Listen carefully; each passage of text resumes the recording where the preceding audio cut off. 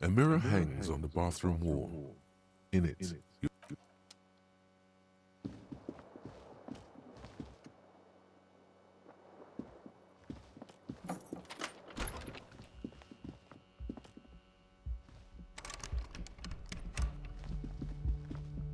the door is closed. Still nothing. Still nothing. This door can only be opened.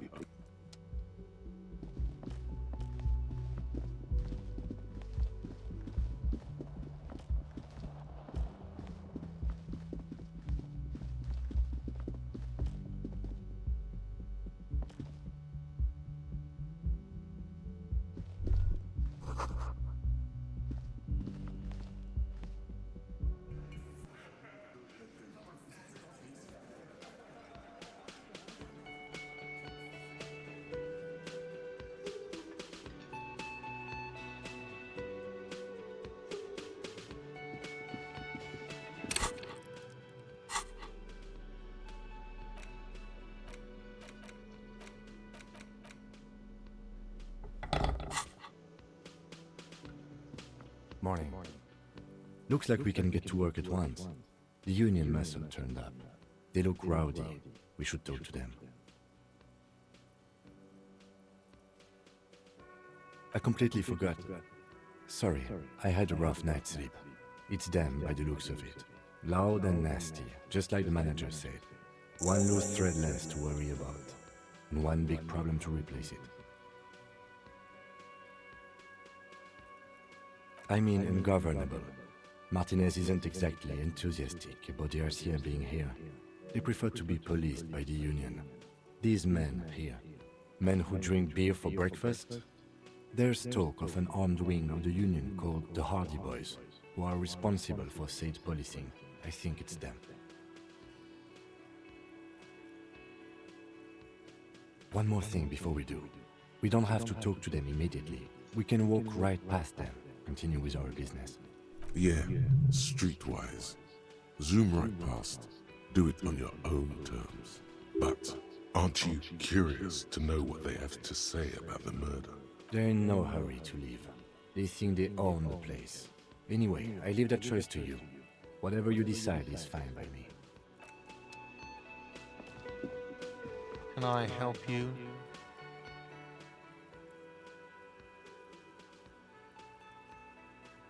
Got the 20 real?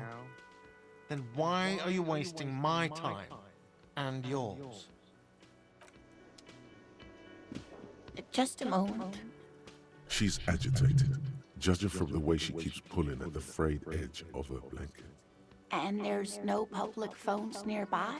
The closest phone booth is down the coast. Sorry for the inconvenience, ma'am. It's fine, I understand. Thank you anyway. I'm glad to see you again, dear. Please don't trouble yourself about me, sweetie. I was just hoping to make a call, but the Whirling's phone line isn't working. The union office probably has a phone, but I can't really get there. Or to the phone booth down the coast. And Gary's phone is dead too. The manager was vague about it. Why would he be vague about phone problems? This is something to look into later. Ask God, maybe. To let the young woman who's house-sitting for us know that we may be delayed. Morel, my husband, and our friend Gary were supposed to get back by Monday night, but they're still missing, and I haven't heard from them. I was also hoping she'd heard from Morel. A little missing persons puzzle might just be the thing to take your mind off the hangover.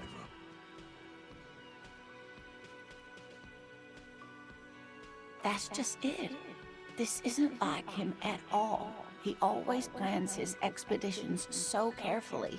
But you have more important things to worry about.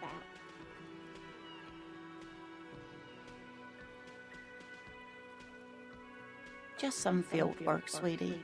Morel is a highly trained scientist. He and his assistant Gary are studying an extremely rare species of insect. But they should have returned by now. They were just going down the coast across the waterlock to set a few traps. He said they'd be back on Monday. What could be keeping them? The waterlock. That was broken. Could this be it? Oh, sweetie, it's nothing like that. Gary's as loyal as they come. I trust him with my husband's life any day. Oh my, what happened to the waterlock?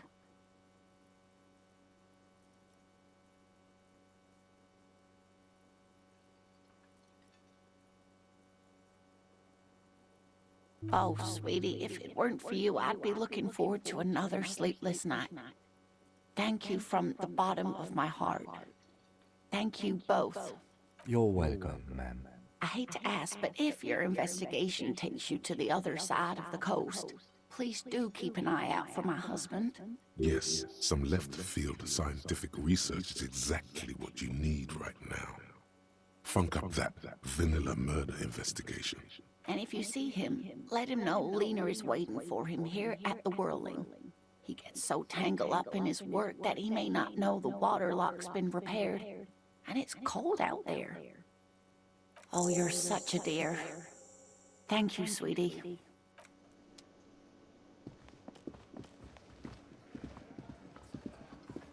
Let me handle this.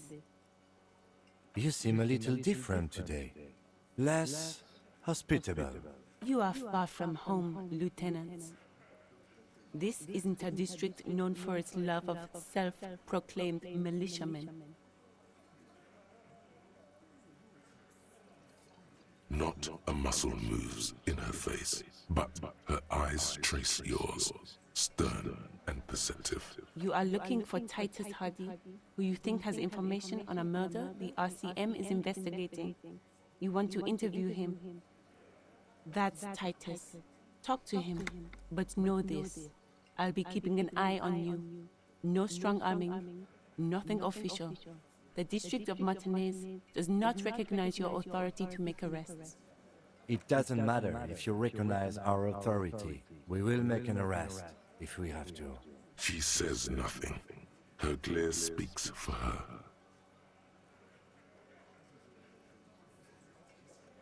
Obviously, I'm a lawyer, a legal counselor for the Dock Workers Union. I would urge you to consider what you say to my clients.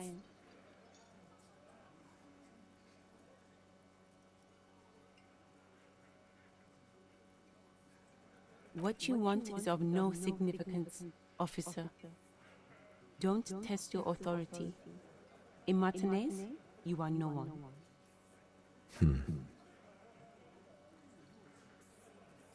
What are we going to do to you? The union isn't going to do anything to you. It is not a crime syndicate. It is a labor organization. Goddamn right it is. If anything, it is the RCM who do things to people. But we digress. Aggressive? You make your living enforcing violence. These people are just dock workers. So you were spying on us, and now you represent murder suspects. Just dock workers. Listen, you moral intern lackeys. You're a mob, enforcing the unlawful privatization of Revachol. 20 fat men in the Occident are stealing it all, and you're their bodyguards. Fuck yeah. So ask what you came to ask, or get back to your commanders.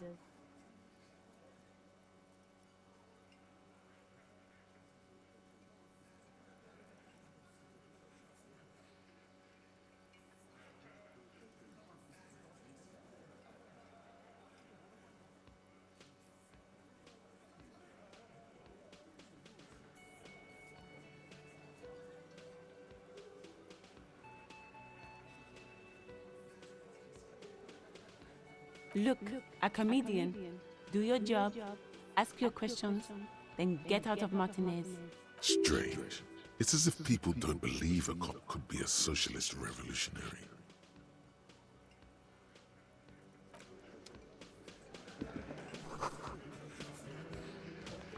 This is where you say your bed.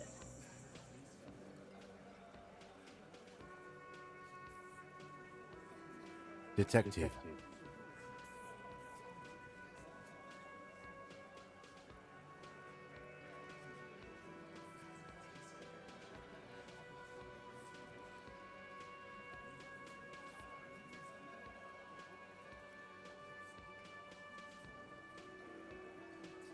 Hey, dipshit.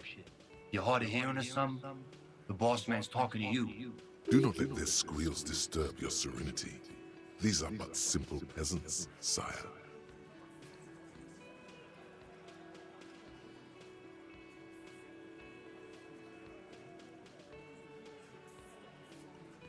What, is he fucking kidding?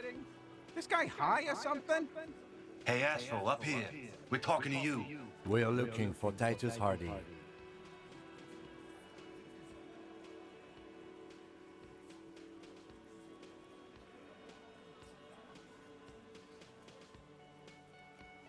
Oh, this is about him.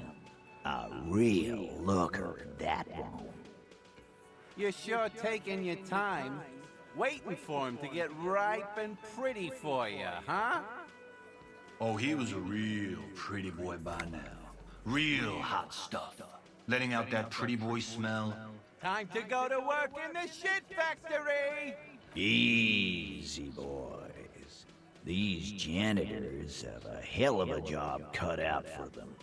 I mean, I wouldn't go in there for $1 million. You might want to start asking your questions now. It's not going to get better than this. Do a head count first. Connect these men to the tracks you saw in the yard. Chances are they're going to match. Starting from the right, boot size 44, blonde man, in his 30s, overbearingly masculine. Sitting on his right, standard working boots, size 45 or 46. Eldest in the room, probably mid-50s, smoker, quiet. Across at the other table, hobnailed working boots, size 43, gang tattoos, Mesk or Sarah Mauritian, in his late 30s, early 40s. He spent his youth in Villa Lobos, a housing project in the Jamrock Quarter. There were incarcerations, hard to say what else. The ink is fading. And then, standard working boot, steel reinforced toes, size 46, the big dick, wide at the shoulders and lean at the hips, rugby cap, fingerless gloves, and numerous scars, a little under 40. The emblem on his vest says Rowing Club. A little patch below it reads T. Hardy, Captain. In the far corner, standard working boot, steel reinforced toes, size 44, 40-something, non-alcoholic beverage in hand. You squint. Is that a plectrum? Size 41, with the light step. Not a child, after all. An older man with a rat face, mean, watery eyes, and 2 front teeth missing. In the middle, heaving and wheezing. Big guy. Boot size 46, deep marks. Probably carried the victim over. He alone is 130 kilos. Add the man in armor, and you could easily exceed 220. In conclusion, these 7 are the actors on the crime scene. The footprints were theirs, but there's a discrepancy. Exactly.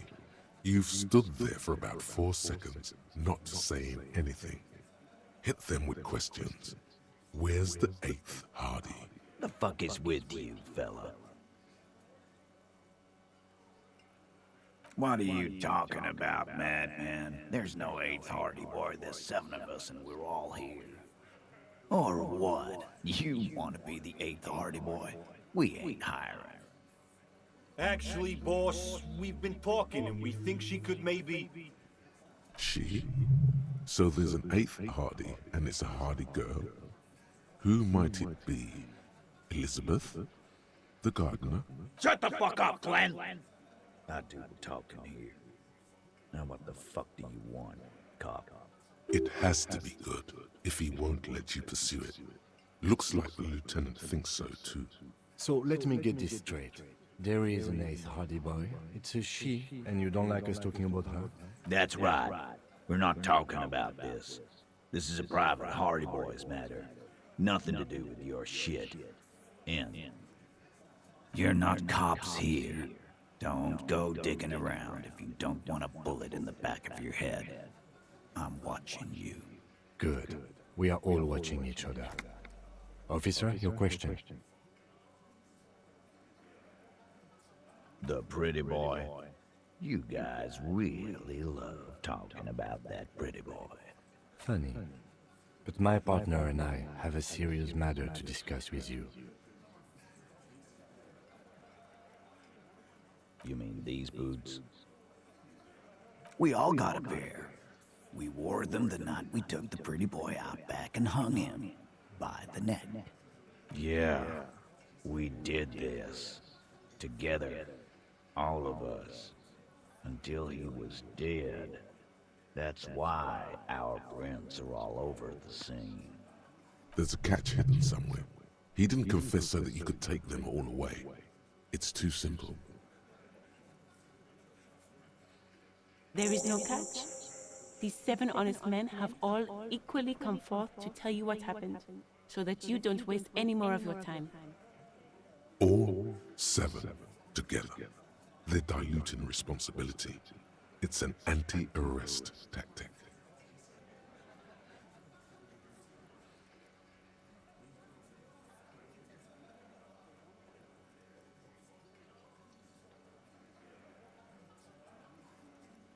Are you deaf? There will be no singling anyone out. You can't arrest a Hardy boy without arresting all Hardy boys. Do you think you could do that? Do you think you could arrest them all? A trick question. Don't let her lead the conversation.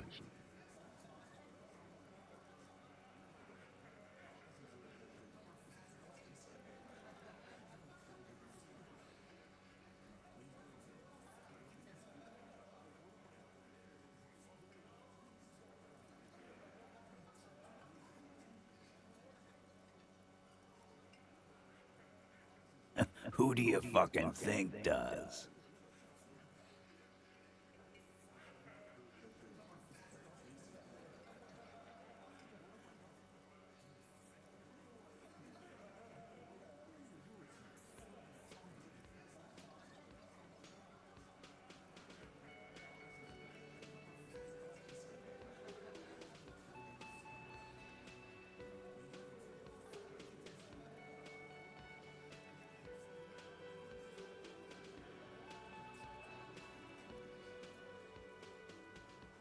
Titus, no one was thinking. That there's any question who's the leader. That's how he would have ended it. Titus won't let him. No. No. Fuck no! The big dick is right here, asshole. You're looking at it. Right. Fucking here. Disregard the outburst, officer. None of the boys have any comments on their power relations. That night, they acted as one. That's all.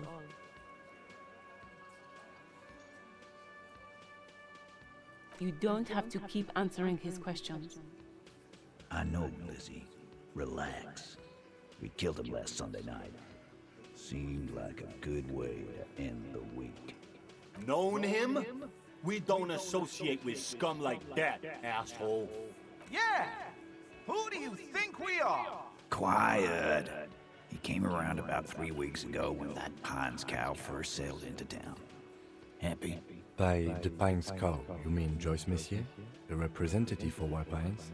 The same company you are striking against? No. I mean the Pines cow. The stupid-ass cow they sent in to fuck us over. But you know what? Why don't you ask her about the pretty boy? I'm sure she has interesting things to say when you ask her hard enough. That's enough insinuation for today, Titus. Officer, your interview is drawing to an end. Don't waste your last questions. Why? 'Cause he was worthless mercenary scum. And he stepped out alive in my town.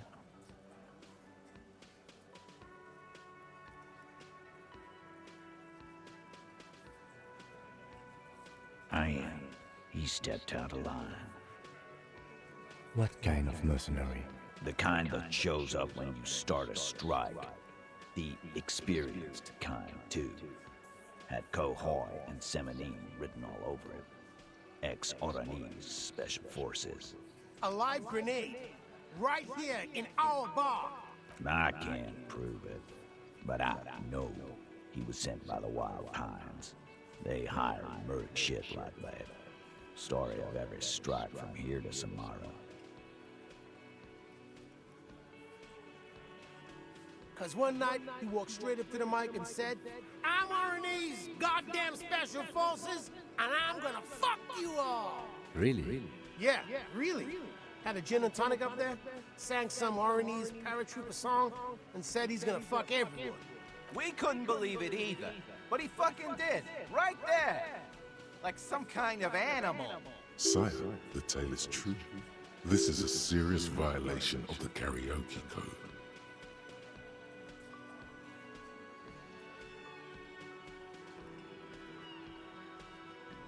Wrong.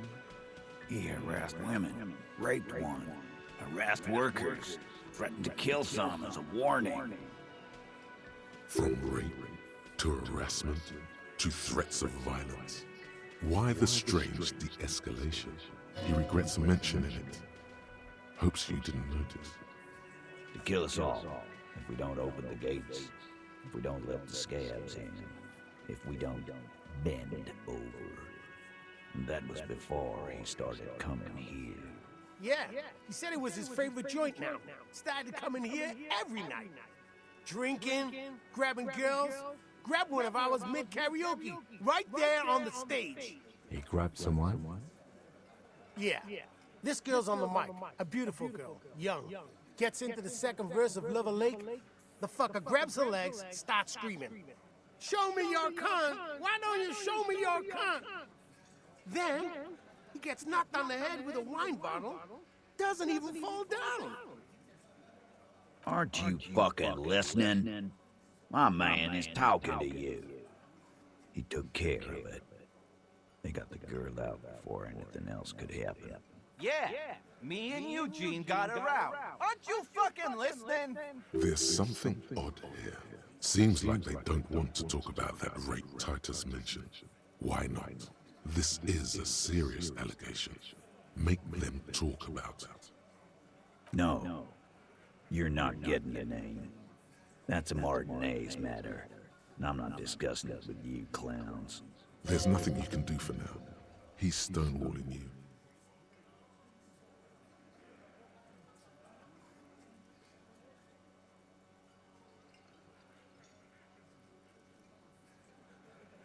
We hanged him up by his neck until he got real still.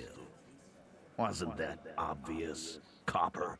Didn't they teach you anything at the cop school, idiot? This is where an autopsy would come in handy. You have to work with what you know.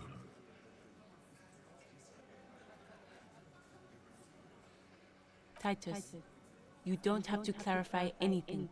We overpowered him, dragged his unconscious body to the tree, put a noose around his neck, and hanged him till he was dead and steady. Then we left him for seagulls, maggots, and you fucks. Make them a bit more uncomfortable first, then see if it all adds up.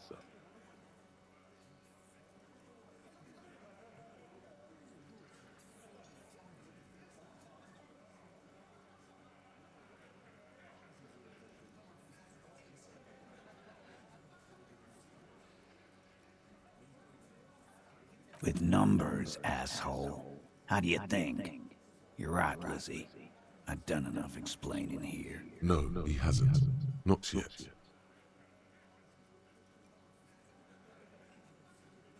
Weren't you fucking listening?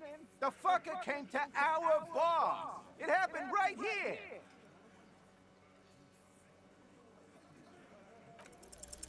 Titus is solid as a rock, and so are a few others. But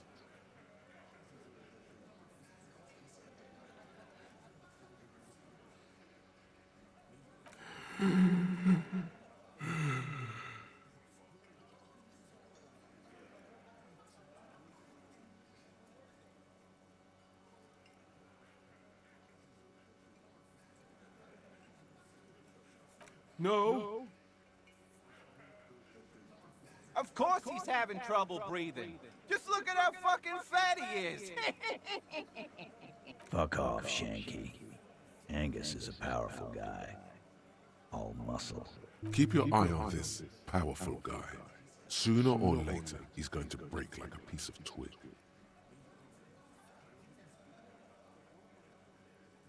And fuck you, too, copper. Picking on Angus like this. We're done with this schoolyard shit.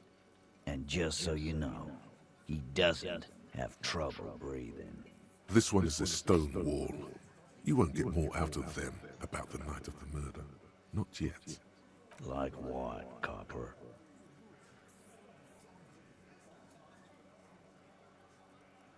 How many people have you sent to the Shays? Ever felt remorse for them? Chaise électrique is the method of capital punishment in Revachol under the Coalition. During the suzerain's reign, it used to be the firing squad. Or send them to Reunion to rot. For 20 years. For life.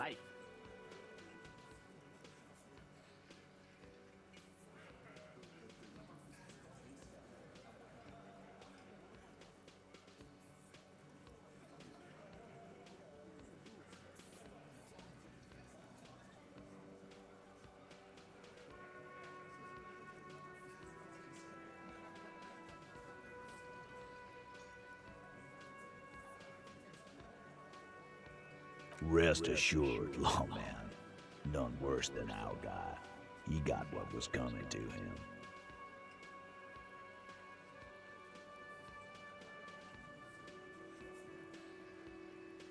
Yeah, lawman. Why don't you? It's almost an anthropological sight, watching him try to assert dominance over you. Not in the arresting mood? By your side, the lieutenant keeps his hand away from his holster.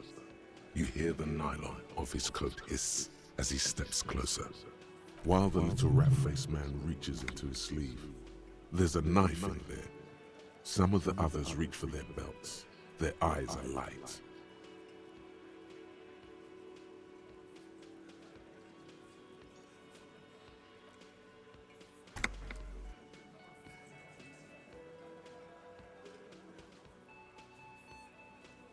Wise move. You made the right choice there. Now make another one and get the fuck out of our booth. We're not gonna do this again. Nothing. Your investigation here is done. Leave Martinez, go back to your stations where you belong. I think we're going to stick around, thanks. Some things don't add up here, Titus. I've done this job for long enough to know that people don't just confess to first-degree murder, even if it is a group responsibility. We're going to look into this. Good luck with that. You've heard everything a rent-a-cop is gonna hear from us, real law officials. You're lucky you didn't get a beating.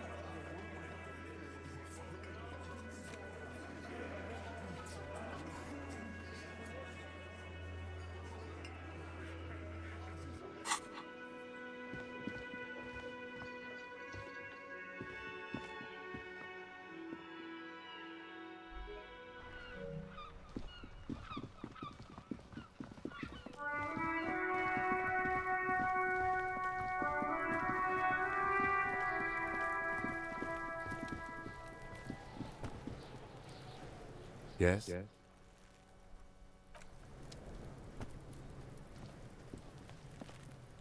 Fuck does Kuno care?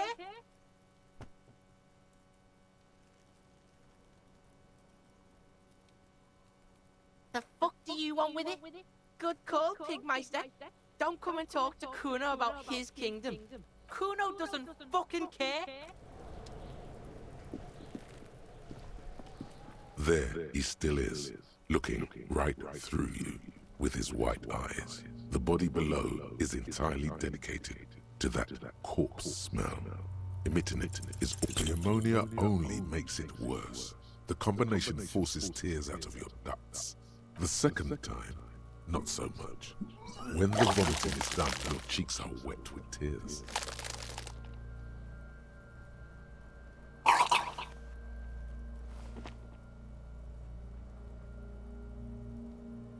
Are you okay, officer? You're facing tough odds here. It's aggravated further by alcohol withdrawal.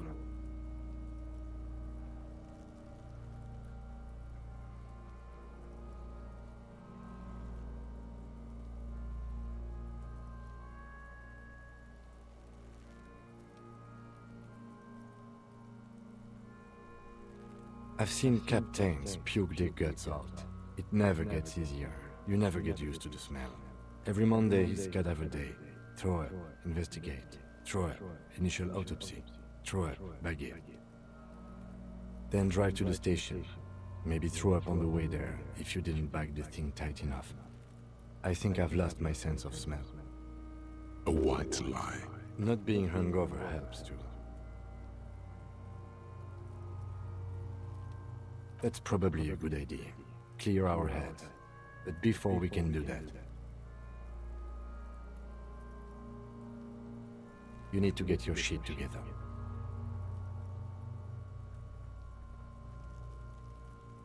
We should go talk to the locals. Find something else to do while the wind changes. It's pretty bad right now. You've gained a thought. When this dialogue is over, go to your thought cabinet and internalize it with special bonuses and effects. Give it half an hour. Get yourself together. Then come back and have another go.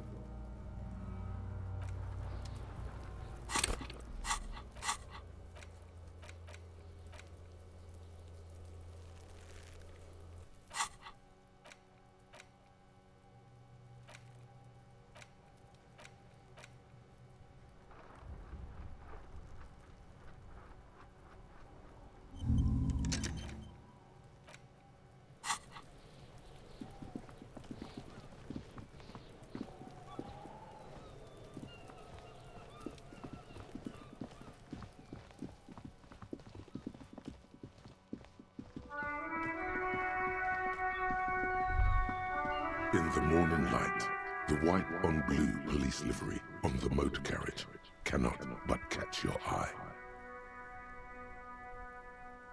Do something important?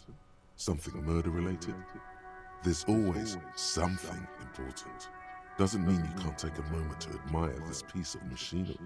This is a Caprice Canema, the Caprice Motor Corps follow-up to their highly successful workhorse, Caprice 40, and the answer to the Long's racing breed, Ferv series. With its air-cooled, rear-mounted 12-cylinder compression ignition engine, driving the rear wheels through a 4-speed manual gearbox, the Canema is able to reach 100 kilometers per hour in 13.5 seconds, and go on to a top speed of 180 kilometers an hour. The high center of balance is offset by a large battery bank mounted at the bottom of the cabin, feeding all the auxiliary systems and making the Canema effectively a mobile power plant. Even at a standstill, the unibody Caprice Canema looks sleek and dynamic. The cabin is tilted frontward to give it a more aggressive, hunched look. Someone has waxed it recently.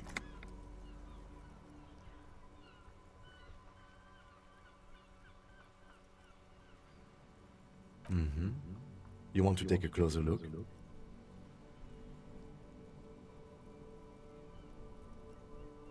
$130. I reckon that's a 7-liter V12 there. Man, that's got to be a major advancement over the KR-18GU engine on the old Caprice 40.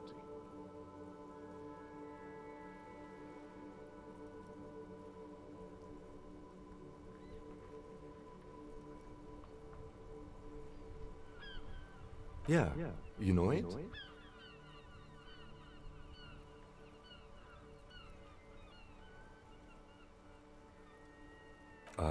Yes, that's right. I'm very impressed that you know these things.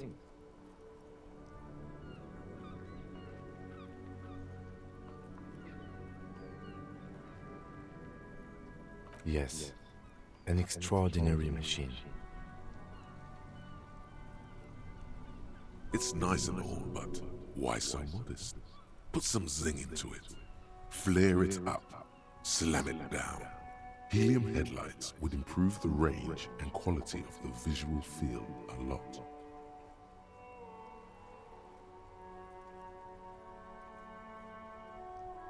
Actually, I have a pair at home. Just haven't gotten around to fitting them yet. I need to lay some wiring for the ballast first. You want to help? Thank you for the offer. That might be fun. Let's do the case first, though, alright? He liked the idea.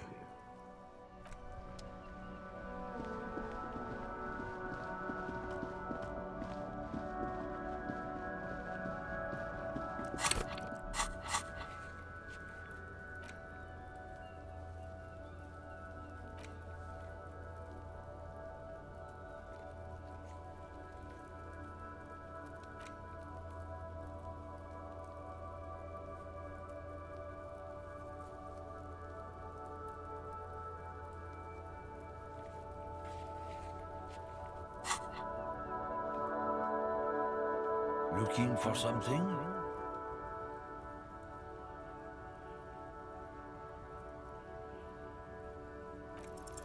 Failing the last time was so demoralizing and puzzling that you just can't work up the rage anymore. It's about biological determinism, natural law, the sorting of the races.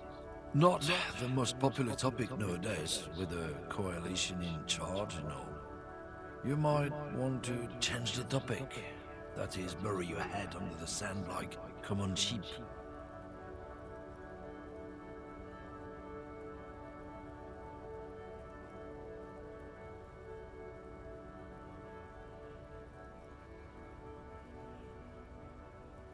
I'm not just racist. Look, I've read books. Huh?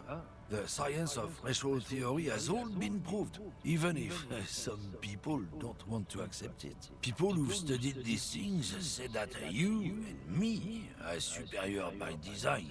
So, naturally, we Occidentals should be in charge. Obviously, you can see the merits in that.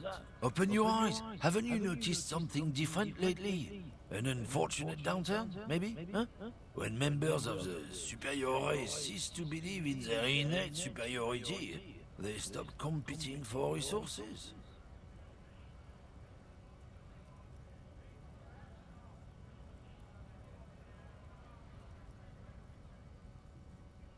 The problem? The damn kips are showing a real good game lately. Same with the mosquitoes. And the other introduced species too. They're on the precipice of cultural victory. Cultural victory? What is this then?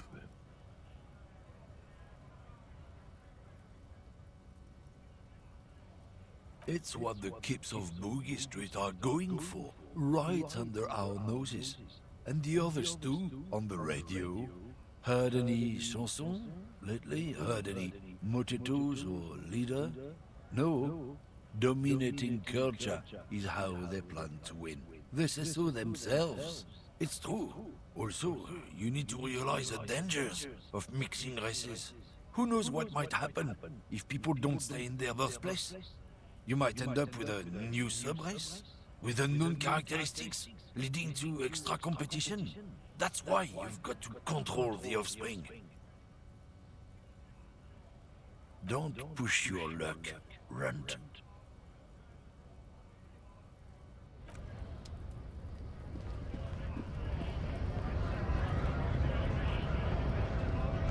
Right to work! Right to work! Honest men and women with rights to work, to be useful, not toys for corporate interests. We came here to help the harbor run smoothly in time of crisis. If union fucks don't want work, they ought to let in those who do want work. I have a question. Why do all these men follow your leadership? You think they follow because I'm big and loud? No. They follow the rules of the market, the rules of the economy, because they were given a job to do!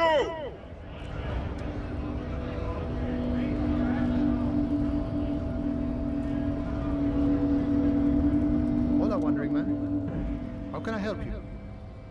Los Ardis? They're an independent militant group. A bit too high-strung, but it comes with the responsibility. They're sort of like you. Preserve the rule of law and all that.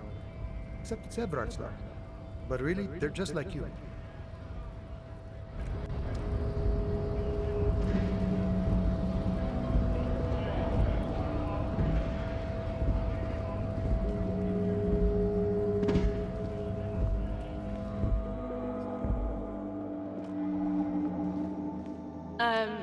Is this about the questions again?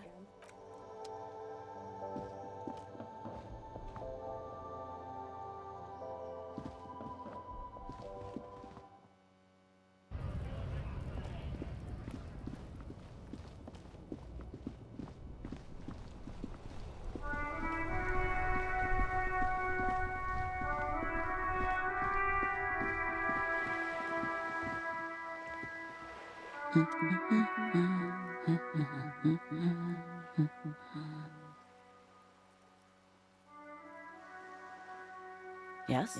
Hello? Me? No one. I'm just a working class woman. She doesn't really want to be disturbed that much. If she's such a working class woman, why isn't she working? Not all the time. Right now I'm browsing books. Even a working class woman needs something to read. It is. I know you are. Everyone can see that. The rectangles. What with? What with? A lot of things. For example, people tend to go missing. Her hands move over the book covers. The tips of her fingers look rough, stained with yellow. It seems like she has spent a lot of time at work, smoking. Another comrade. Years of labor are pressing down on her shoulders. She deserves a hug for all the work she's done for mankind. You step in and close your arms around this foreign body, wandering astray in touch. There's a small movement beneath your hands as you shut your eyes. Then a tiny voice breaks out and asks, "What is happening?" She seems to be confused. Your hands are wrapped around her polyester coat. The fabric feels cold, moist from the sea nearby. The situation is oddly intimate. Your cheek is pressed against her shoulder. Her hand is trapped between your chest. 5 seconds pass, and their passing seems so unimaginably long. Then she coughs and says again, What are you doing, officer? Fighting for it how?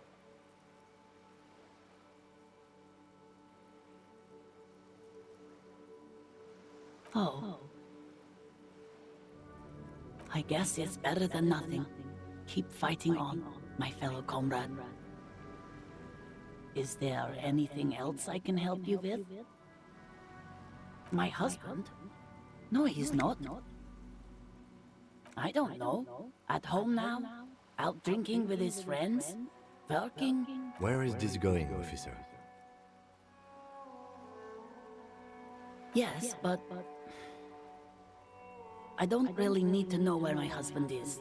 Not all the time. No.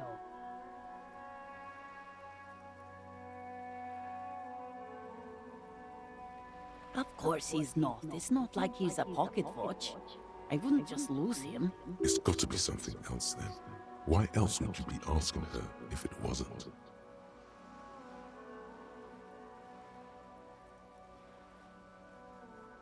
No, absolutely not. Are you a policeman or a nanny?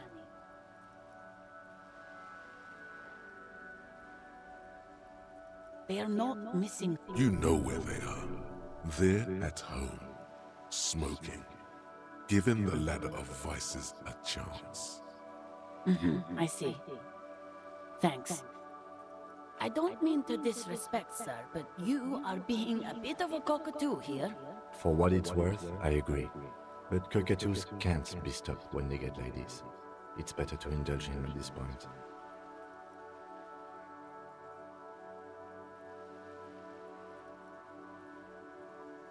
I don't even have a cockatoo. It's a trap.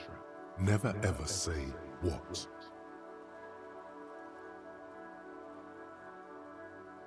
Great.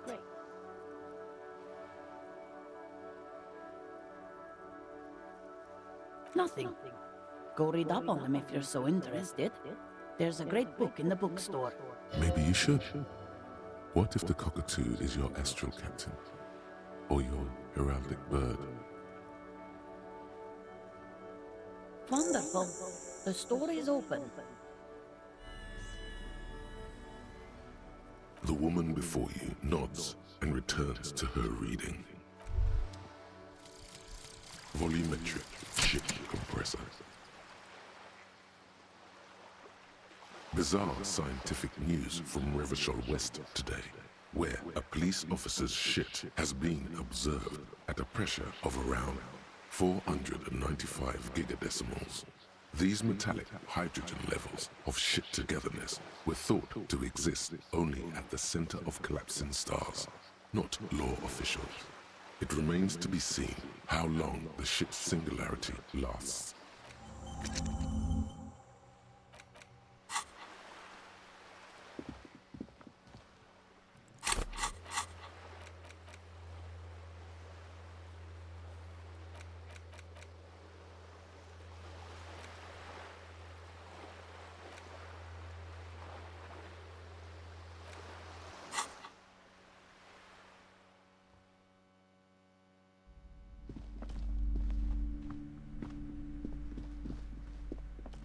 Hello again, esteemed officer, and welcome to Crime, Romance, and Biographies of Famous People.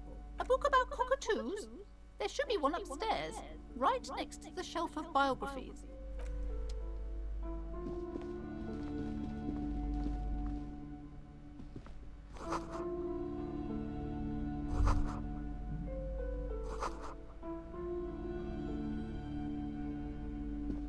The plaque on the shelf reads, Biographies of Famous People. You see a large variety of names, none of which ring a bell. Browsing through all the books with all their names makes your head spin. None of these seem important or relevant. It's all just vapid egoism. Suddenly, a particularly odd title catches your eye. It reads, High Speed Love, the tragic true love story of Jacob Irv and Alfie Delatraz, by one Cecilia Averbrook. High Speed Love chronicles the romance between two of the finest tip-top tourney racers in history. One of them is the madcap driver, Jacob Irv. His blonde mane graces the cover. Next to Irv's life story, you see a slim biography of an Occidental rock star called the Anti-Star. He's famous for shooting morphine into one of his eyeballs and cocaine into the other. Next to that, Revacholian radio personality G.O.M.D stands in front of a rundown drug den. He's a permanent fixture on Channel 8, reporting on real-life crime and ruining cops' days. I really must insist you buy one of the books. Reading them is not for free. Do still browse, though, but not too long. I'm sorry, I did not mean to rush you. You are browsing. Go ahead. Take your time. Time is commerce. Several maps have been attached to a bulletin board hidden inside the alcove. They're held up by small pins. The board has come loose from one corner. The maps look old and faded. Your eye catches a map of Insulinda, a map of Revachol, and a map of Martinez. The north coast of a verdant island is shattered by the delta of a river. It is the River Esperance. Countless bridges put the shards back together, connecting city blocks to river islands. La Delta says a great artificial heart in the center, teeming with life forms and construction. To the east, rolling hillsides, Le Jardin, Stella Marie, the suburbs of Saint-Baptiste, swallowed up into the megacity. They sound rich to you. This is Rivershow East. Houdon, it's somewhere to live, not bad. Then there's Jamrock. It's bad. People shouldn't live there, but they do. Then Forburg. It's almost as bad, and much larger. Then Coal City. It's the worst. It's so small you can't even see it on the map. No, wait. There it is, north of Jamrock, the strip of coast next to the Greater Rivershoal Industrial Harbor. It looks downright despondent. It's almost Coal City, to be honest. No, this is somewhere to be. This is all you have. But it's still something. Streets and sodium lights, the sky, the world. You're still alive. I'm sorry, officer. The map of Martinez is the only one available. The other two are not for sale anymore. And besides, you could scarcely afford them. They're quite valuable, though they might not look it. The map of Martinez is 90 cents, though. That old thing? It's an out-of-date map of a tourist location that never was nor came to be. From when some design studio people tried to spruce the place up 4 or 5 years ago. They also renovated the horse statue, set up those coin-operated viewers, and designed the new street lamps. The place does not look like a successful tourist trap, does it? They didn't get that far, for some reason. A shame the project never got going. Would be nice if someone fixed Martinez up.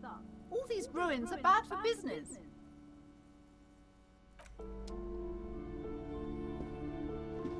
This bookstore is not strictly about crime, romance, and biographies of famous people.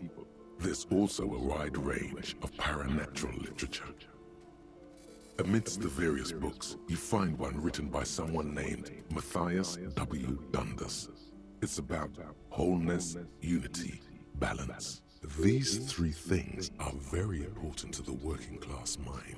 The point of the book, and many others on this shelf, is to give people medicinal advice in situations where they don't have access to paid health services.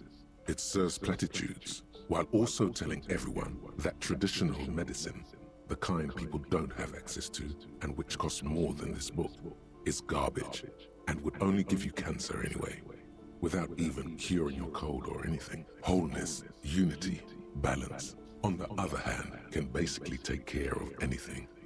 Though it is important to note, when it's up to your mind to heal yourself, then it's because of your mind that you're ill in the first place. Various paranatural books still litter the shelf.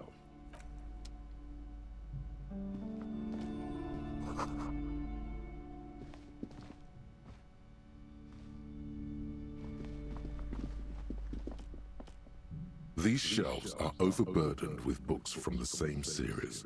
You see the name Dick Mullen over and over. A couple of spook novels hide amidst all the detective books. Thrilling tales of spycraft and daring-do. A sulfur-crested cockatoo sits on the cover, its beak slightly open. It looks as if the bird is calling out the book title, From A to Zurich, a guide to a well-behaved cockatoo. It's a must-have if you own a cockatoo. I've heard they're quite capricious. Oh, a nature enthusiast. Good choice.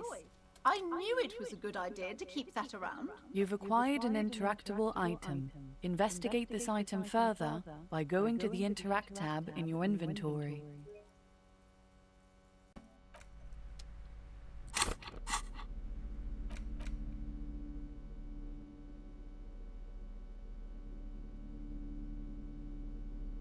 A cockatoo is a parrot with an erectile crest, found on the Seminole Islands and in southern Fas a la Mer. Known for their intelligence and general precociousness, cockatoos are popular birds in aviculture. However, they often exhibit various behavioral issues.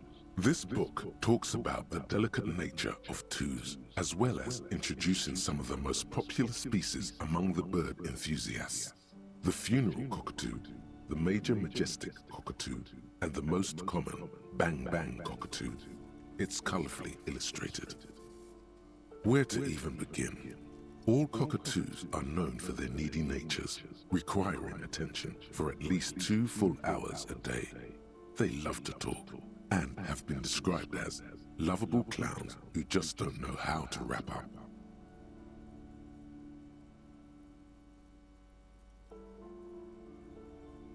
Pet owners also report moodiness, loudness, and hostility as recurring issues. If left unsatisfied, cockatoos may scream non-stop, pluck their feathers, or become aggressive. It is not recommended to get a cockatoo if you're not able to cook them food every day and give them the full care that they need. These birds will never understand that you have a life of your own. You're right. Cockatoos are magnificent creatures. They love to perform, cuddle and show off, and will even scream for fun, often as loud as up to 135 decibels. Ouch. That must hurt. Not great for the neighbors. Performing? Yes, birdie.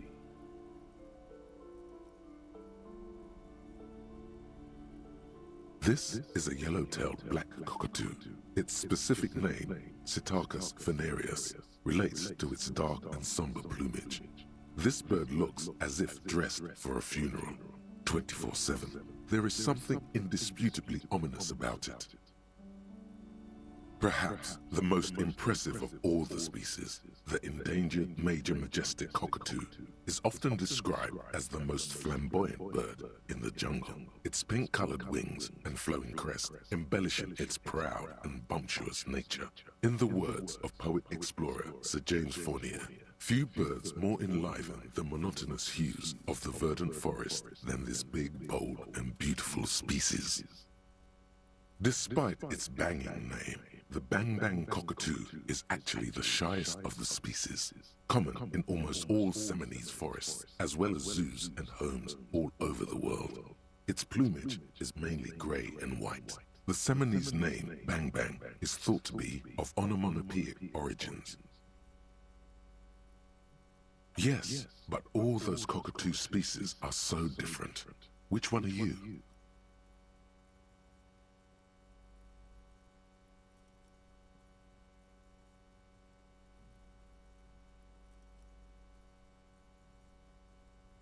You're right, Your Majesty embodied. This big, beautiful bird belongs on your heraldry.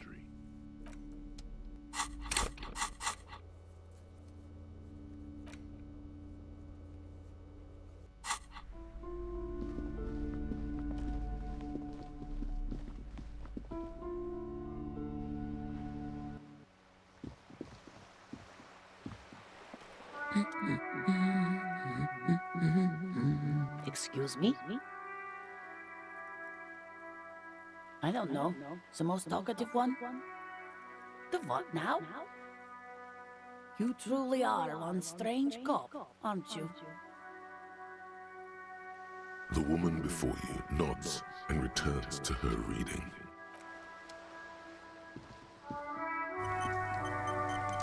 Every snowflake is like a little gift from the sky.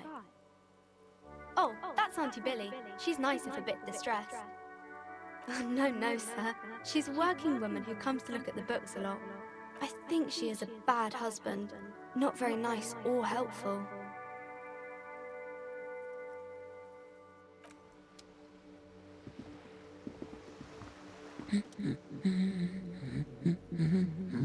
The woman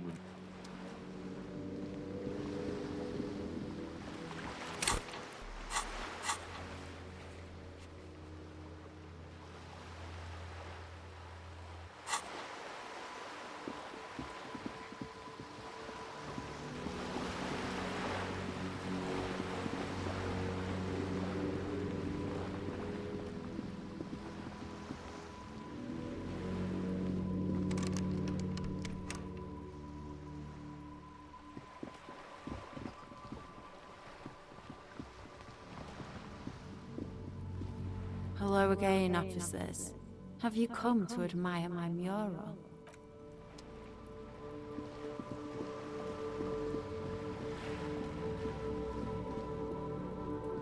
Just an ordinary wall. Nothing to see here.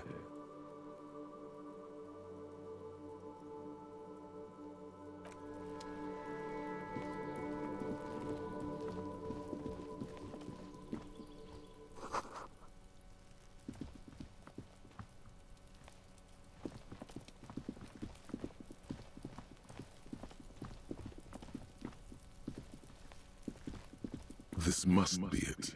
The basement door is weather-worn. The copper nails holding the upholstery in place have turned green from sea air, and there's a knocker shaped like a lion's head. The leather upholstery is worn and rough against your jaw. You don't hear any movement. In fact, it's oddly silent in the yard around you. No birds chirp. You knock silently. The upholstery muffles the sound. No response comes from the apartment. I guess no one is in.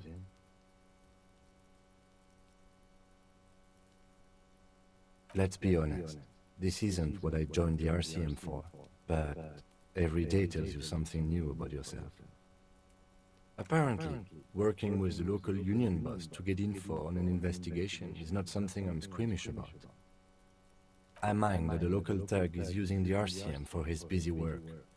But if this gets us to the bottom of this hanging, then I'm willing to look over it. On the other hand, we could just leave and tell Evrart we opened the door. No one seems to be tailing us to see if we actually did it. Yes, presenting a fabrication is known to get results here and there. You took this task. You make the call. The door is right here. You can just open it and be done with this.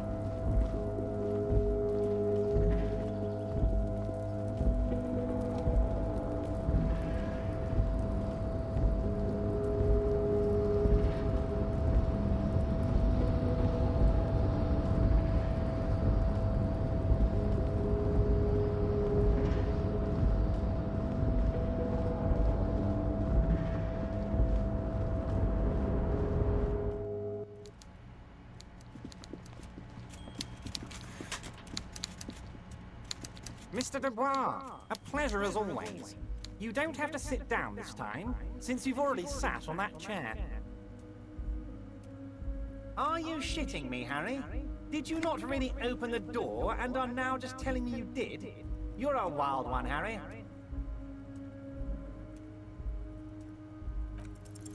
You didn't say it with nearly enough. Be it far from me to ever question your integrity, Harry, but you must have opened the wrong door. Next time, please be certain you get the right one. You see, Harry, it only benefits me if you open the right door. If you open the wrong door, then it makes things harder for me, because now you're scaring random people in my district. I don't want them to be scared. I want them to think, wow, I feel so safe. I like Evrart. I only want weasels to be scared. The lieutenant shrugs.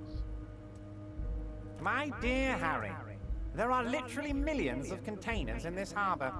I couldn't possibly remember what's in all of them. Harry, you smooth-talking son of a bitch. Time is a precious resource, and I don't have enough of it to count containers with you. Smooth talking? Maybe that's the way to go about opening the container. You should at least try convincing it. See you soon, Debardeur. Just kidding, but not too much.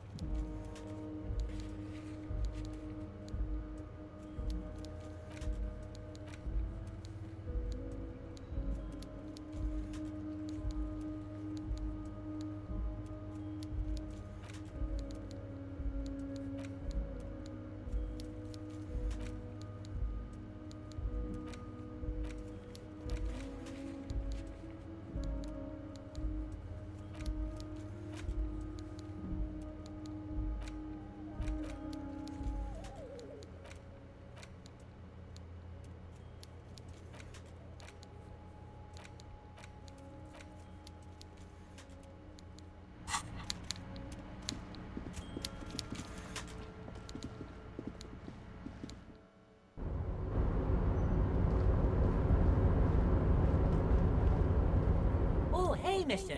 I knew you'd be back to talk with old Leo here. Yes, I did. Yes, I did. No trouble at all, mister. No trouble at all.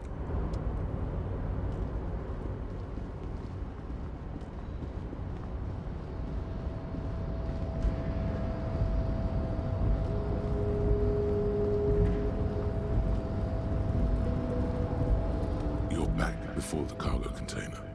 Its draw has not lessened since you were last here. If anything, it seems to have grown slightly. Why are you even trying to open a door with rhetoric?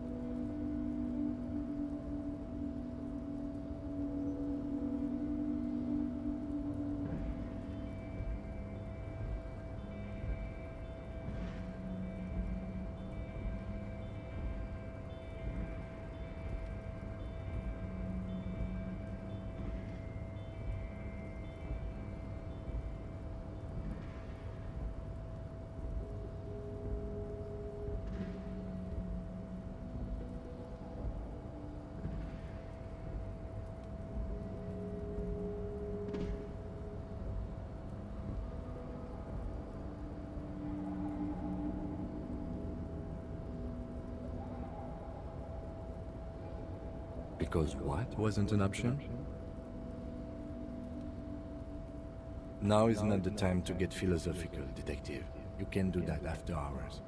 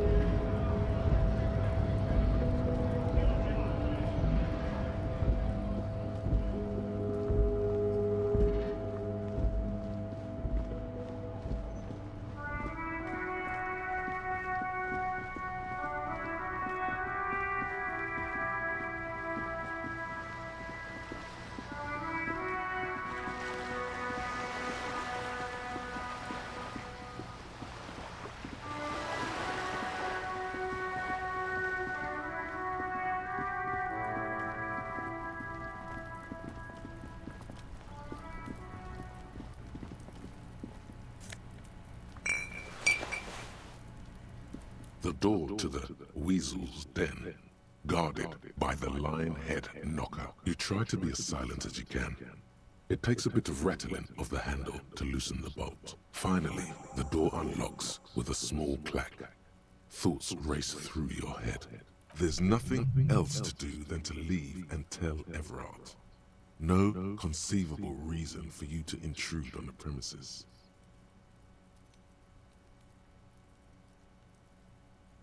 There might be important information in the apartment. I mean, there might.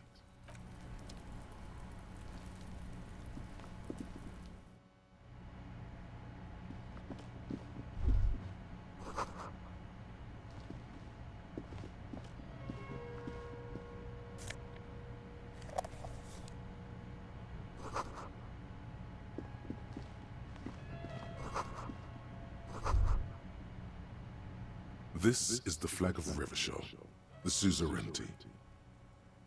This isn't just one sun, but there are little suns dancing around the big sun. This is the sevenfold sun miracle. It's an optical atmospheric anomaly the first settlers saw. Happens in cold weather. 6 small suns around the big one.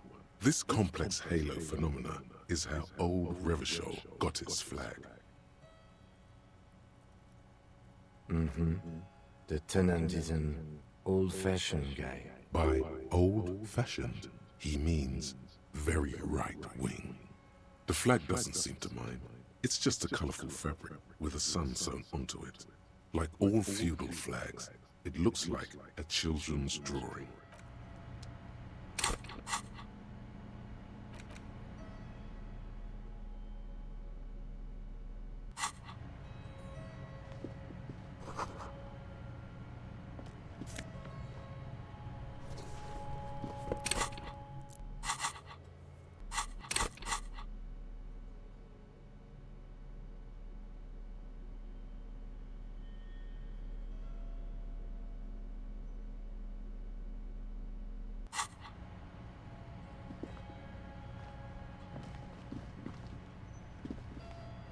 A row of mugs sits on the shelf.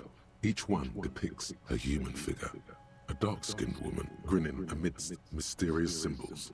A broad-shouldered man shoveling potatoes, and others. A little ring. Though cheerful, the images on the ceramic make you vaguely uncomfortable. There's something disdainful in the way the curves and lines of the bodies were drawn. It looks like the artist is celebrating diversity, but underneath, he's just making fun of these people.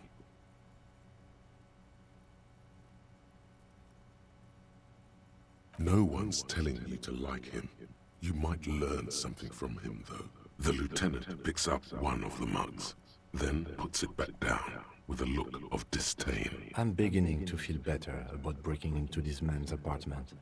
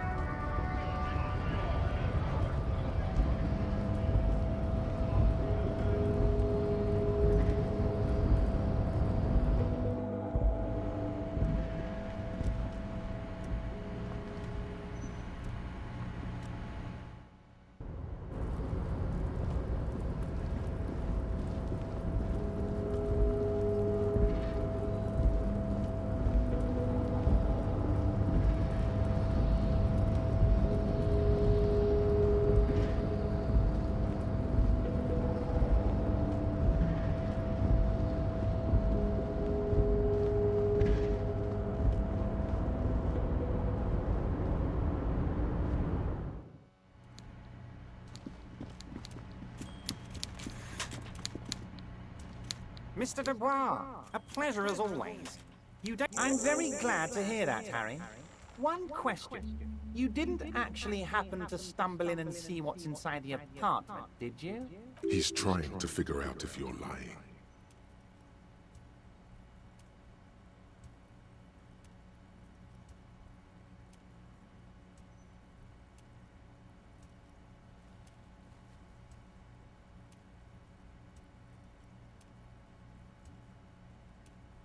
Exactly the kind of fascist memorabilia I was expecting.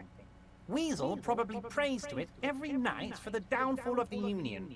He was testing you, and you succeeded. Now let's get down to brass tacks. It's time for men like me and you to figure out who's killed who and why. Real police work is gonna start happening now. I promise you, Harry, this is gonna be good.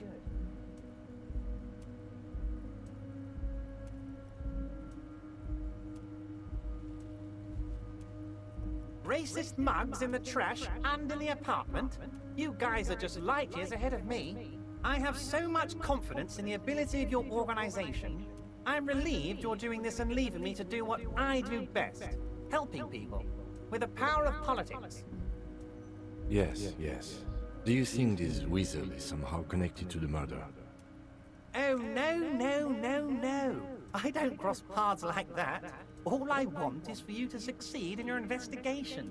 I would never complicate things for you. Oddly, it seems to be true. Believe me, Harry, he's a nobody. Just your basement variety nobody. Can't imagine him being connected to a high-caliber case like this. But he does live nearby. Maybe it's a pedantic weasel. Fascists are known to be neat freaks. I feel like a real detective right now, Harry. Am I getting this right?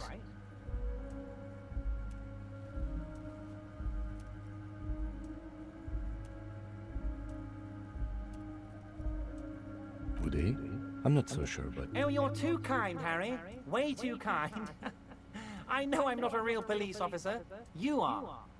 By now, I'm sure you've figured out who the dead man was working for. The bad guys.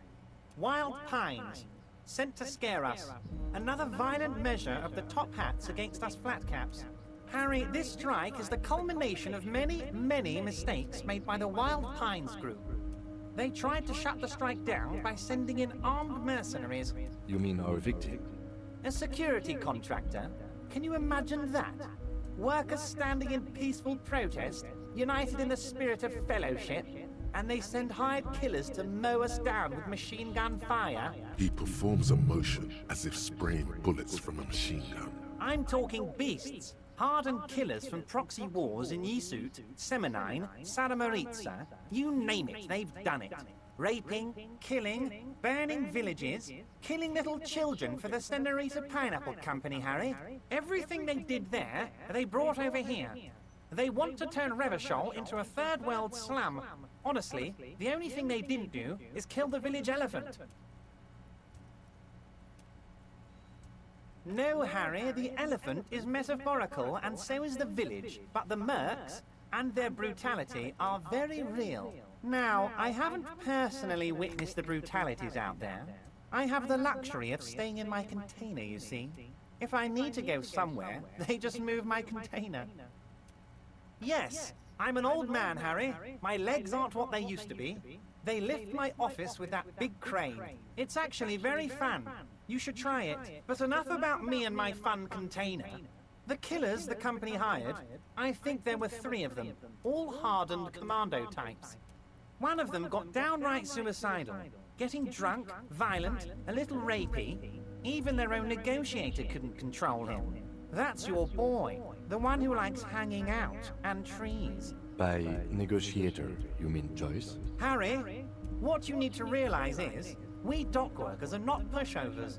We got grit, Harry. This whole neighborhood does. Push us hard enough and we push back. And when we do, we push to kill. There's a militant wing inside the Union. A group of people whose duties don't involve manual labor, but peacekeeping in the neighborhood, making sure everything runs smoothly. That sounds a bit like organized crime. They're like you guys. Idealistic people who want to make sure bad things don't happen. And if they already have, well, punishment must follow. Again, that sounds like organized crime. So these idealists killed our victim? One day Titus Hardy, leader of this peacekeeping faction, comes up to me and says, "Boss, socialist democratic fervor drove us to take it upon ourselves to kill this beast that was burdening the land." He probably worded it differently, but that was the idea. Sure sounded to me like they killed him. I gave them 2 weeks paid leave and told them to lay low to avoid retaliation. Aren't you worried we might arrest them for this? Oh, I'm not at all worried about that. These are not the kind of men who get arrested. They're Martinez boys, tough and gritty. I'd like to see the man who takes them in. Besides, I sent my lawyer girl to look after them.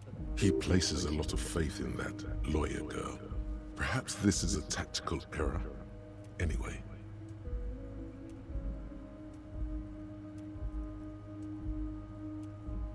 Oh, Liz is a bright one. I paid for that law degree myself, thinking it'll probably turn her all fancy. But hell, Harry, she came back a firebrand socialist. Sometimes she scares me with her zeal.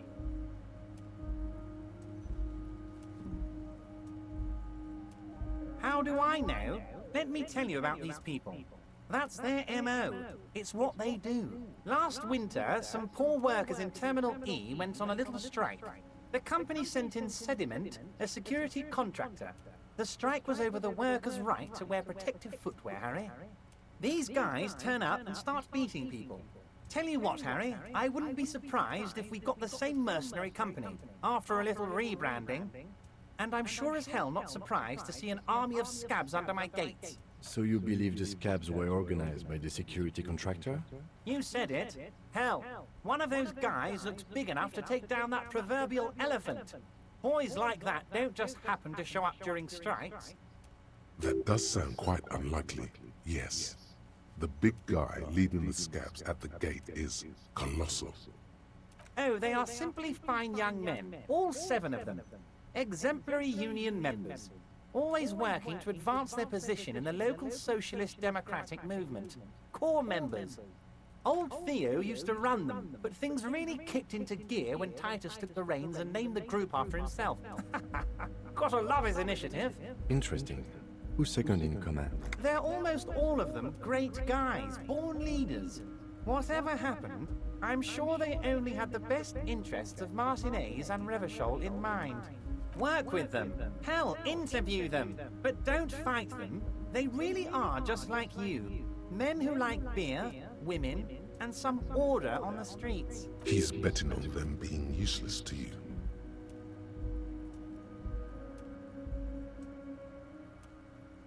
But of course, it's the least I can do for my good friend Harry. I'll do it right after we've concluded this talk. You can now go and tell Titus about this. See what he has to say. Also, Harry, here's 5 real. Oh, I wasn't offering it to you, just holding it out there. But I'm willing to share information. Was there anything else? Was it a good talk? I'm not sure we made much headway here. I was hoping we'd bust the case wide open. Heck, I even wanted to tell you what I really want to achieve with the strike. I don't know what happened, Harry. I wanted you to feel like Mr. Martinez. And of course, I also wanted you to find your gun. But it's like I can't completely trust you. Yet. Yes, Harry. It's like I can't fully trust you if you're not a man of the left. I want to, but I just can't. A man of the left. So you have to be a social democrat. He's been hurt too much in the past by men who aren't social democrats.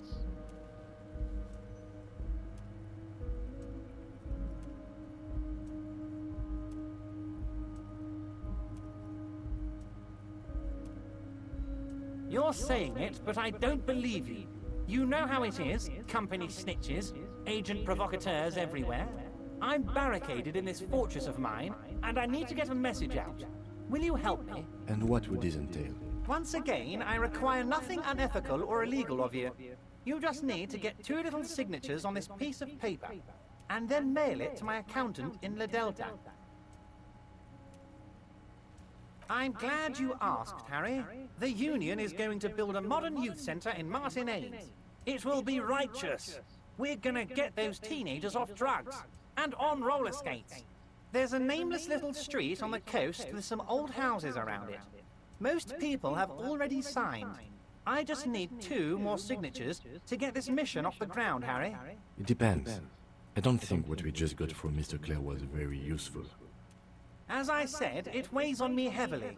But once we get really talking, well, I'm gonna hand you the keys to Martinez, and maybe even help you figure out who's behind this killing. He's saying as little as possible, as vaguely as he can, deliberately omitting things. On the coast, Harry, across the canal. There's a cul-de-sac there, a little village they're calling it. A gloomy place. You'll find it. I trust your detective skills, Harry. They are just gonna have to deal with the construction noise for 6 months, and then they'll be living like kings.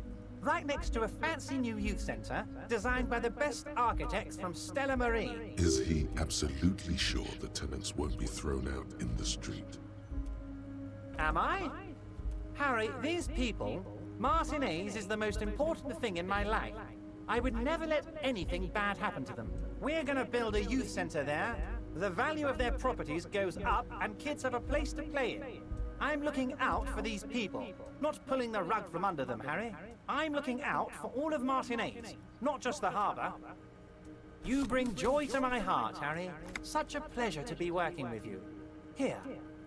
You need to get signatures from Isabel Sadie and Lillian Carter.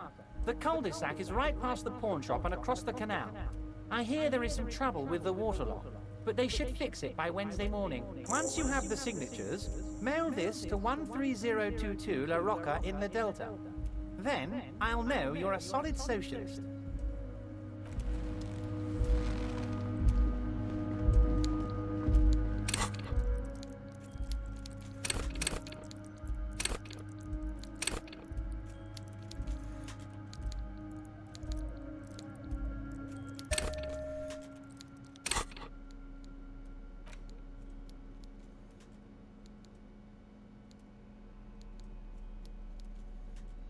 Take the legal documents out of the envelope.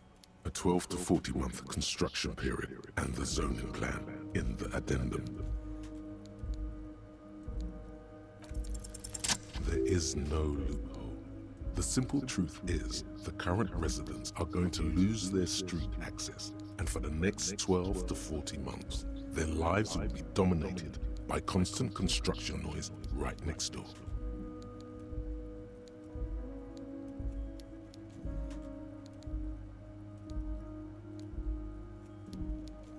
I should have seen it. Everard probably has eyes on us, but we could try to get other people to sign this instead of those listed. Or you could forge their signatures yourself. By the time he finds out, we'll already be gone. However, we'll need access to the coast before we do anything. Everard won't believe you got villager signatures if you can't even get to the village. You can try a forgery as soon as we can cross the waterlock.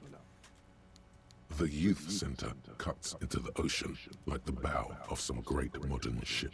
Apparently, it's going to cover most, if not all, of the street and the square between the existing houses. It's 3 stories tall. It's going to be awfully close to the already existing buildings, almost wall to wall, practically integrating them into the youth center.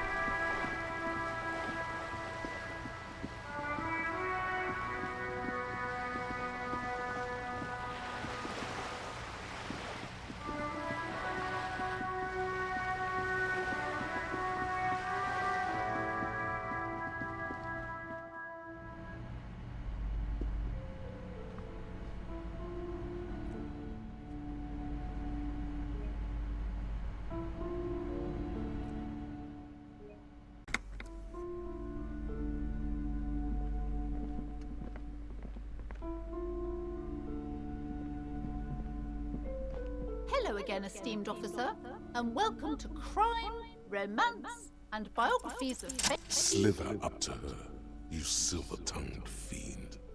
Show her what world-class perfidy looks like.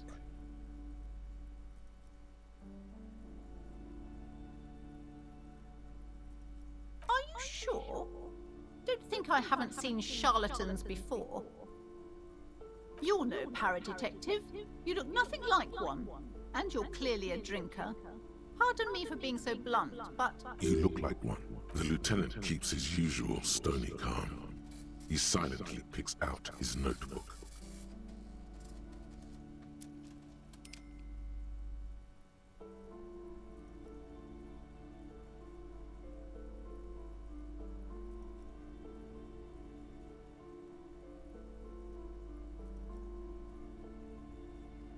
How do you know all this?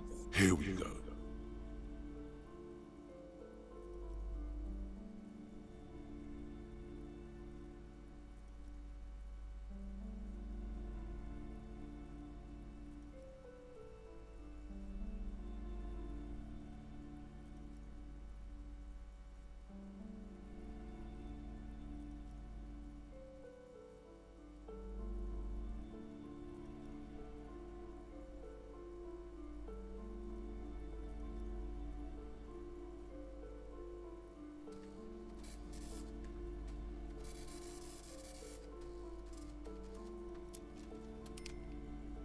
I should have realized.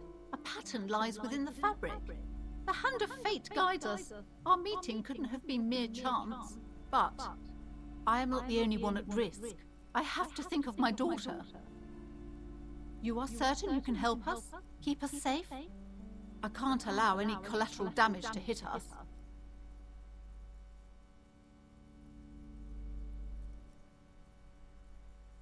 If you promise, good officer, then you might be our last hope. Do you swear it? Thank you, sir. There's one more thing I haven't told you about yet. The entity. Do not act surprised. You know of these things, sire.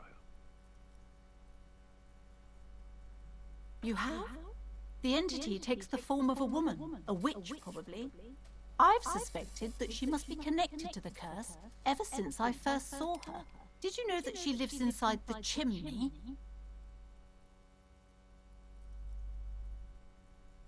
Yes, that chimney is part of the building's central furnace, and it's enormous. She has barricaded herself behind some metal security curtains. God knows what she's doing there. Some unnatural magic, I assume. You should go find the entity and ask what happened to all the companies in the building. What is the source of this curse? Here's the key to the warded door behind the curtains. Take it. Oh, and please do return to me after you've looked round. I'm quite anxious to know what she has to say about the curse. What you discover in there. What you discover? Probably just some office space. Don't be scared.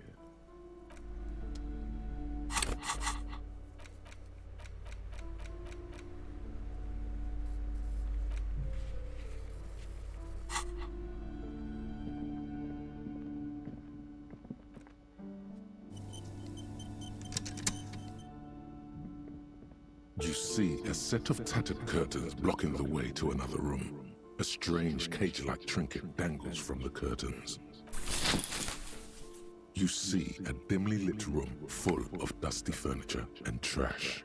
A doorway stands in the back, covered in dozens of scary little Seminese wards, your shadow looming over it like an omen.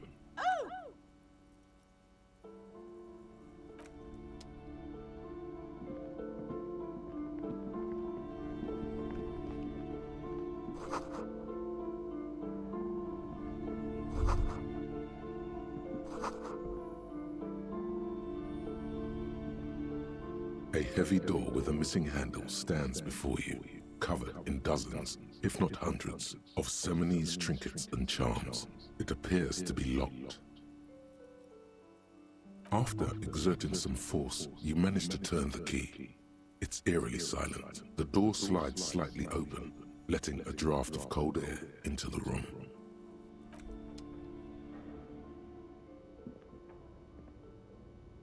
What is this place?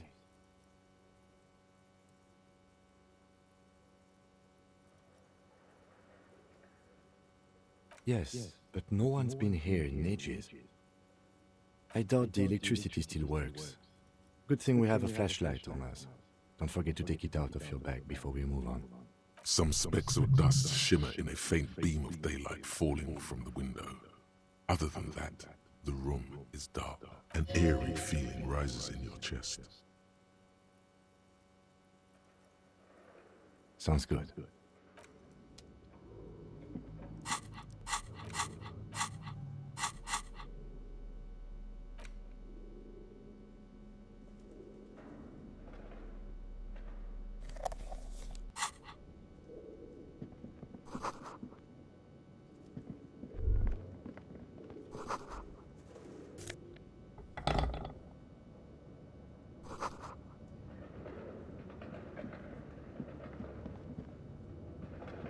A barbell lies on the floor.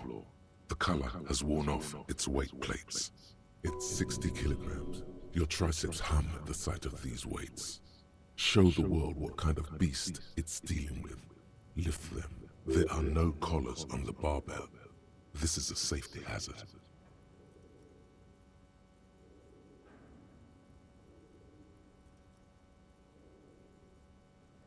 You're right.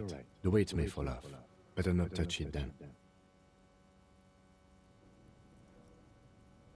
It would be a violation of EPIS safety regulations if the gym was still operating, but it isn't. No one's supposed to come here anymore.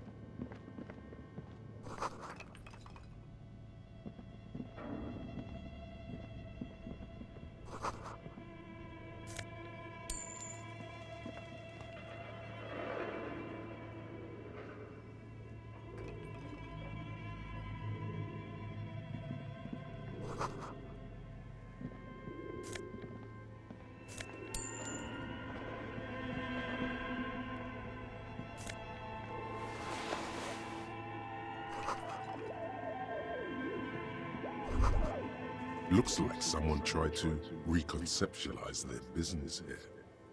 Look, the skis and rotorblades both bear the same Slipstream logo. It seems likely that they started out making one, failed to turn a profit, and then pivoted to producing the other.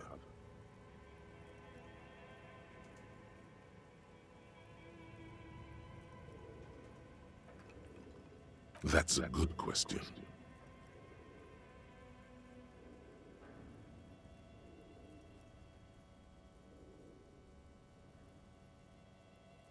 Not quite. You do know that there's something unusual about this company's business model.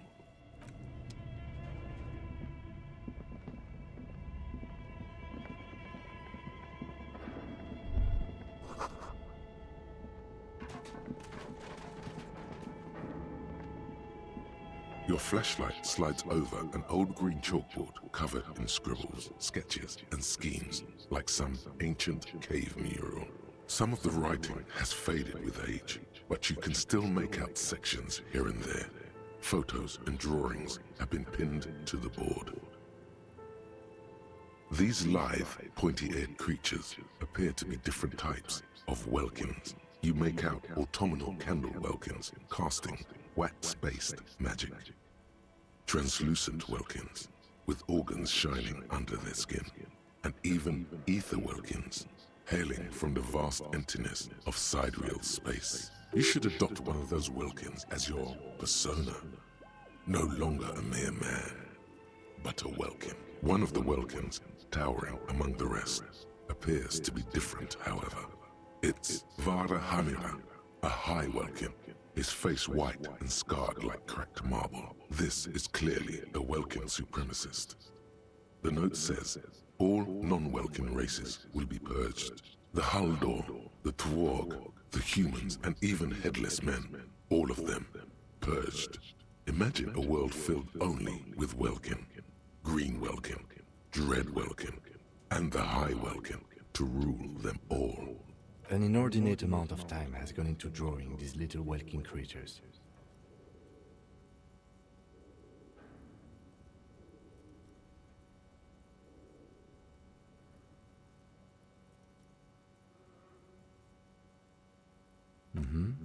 Political commentary.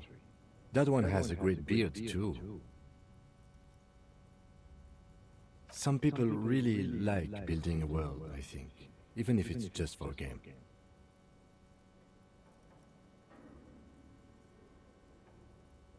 This looks like concept art for a project. It's not really real. Just look at those details. So much effort. The photo collage depicts barren, icy landscapes wrapped in perpetual night. You see permafrost and glacial landforms, dead trees grown in under the snow. Entire oceans have been frozen from shore to shore. There are pictures of settlements on dried-up riverbeds, abandoned in a storm.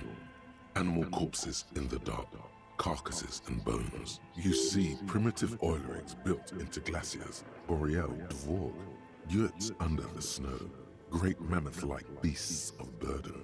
Albeit dark and cold, this vision also feels cozy in its own way, like eggnog or morphine, a much-needed respite from our own world. A pinned postcard reads, "The heat death scenario.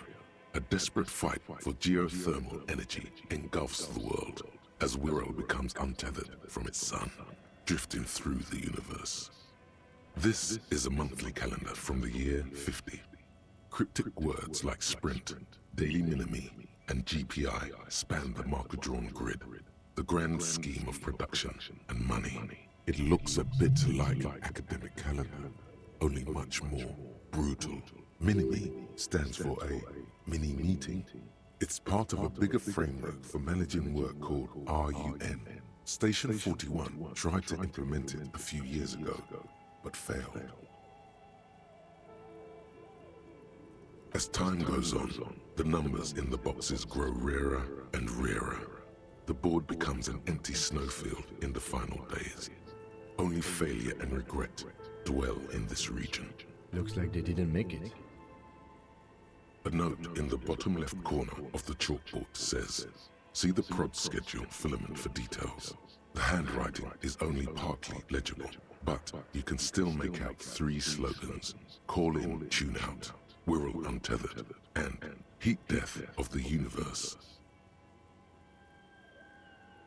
The full text reads, "Heat death of the universe is the new black."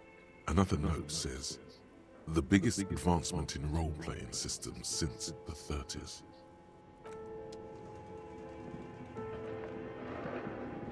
This appears to be some kind of machine with a cube-shaped heart and a wired framework.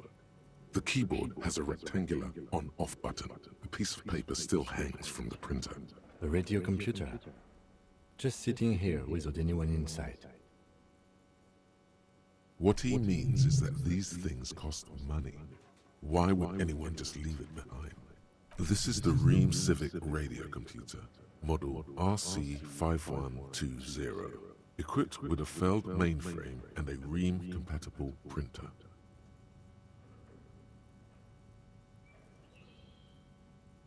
We have one of these down at the station, but I never really learned how to use it.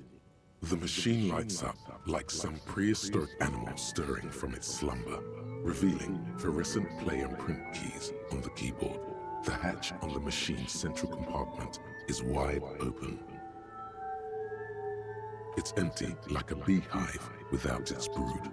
Some cables have been left dangling, disconnected. The filament you have would fit perfectly inside the compartment. Like a smooth draw, the filament slides into place. On the keyboard, the play key starts blinking. bar of fabric right above the keyboard starts producing a soft hum. The sound of static seeps through the machine's planar magnetic driver. The static gets louder, slowly filling up the abandoned hall, until a voice speaks out, crackling and old, cutting into the air. Good morning. Fortress accident en rue de Saint-Ghislaine. This is East Insulindian Repeater Station 1. Please repeat. Is this the production schedule?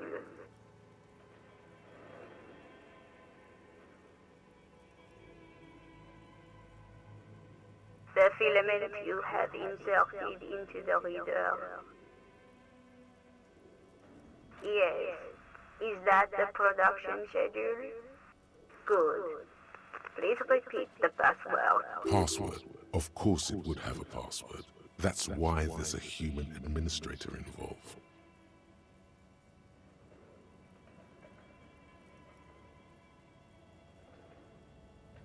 Received. I will register this login attempt. Don't worry. Passwords have a way of turning up sooner or later. Fortress accident. Is there anything else I can do for you today? Fortress accident is the company on whose name the terminal you are currently using has been registered to. One moment. Fortress accident SCR produces revolutionary interactive calling radio games. That's what the catalog says. That's not bad.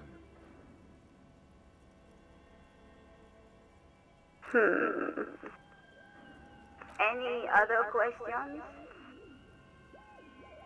Thank you, and goodbye.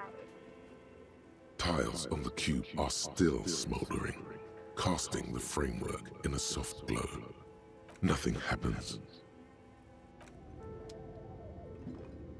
This old fireplace is covered in lines drawn in blue and red marker, the mesh spreading over the stone like blood vessels on alabaster skin. It looks ghostly and strangely ancient. The whole thing resembles K.D.R.A.N. mosaic tiles. Very pedantic. History classes, students with their textbooks open, studying the roots of our civilization. Those aquarelle blue tiles looked beautiful in the sun. Radio frequencies, it seems. UKV 123.6, UKV 123.7, UKV 123.9. Some written notes, too. Sparse and cryptic, unclear. It looks like a cardiovascular system split into veins and capillaries. Very advanced.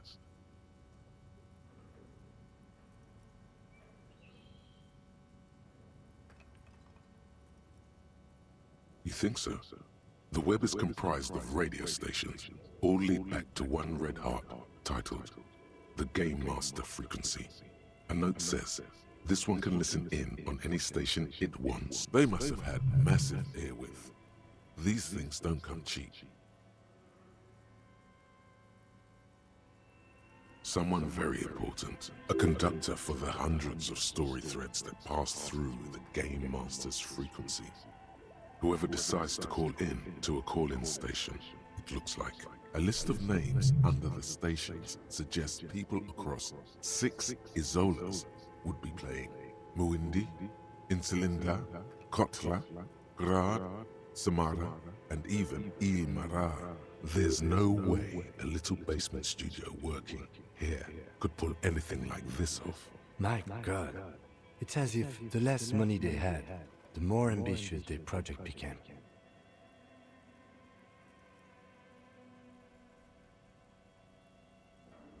Exactly. This schedule, I know doom when I see it.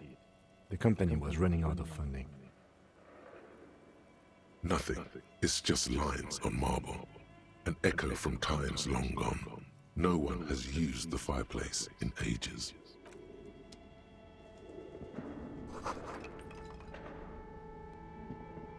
Okay. What do you think is going on with that computer, chalkboard, and fireplace?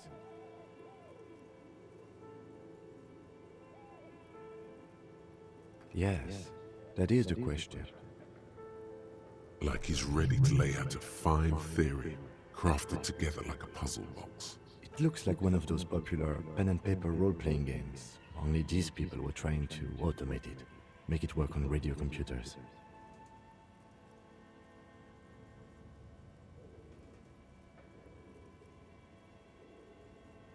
Through call-in stations, none of the players have to be physically present. Anyone in the world can participate in the game, as long as they have a two-way radio. Then there's the game master frequency that listens in on the smaller call-in stations. I think that was supposed to coordinate the stories, functioning as a master of ceremonies of sorts. Coordinating so many games would take a whole switchboard of people, possibly divided into sub-frequencies. Not to my knowledge. They make automated games in Grad, Messina, Königstein. You know, places with industry. Not in Revachol West, among the ruins. But I don't think anyone has attempted to create an inter-isolary game before. We just don't have the technology. Indeed, those Welkins are a dead giveaway. Role-playing people love that stuff. The world looks like a modified version of the We Were board game, with hit death thrown in. Super cool. Someone should give them millions of real, immediately. This game is too good to be left unfinished. No idea. They stopped filling out the schedule on the chalkboard. Indeed, it's ambitious and untethered from reality, but...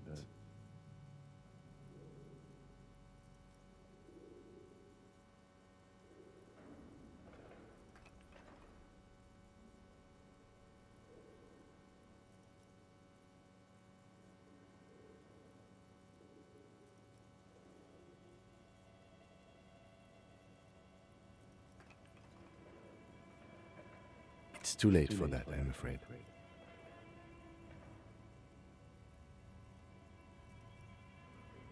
Okay, let's keep moving.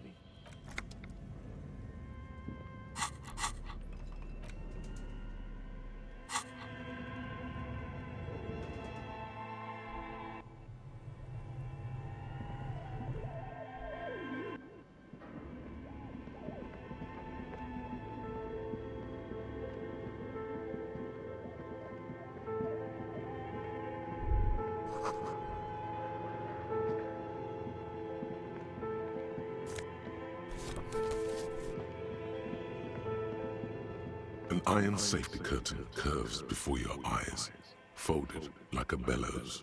It covers half the room, blocking the way into a colossal industrial chimney. This must be where the entity lives.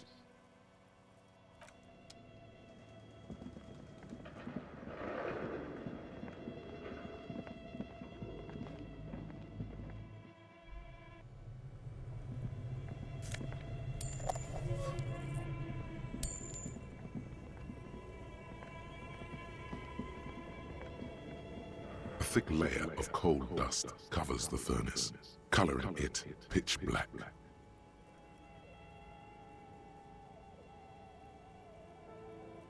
Looks like it. Looks like an old central furnace used to heat the building. It's connected to the chimney. No one has used it in ages. No signs of any recent fire. Only dead rats. It's dark and grimy here. In the darkness you can hear chatter. It's coming from above. A voice or several voices talking to each other. Near the smoke chamber, upstairs, the echo is so prominent, it's impossible to discern what the voices are saying or what's producing them. What are you doing? Wait, really? Maybe it's coming from behind the safety curtains we saw upstairs.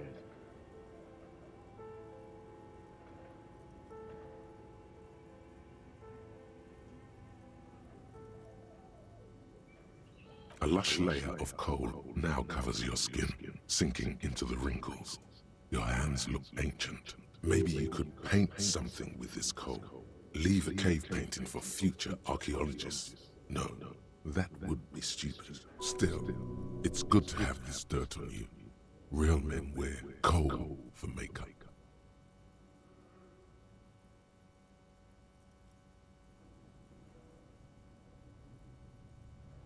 A hollow ring echoes through the furnace.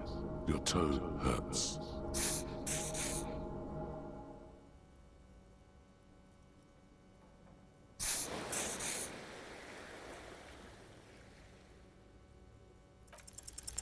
Something breaks loose in you. A mighty bellow echoes throughout the chimney's depths. The chatter of tiny voices above suddenly cease. Then, Hello? Hello? Did you say anything? I can't hear you. Please come upstairs. There's a safety curtain on the second floor. I'll open it. you hear a low rumble upstairs. The sound of a curtain being pulled aside. After you, officer.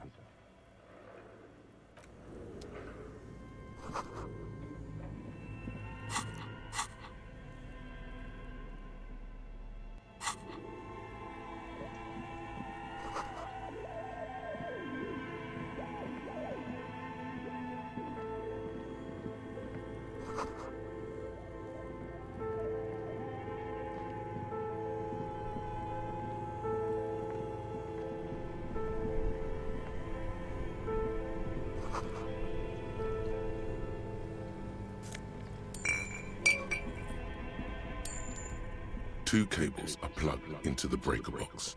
The red one leads off into the darkness, and the black one to the ice cream maker nearby.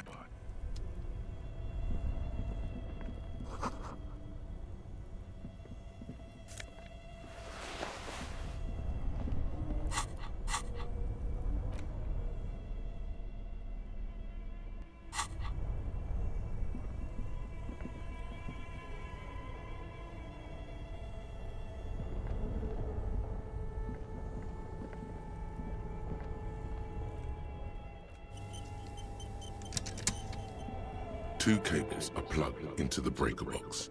The red one leads off into the darkness, and the black one to the ice cream maker nearby. Something close to you dies with a soft electric purr. Why did you do that?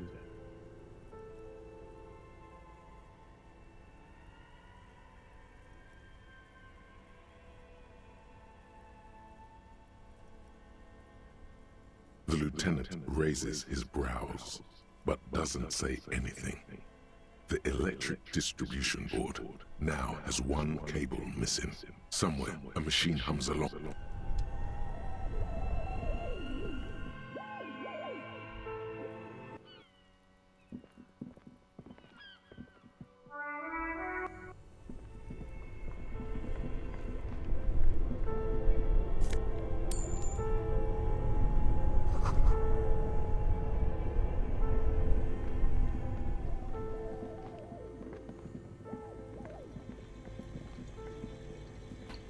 You see a terrifying ice bear with a strange compartment in its belly. The door is covered in frost, and the bear's eyes are glowing red. The bear looks oddly realistic. Is it taxidermy? The lieutenant doesn't answer. His eyes are glued to the animal. A sharp slice of light shines out from its mysterious belly door. A gust of freezing cold air rushes to greet you. You hear a low grumble as the bear regulates itself. This is the inside of a refrigerator. The lieutenant takes a peek inside. His hand has found the holster of his gun. The shelves are empty. All you see are crumpled ice cream wrappers with the brand name, Revachol Ice City. A handwritten note has been attached to the door. The fridge is huge. You pocket the note and the little fridge magnets keeping it on the door. A friendly cartoon bear smiles back at you from a glossy cellophane wrapper. It looks nothing like the fridge. The paper still smells of vanilla and chocolate. Good question. It looks like an ice cream fridge. I know. What an unfortunate marketing choice. What is even worse, the bear is still costing them money to this day. The fridge buzzes with energy. The electricity bill on this thing must be catastrophic.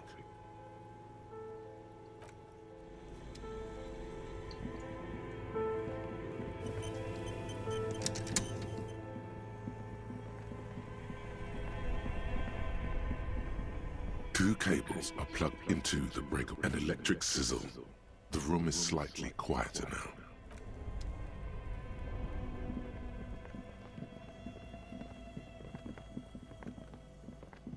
bear's eyes are dead and empty. Ice inside the fridge slowly melting. The power has been cut.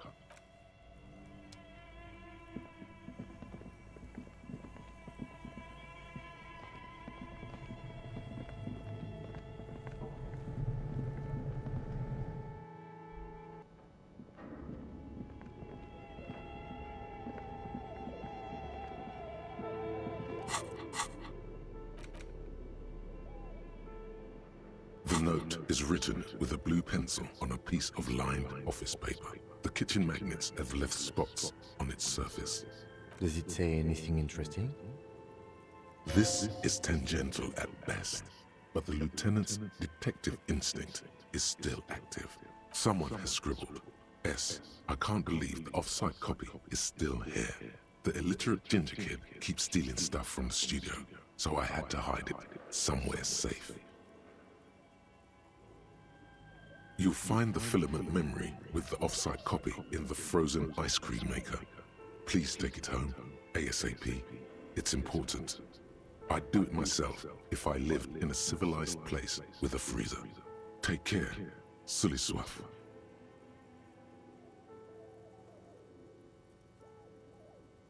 Looks like someone from that radio game company upstairs.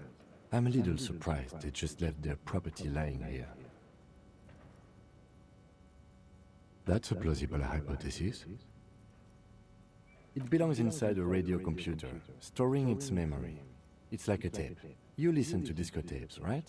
It's like one of your disco tapes, only for a computer. Really? You don't have a single guess? Oh, I'm sure that child would love to get his hands on a filament memory. Even if he doesn't know what to do with it, he'd probably try to pawn it for speed, based on our encounter. I don't know. I assume it's somewhere close to the ice bear fridge. Didn't you see one right next to the breaker box?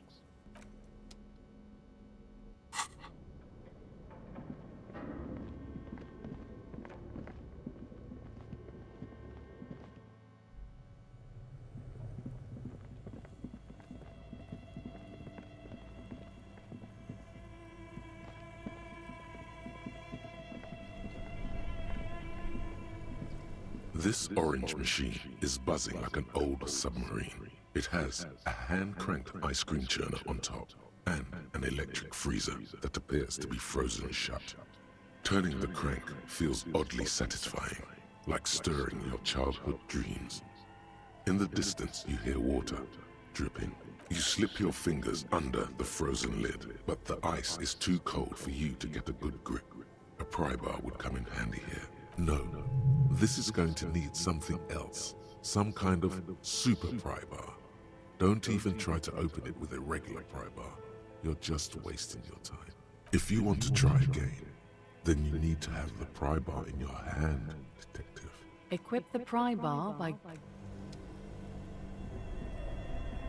Only the black cable is plugged in. Something close to you dies with a soft electric purr. Why did you do that?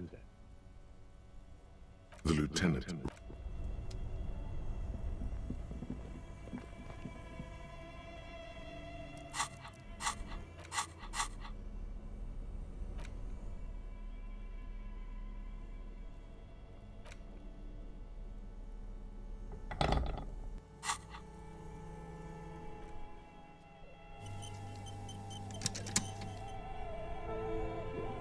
This orange machine is dead still.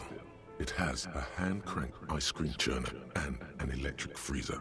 The ice around it slowly melting.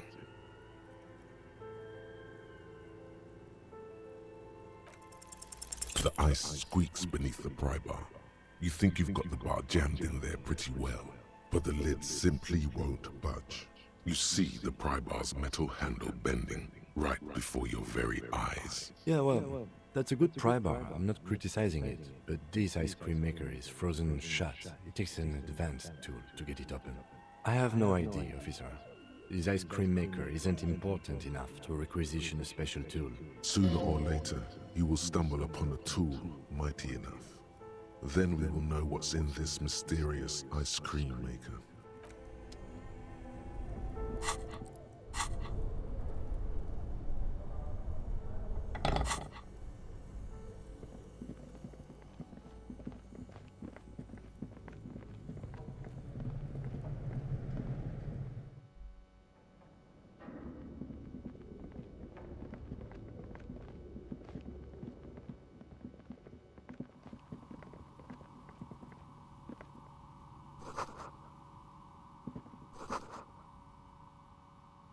Hello, I'm Nia.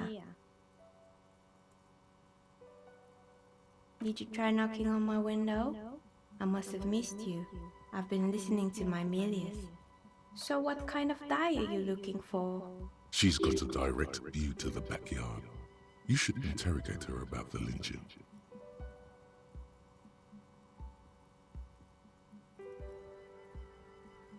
Yes, Amelie is like a call-in station.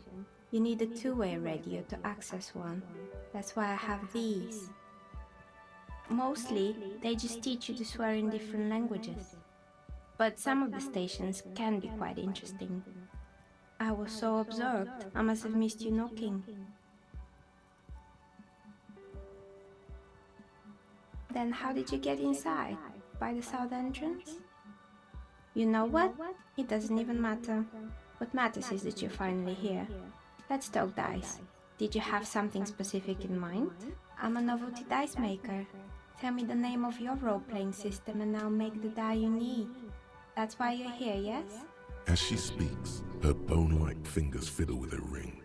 Her bones light, but her hands strong. Role-playing games? You know the one made by Fortress Accident. Does that count?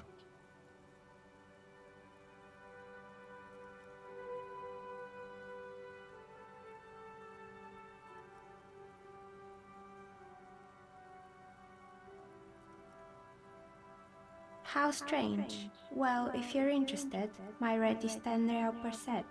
Unless you want something really unusual, take a look around and see if there's any particular stone you want to use. It almost looks as if the stones and dice are a natural part of the room, growing out of the shelves like stalagmites.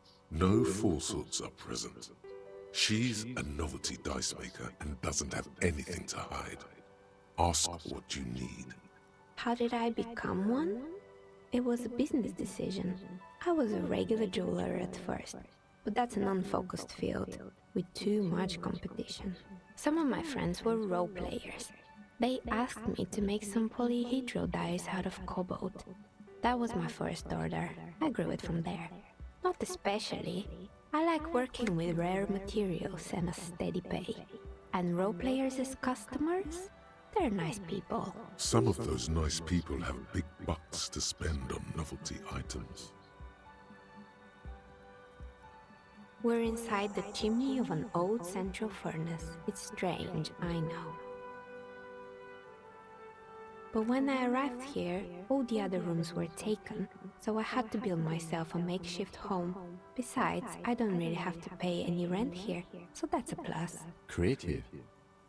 When she arrived here, there was no room anywhere else. She must have known the other businesses.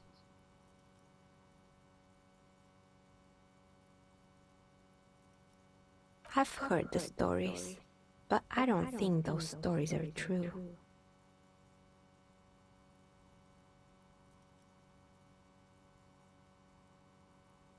It's just capitalism. We only hear about tales of success, so it's often surprising to realize how many ventures actually fail.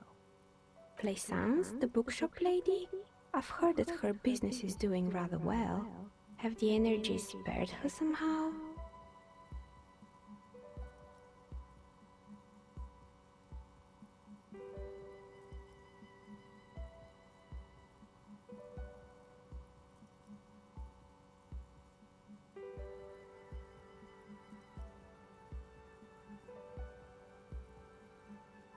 Oh, right. But it's not just the bookstore that's still up and running. What about the whirling in rags? Some people say it's part of the building complex. You could say so. Both houses were built at the same time and under the east of the Commerce Central project.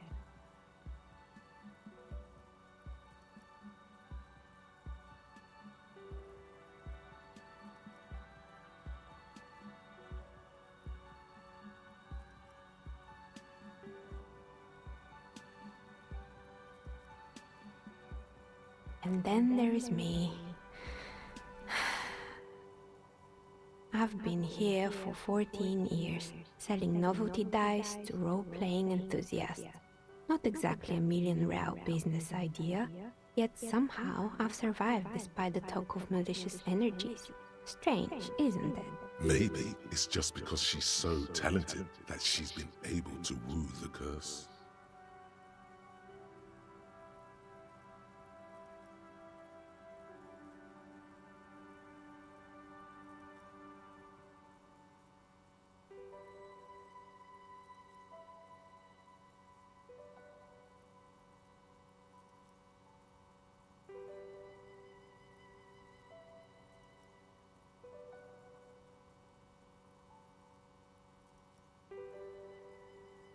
I was just about to ask, what do you think? Do you think the curse is real?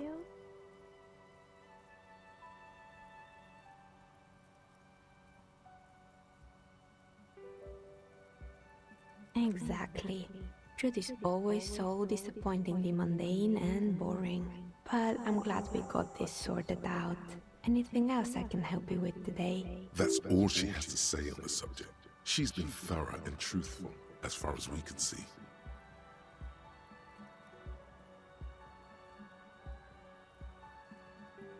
More or less. Are you interested in anyone specific? Oh, quite a lot of them spring to mind.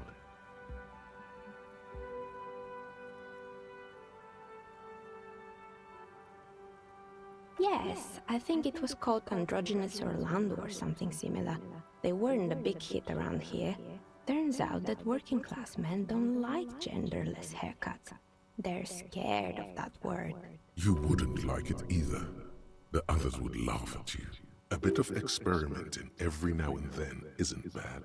It's not about the haircut, it's about the confidence.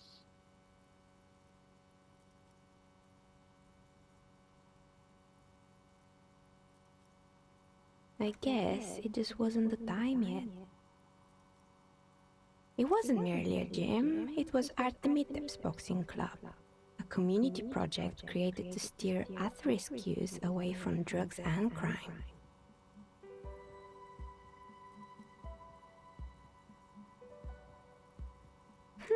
Kuno. Who's Kuno?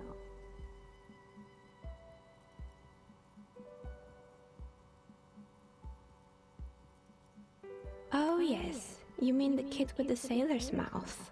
Yes, I've heard him yelling profanities in the backyard. I think it would take more than a gym to help that kid.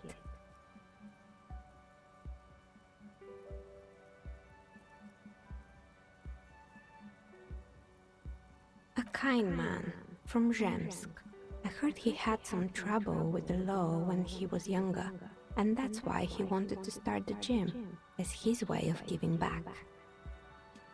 It didn't. If anything, it made the youth situation in Martinez even worse. At some point, someone started a rumor that the punching bag downstairs was full of amphetamines. It's not really full of that. No one would store their drugs like that. Eventually, the coalition took away the funding and the club went bankrupt. This was a few years ago. It's gotten much more peaceful around the plaza ever since. Oh, this one's a mess. There used to be a company that promised to repair windows 24 hours a day. What could go wrong with this one, right? Turns out, the business was actually set up as a front for an illicit group that was producing snuff milias. Who would have guessed? What's the snuff milieu? And they never cleaned up the debris either. Now it's just littering the hallway and I have no idea how to get rid of it on my own.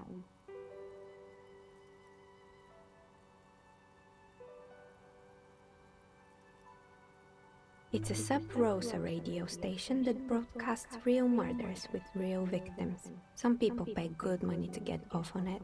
Nothing changes in her tone as she says that, as if it's just another piece of information to lay out for the world. Don't worry, the ICP has a separate division that deals exclusively with unlicensed sub-Rosas. This isn't our problem. Good luck with that. It's not easy catching those perpetrators. You mean Mr. Fabron, the taxidermist? No, he mostly just did drugs. Anything else? There used to be a fashion atelier here, but I have forgotten the head designer's name. They were doing well for a couple of years, until the insect rights activists came.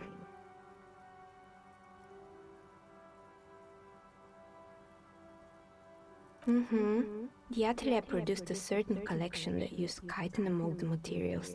Apparently chitin is made in the Occident, where it's extracted from beetle wings. And you know how all kinds of political movements are big in the Occident. The activists shut down the biggest chitin supplier, which of course caused the price to skyrocket. And, naturally, all the most fashionable tastemakers refused to be seen in chitin from then on. The atelier went bankrupt before they could finish the collection.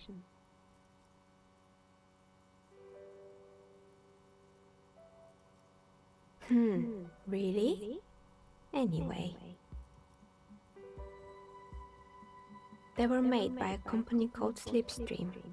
After they pivoted from making rotor blades to skis, their chief executive took off on a vacation with all their money. Honestly, I think it's quite funny. I think he's still sending out holiday transmissions from Tulula or Tiumotiri or Hashkor or wherever he is.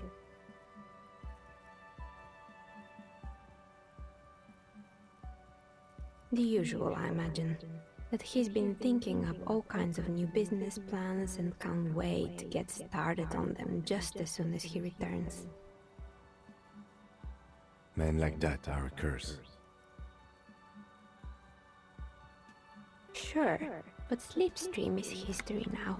All their remaining assets got seized by the bailiffs in 47. I have no idea why those skis and blades are still lying around in the house. Not much use now, I guess. They were just the props. Why return them? Maybe you could make a sword out of one. No, wait, forget it. It would take too long. Fortress Accident, the radio game studio. They were an interesting bunch. We talked about role-playing systems every now and then. Once, I even saw two of them get into fisticuffs over Wiro. They certainly took their work very seriously, even if they seemed to be chronically liberal with their schedules. The usual, they ran out of money and couldn't get the project done on time. Well, I did hear them talking at times. They seemed to believe they were historical individuals on some grand quest. She sounds almost mocking when she says that.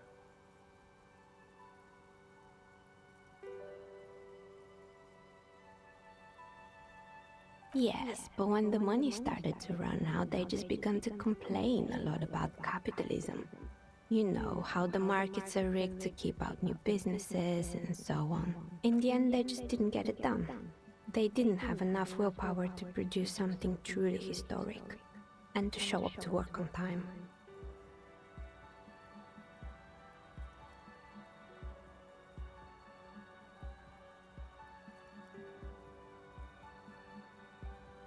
Not the wisest decision. You would have lost all your savings. The result is 1 on a 20-sided die. Anything else? Oh boy, the fabled Revoshow ICT. You're in for a treat here. The place was owned by two guys who had some rather innovative ideas about marketing. The bear was one of them. Now ask me about their other ideas. Indeed. What were the other ideas? There was really just one, and it involved picking out the prettiest girls in the neighborhood and paying them 20 cents per hour to man the booth. And by man the booth, I mean slump behind the counter with a face that could maim you if you ever dared to disturb their bored magazine browsing. Fritta does the same thing.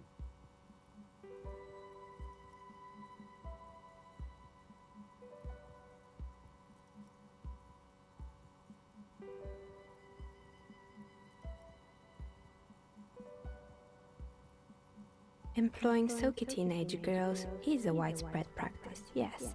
Unfortunately, they always come in packs. I'm talking about acne-ridden girlfriends and gorilla-like boyfriends loitering near the shop. At least that's what happened with Ravenshaw ICT.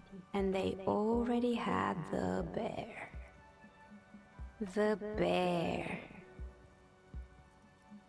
Of course not. The bear was terrifying. No one wants ice cream guarded by a hostile apex predator. To make matters worse, the fridge didn't work too well either, and half the ice cream came out malformed and partially melted. Eventually, Ravenshaw ICT lost the price war to its rival, Class A 5000. Class A 5000 sold caramel sundaes for only 5 cents a piece, out of regular fridges.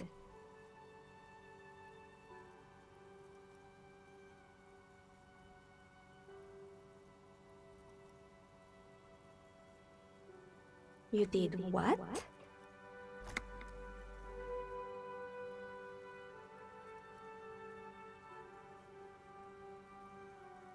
Ugh, of course they left it plugged in.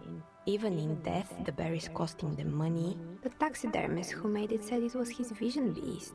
He said he met his vision beast while high on desiccants. He called it Megatherion. Sounds cool.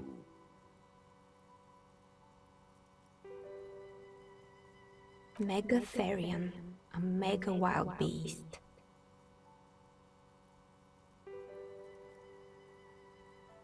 It's an imaginary beast that guides you through life by telling you to do more drugs, mostly.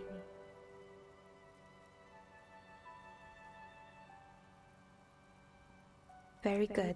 You shouldn't do them. You're a police officer after all. Anyway, now you know the story of the fallen ice cream empire. Little sparkling embers under the window. Anything else? Another failed business, perhaps? I've been here for a long time. Oh, right.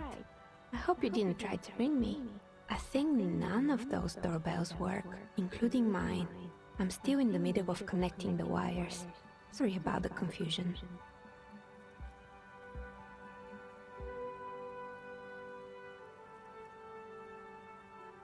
The one with an empty name card.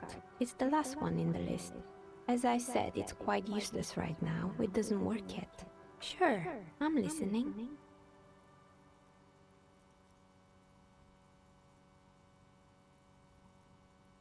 Good. I hope it clarified things a bit. What else?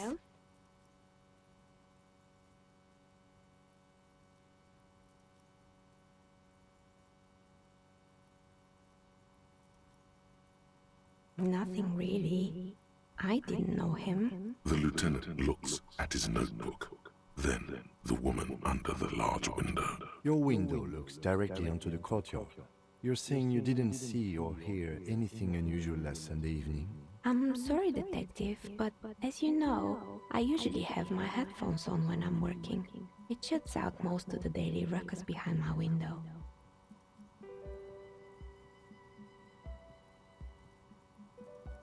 Well, there's always something going on in the Whirling's backyard. During daytime, there are usually those kids. And lately, I've been seeing a lot of drunk workers hanging about. Must be because of the strike. She's heard of the murder, but did not see it, sire. But I never saw anyone during that fateful Sunday night, I'm afraid.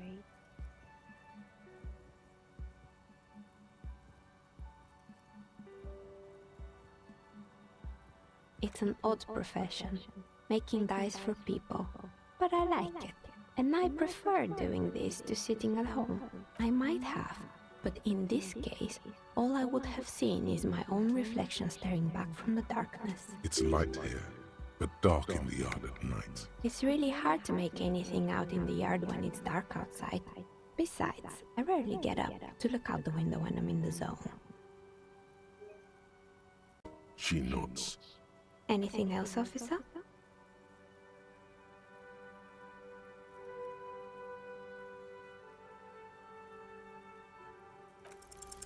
A gust of cold air sweeps through the chimney. The stones and minerals on the shelves rattle as though agitated. For a moment, it almost feels as though you're outside the building, exposed to the atmosphere.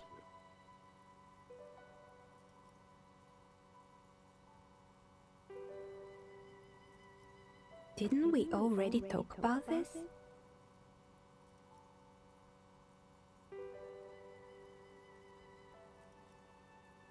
What are you talking about? My address is exactly the same. Rue de Saint-Guelain 10. No, the old coal plant that used to be here was subsumed into the new venture. Its ruins swallowed up. Yet it has a different address in the heart of the city. This doesn't make any sense. Are you saying my business was spared because of a technicality? Where is this coming from?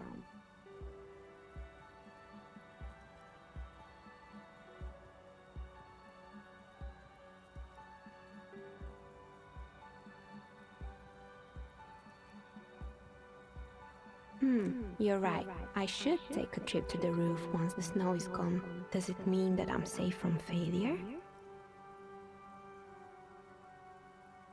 She starts laughing, her fingers trying to rub away the exhaustion from her face. Do you know what this is?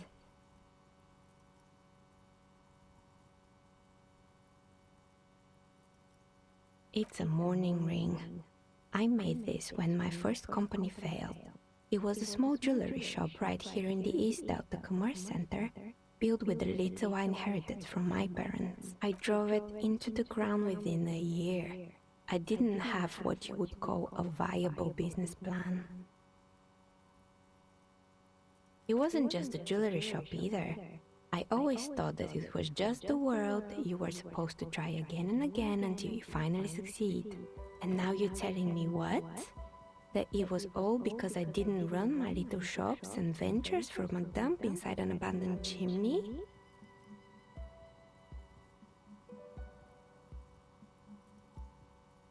Yeah. Or maybe it's the entire world that's cursed. It's such a precarious place. Nothing ever works out the way you want it. That's why people like role-playing games. You can be whoever you want to be, you can try again. Still, there is something inherently violent even about dice rolls. It's like every time you cast a die, something disappears. Some alternative ending, or an entirely different world. But anyway, thanks for sharing your theories, officer.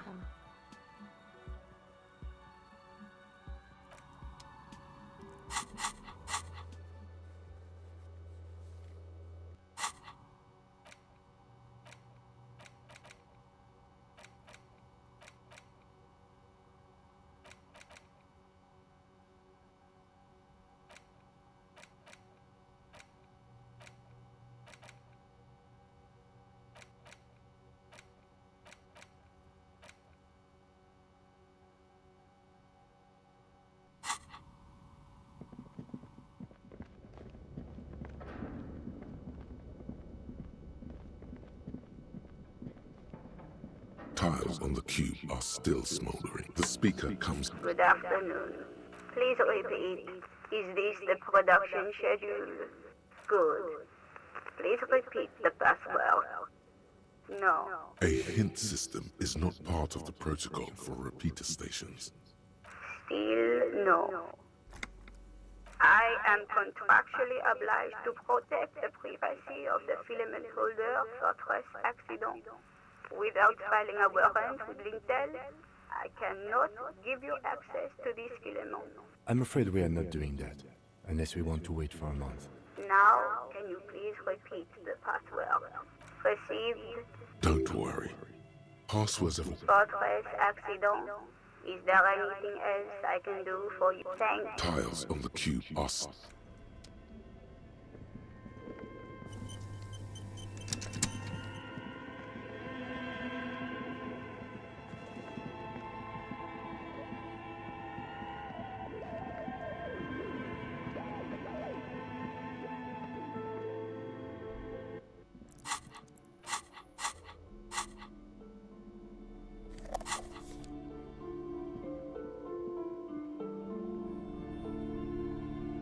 You're alive and well. Don't keep me waiting now. What's in there? Yes, yes. How was it? Tell her how ghastly it was. You know it's what she wants to hear.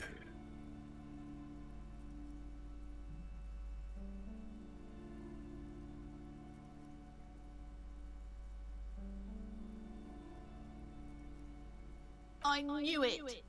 Oh, such horrors that have been thrust upon us. But what else did you find? Did anything survive? No, of course not. Have you located the entity? A novelty dice maker? Well, spit it out. Why does she need the dice? For some kind of sorcery? Sometimes they use the ankle bones of sheep.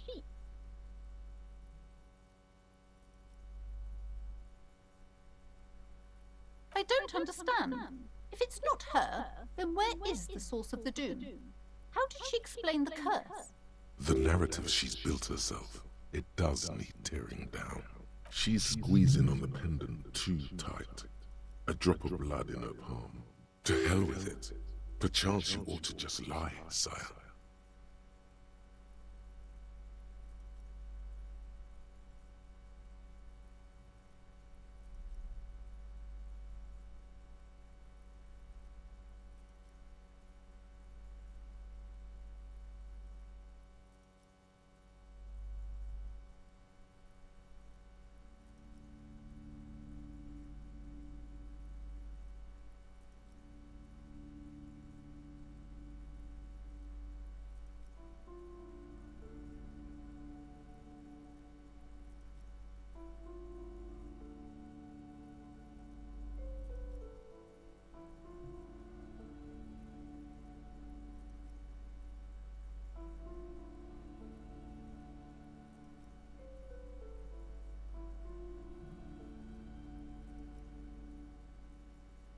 Wait, what?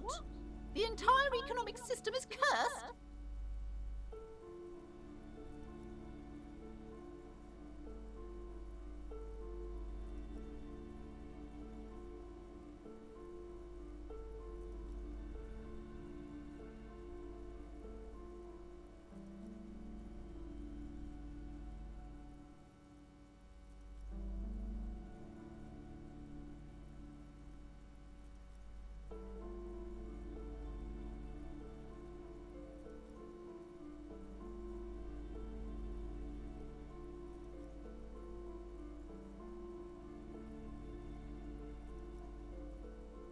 Precarious world? Economy? I understand what's going on here. You went in there, rummaged around, and accomplished nothing. And now you're telling me these intellectual things to cover up for it. It's okay. You don't have to.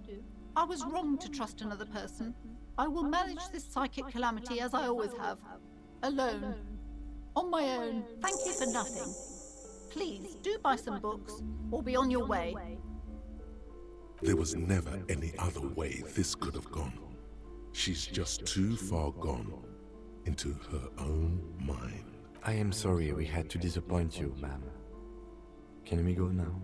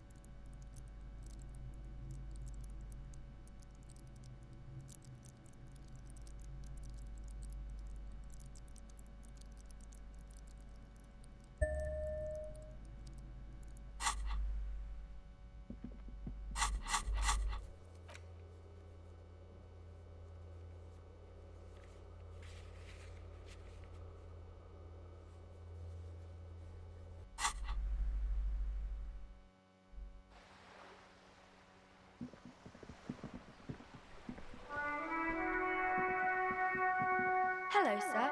How is the investigation going? Found any curses yet? Oh, that's great! I hope exciting adventures lie ahead. And maybe you can help Mother become less afraid.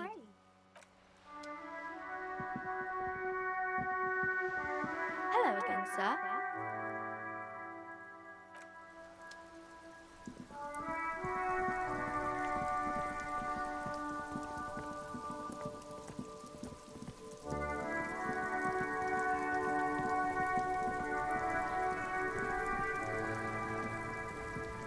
fuck does Kuno care?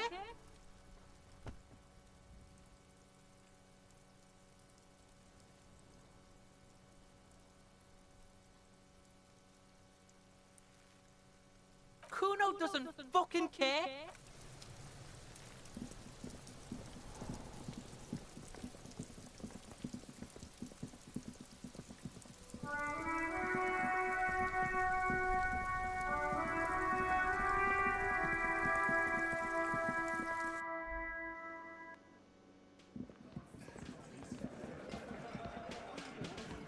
Looks like the circus left town, but the clowns are still here.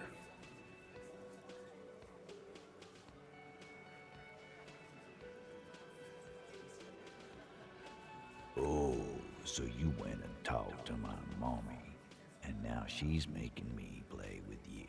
Is that it, lawman? And what's gonna happen if we don't? You're gonna go and tell on us?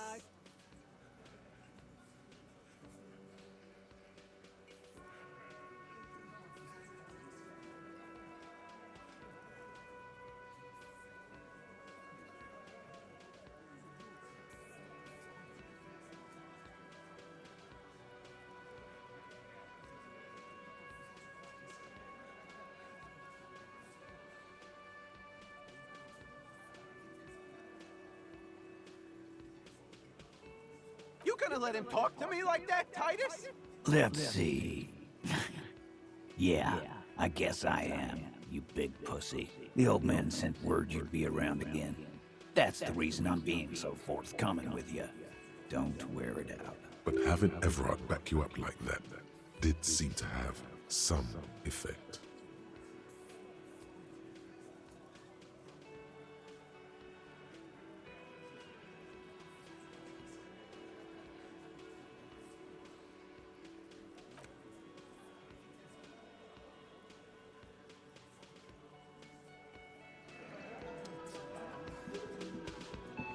I've got nothing to say to you. Why I am not. You could be Liz. You could be anything. You could even be a model. Even a mod? Glenn, I went to law school. I am an attorney. He's right. With a face like that, she could be on the cover of Le Debutante International.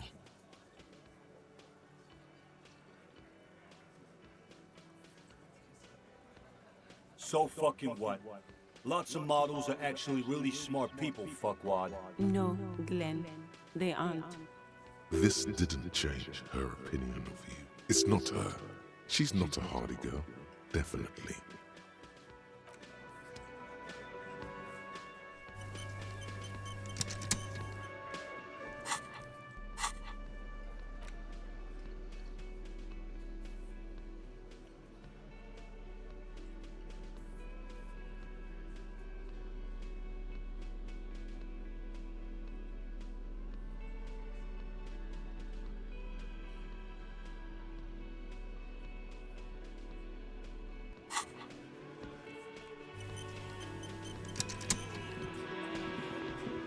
Looks like the circus left town, but the clowns are still here.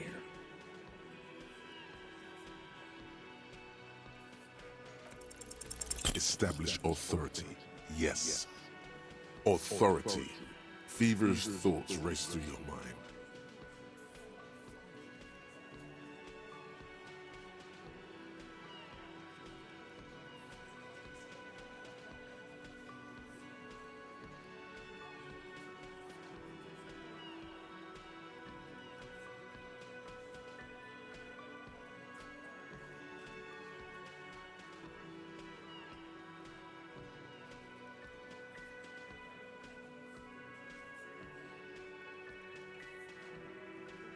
And what exactly is it you've been doing that's so goddamn special?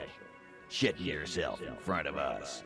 Going around, harassing kids on the street. Kids who've done nothing wrong.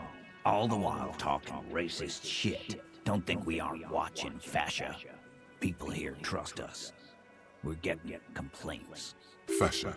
That's short for fascist. Of course you have. You've been calling people Kip left and right. And Callie said they've been trying to set up a race rally, whatever the fuck that means.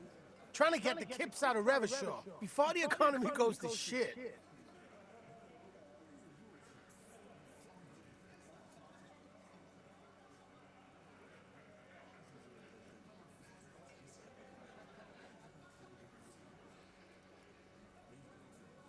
Sure there is. Callie said they're both purchasing confetti, ribbons too, and loudspeakers, and fireworks. get the fuck out of here, you racist carny. What happened? We got absolutely wiped. Let's go before it gets worse. What's going on? Are you racist now? Is the rally real? Please don't set up any rally. It'll make you look awful.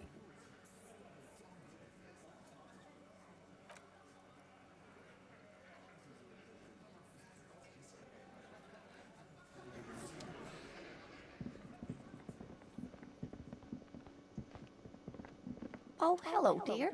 There you are again.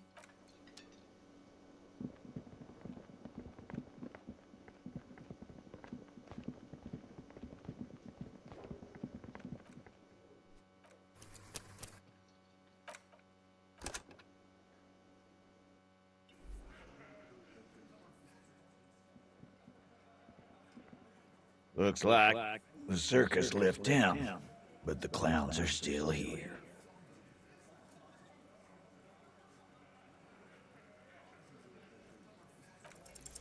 Establish authority. Yes. Authority. Feverish thoughts race through your mind.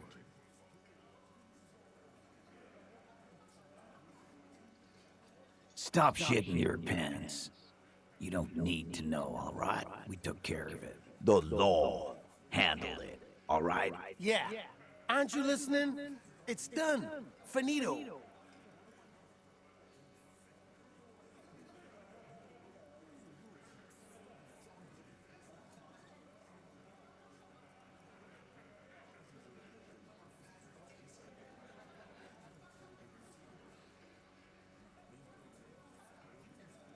No, asshole. You're nobody. I'm the law. Stop yelling about the goddamn law in my establishment! We get it! You're all the law!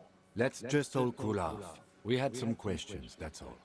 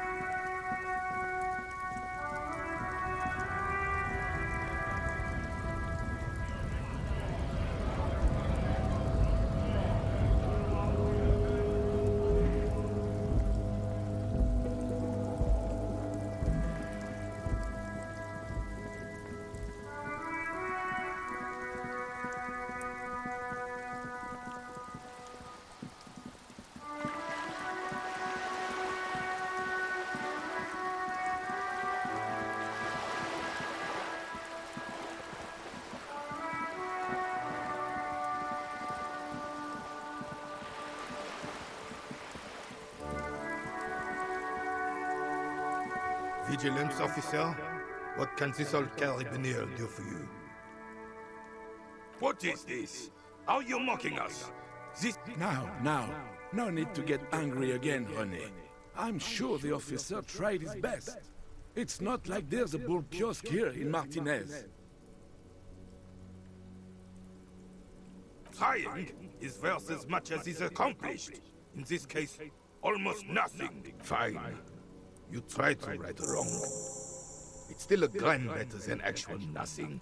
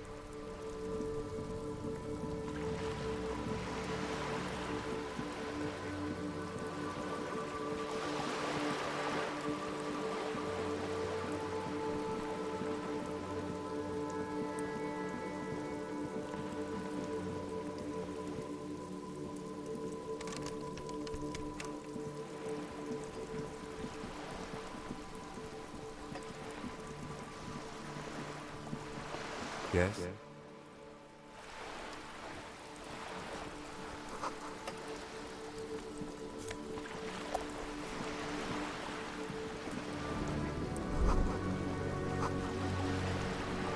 You're back. Good. What can I help you with? Not an umbrella, I hope. I don't need one myself, you see.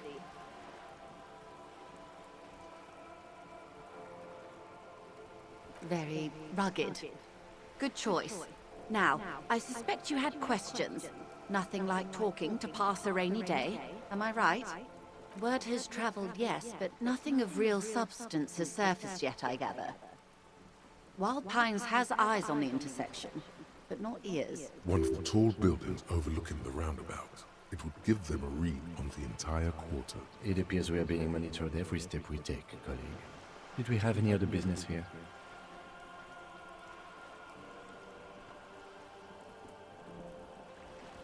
You have? And how did you like Mr. Clare? Finally, time to choose sides.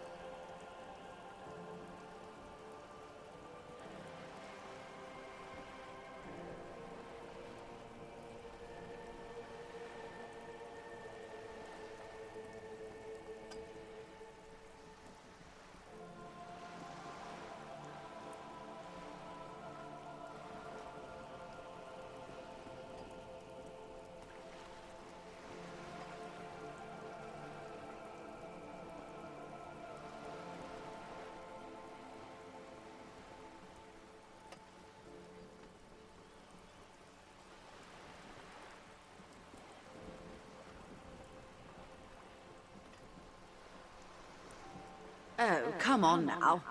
He has his uses. How else would he have stayed in power all these years? Or wait, actually, corruption. That's how he's done it. Fantastic, Verm-like corruption, reaching into the bowels of the earth. The position of my unusual colleague does not reflect official policy. I hope you understand. The RCM does not pick sides. Of course. And I don't expect you to share anything he told you with me. I'm not a corrupt Verm myself. How could I stop you? Are we not human?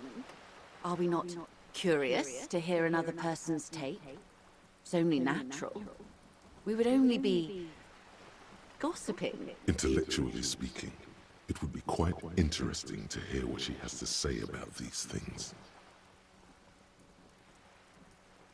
Of course, Detective. Until then, is there anything I can help you with?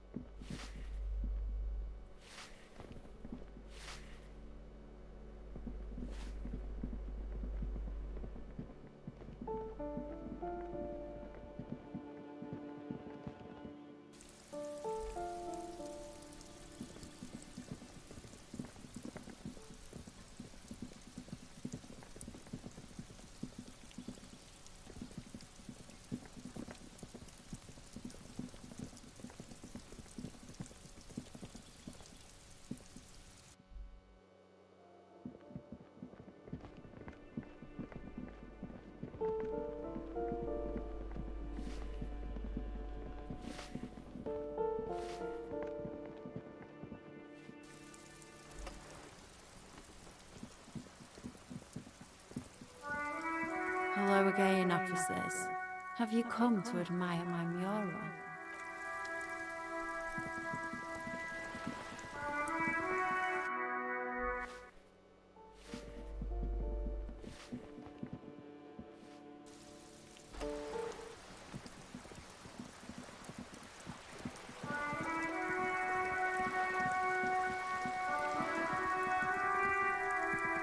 Just an ordinary wall.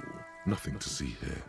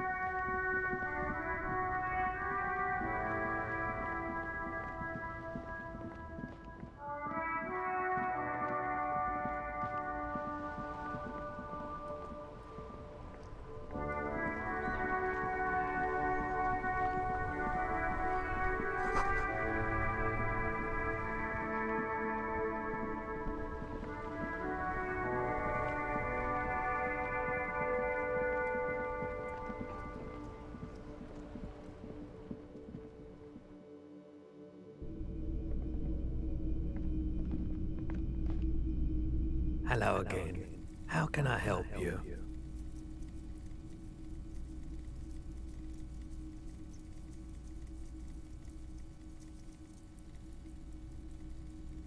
Traffic? I'm sorry, officer, but I don't drive. Now that I think about it, I do remember hearing a thunderous noise the other night. Some kind of powerful electric vortex hitting the shop, and then moving on. That sure narrows down our list of suspects.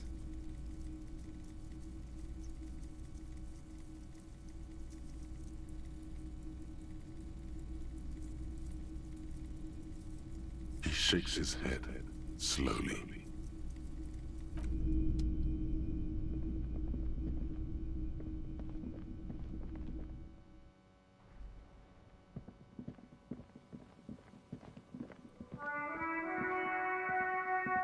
A couple of indicator lights are missing from this control panel.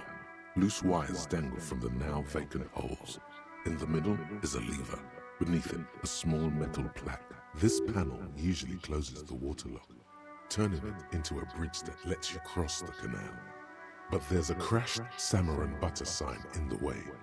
Pulling the lever probably won't do anything.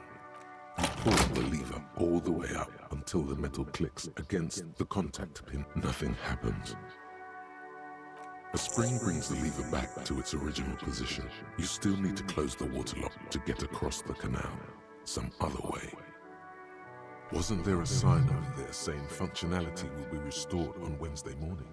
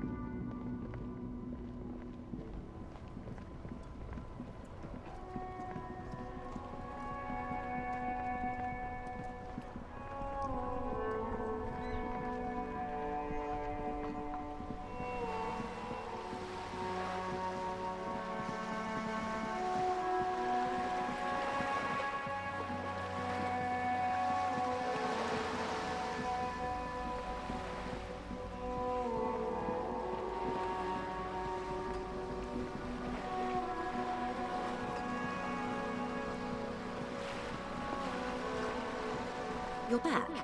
Good. What can I help you with? This reality? Yes, reality is your side case. An experimental side case.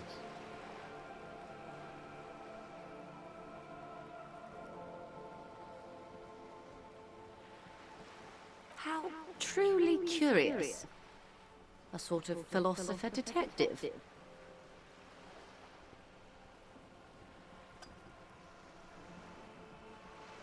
Are they now? A deep synthesis. I'll assist you however I can then. Go ahead. Ask. All right, we're in.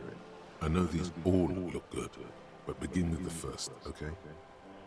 We're in Martinez, baby.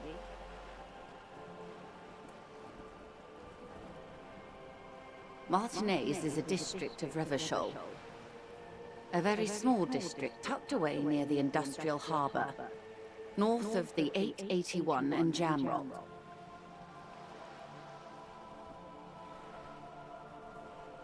You would be excused for not knowing about it. Unimportant, they say. Forgotten, even. Shelled to smithereens during the Revolution. It has its charms, just not this time of year.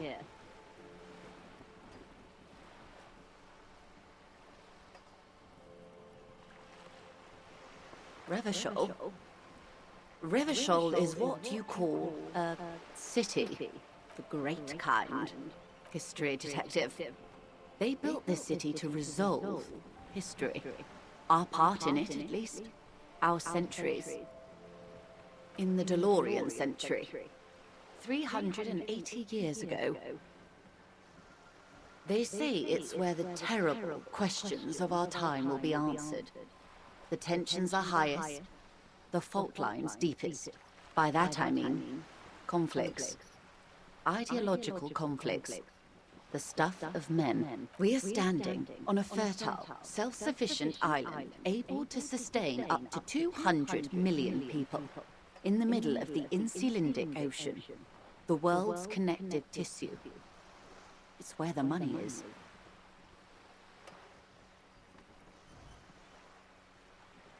Oh, we're quite a way off. About... A collection of tall ghosts behind the water vapor. Light reflecting off their glass windows. 22 kilometers from the center of the world. That soldering iron is the Bank of the World building. The bottom floors are Insiacom. Coalition government, Insulindian Mission Command. Silence.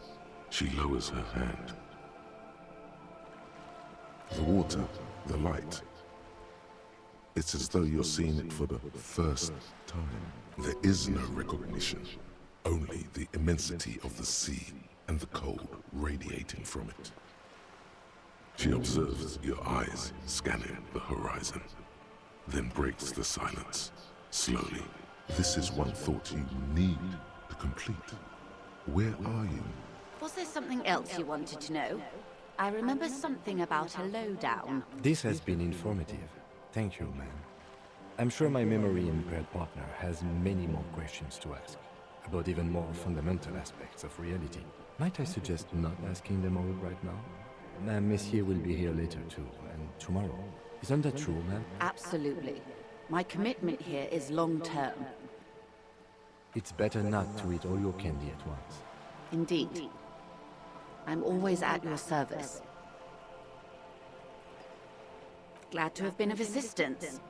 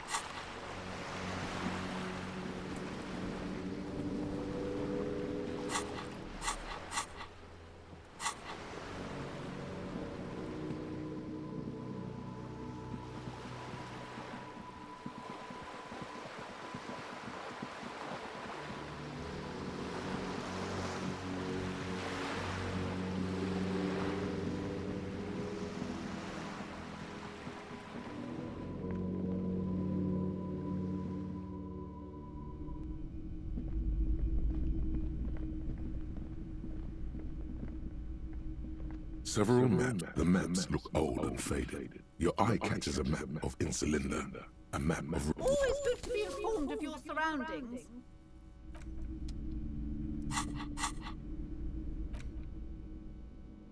The worn map features the patchwork grid of the streets of Martinez, with directions to appropriately touristy locations. Year 48 resides on the upper right corner. Your finger moves through the various streets, across Rue de Saint-Gislain and Rue Saint-Sipar, over Saint-Brun and Martinez North, finally coming to a halt on the spot where you are currently standing, although the map gives no such indication itself. For a more detailed view of the map, go to your journal and select the Map tab.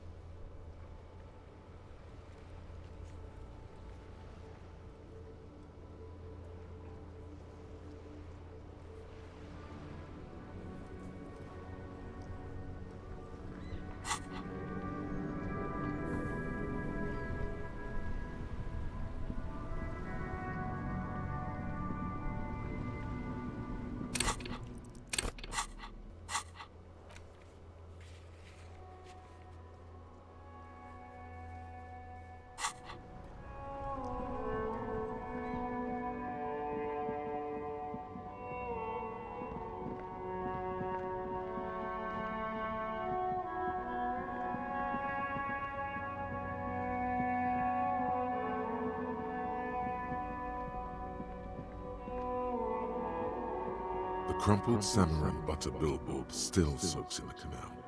The lieutenant looks on.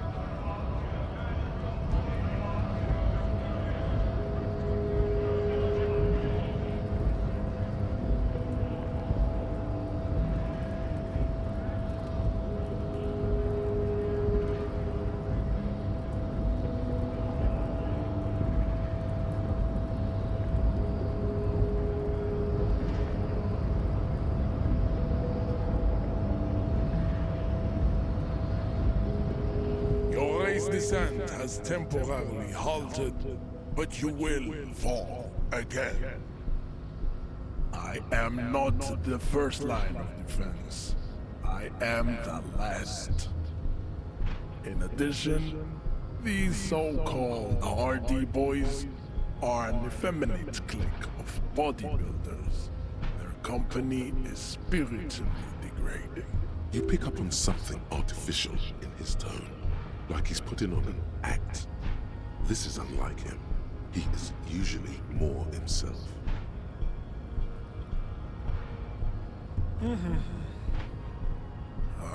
Fine. They have recently fallen under the influence of a possibly sexually perverted female vagrant and a narcotics peddler. It's shameful. Find out for yourself. Endomorphic blob.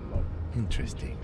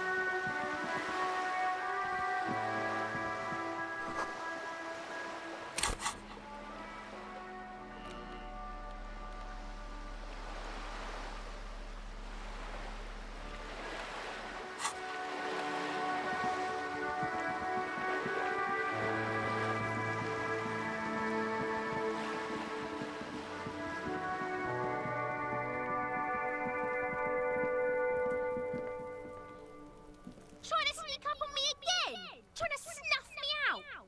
Get away!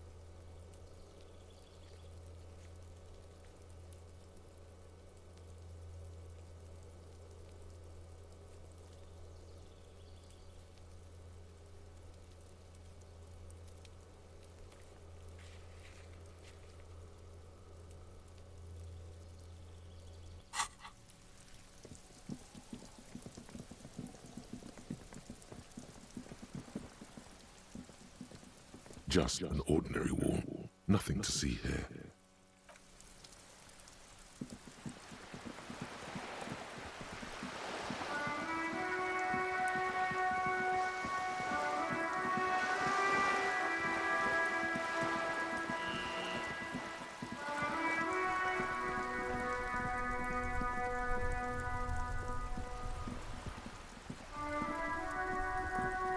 Vigilance officer, what can this old carabiner do for you?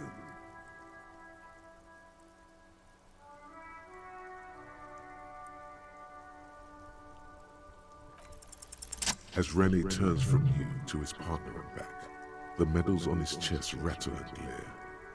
He keeps his spine straight and his ribcage lifted, displaying them proudly. 2. The larger one is shaped like a cross, while the smaller medal resembles the sun. A crowned head in front of 2 crossed rifles. The medal hangs from a blue striped triangle. It's the Croix de Bravoure, Cross of Valor. The cross was the highest battlefield decoration in Suzerain's armed forces, awarded for exceptional bravery in the line of duty, in service of King Frizzle I. A small blue star inside an orange sun. It has the word Valiant written below. The setting sun was a decoration used to distinguish seasoned combat veterans in service of King Frizzle I during the Revolution. For bravery.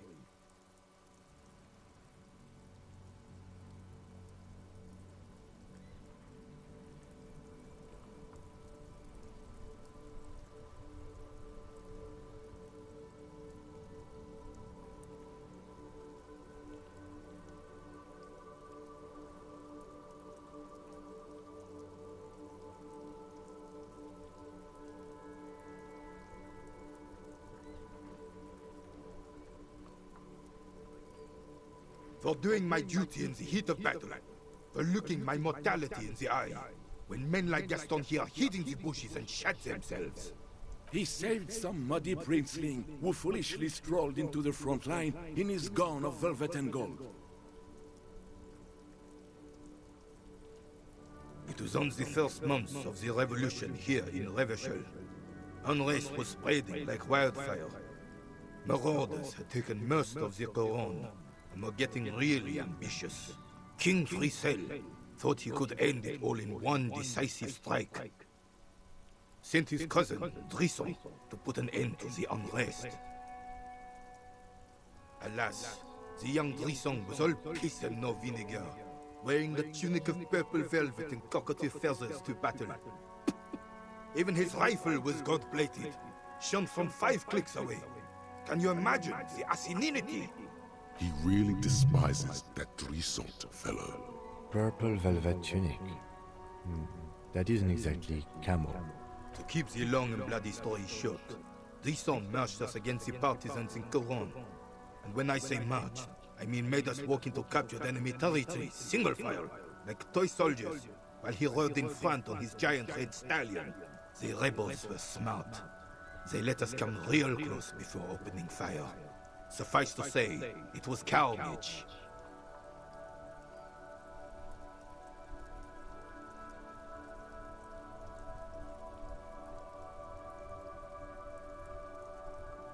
I got shot in the left shoulder and went down. Just a flesh wound. But just as I turned over, the prince fell into the mud next to me. He was missing his lower jaw. Then his horse, driven mad by the noise and smell of gunpowder, stepped on my leg and shattered my knee.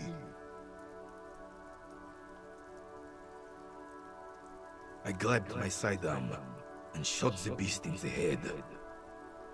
Then everything went black. Capitaine Arnaud, le fléau des chevaux. The bane of horses. When I came to, it was all over. It was just me and Jolas Tresson, gurgling in the blood-soaked mud right next to me.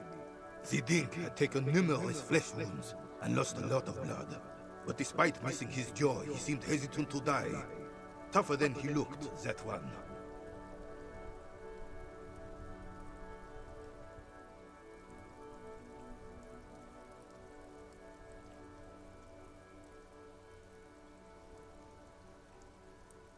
So I grabbed the dink and started crawling. Kept going until the 59th Cavalry picked us up. Through some miracle, we both survived. And the jeweler's freak convinced Fricel to give me a medal for not leaving him to die in his own blood. Piece and shit. He was the commanding officer and I was on duty. Just doing my job. Shouldn't hand out medals for that. 13 months later, I received the Sun for distinguished service. It's not worth mentioning. You sense he's downplaying it. He did a lot more than his duty. More than anyone's duty. It's in his spine, in his billowing breasts, and untarnished self-worth.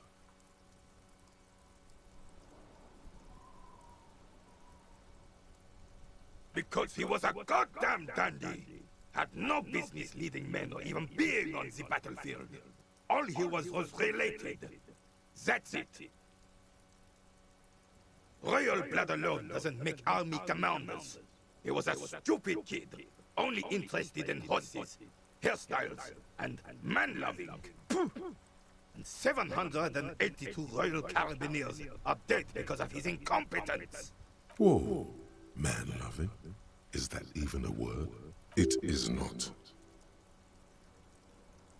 The old carabinier stands quietly like a statue, his features motionless. What Monseigneur Modesty is not telling you is that he crawled over 7 kilometers before the cavalrymen found him and Drison. 2 days later that was.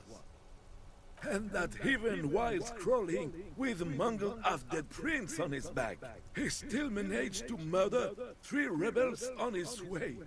Is that pride in his voice? It's deep down, but maybe even unbeknownst to the man himself, it's there.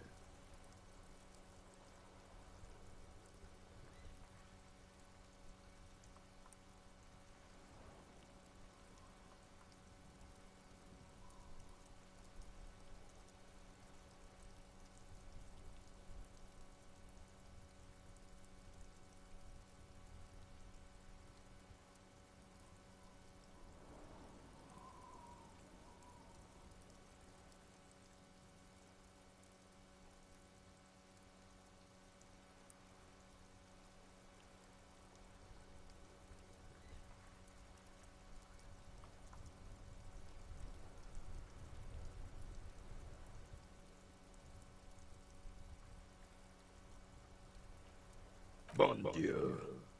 You and Gaston must be related. His blood runs yellow too. Maybe, but also bear in mind, officer. They don't end this out for anyone with a service record. Oh no, you have to get shot repeatedly. And you need to get your hands bloody too. Really, really bloody. Do not speak of what you know nothing about, Outrun. Duty is something you will never understand. Bah! There were many such stories in those days. Many such men too. True Revacholians. Men with backbone. Oh yes, René, yes. Men were bigger, girls were prettier, and everyone wore the fascia. Lord, please bring those days back, if you can. I'm not getting into this with you again. Officer, was there anything else? You should try to come up with a heroic story of your own. Impress this old soldier.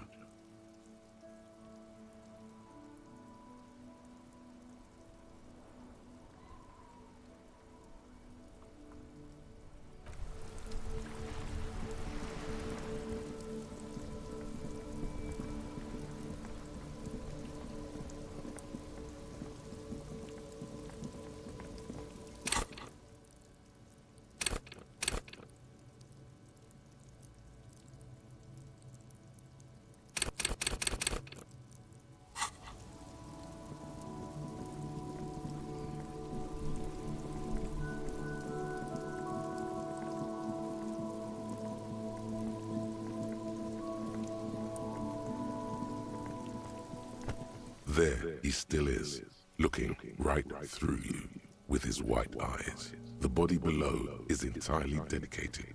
to that corpse smell. Emitting it is all it does now. As you breathe in, the odor comes over you.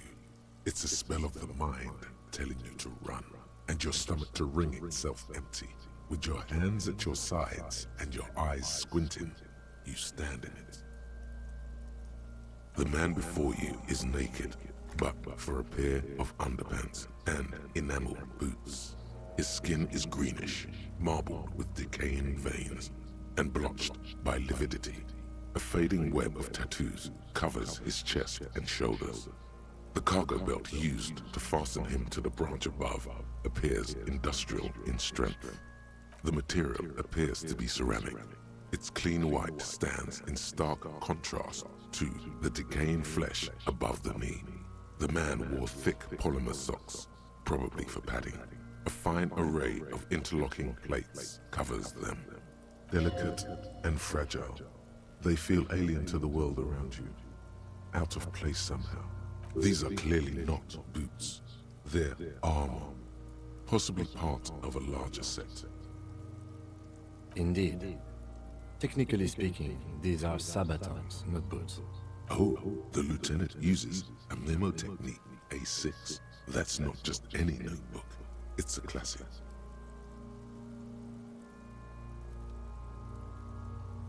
It's all you, baby. Ceramic plate. Zirconium dioxide, most likely. This is where the make would be. Under the heel. Fair weather. Fair weather model T500 VE. I'm guessing that's vitreous enamel. This is advanced stuff.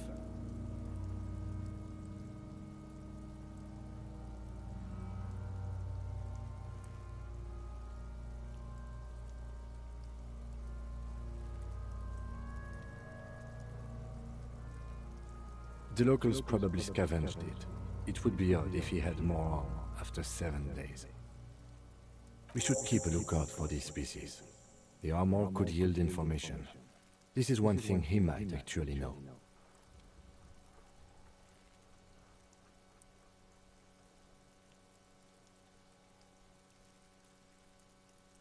The sabatons dangle off the man's decaying form, ageless and synthetic.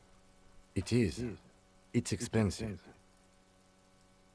We've requested similar material for our tactical units for years now. The constabulary has deemed it too costly. In that time, we've lost 6 men to semi-automatics. For a full set, about 4 years of wages.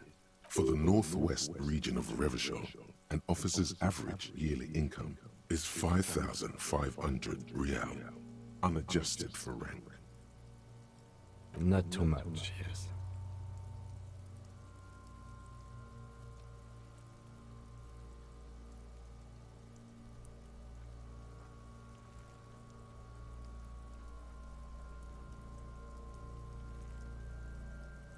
The lieutenant nods, wiping his finger on his sleeve.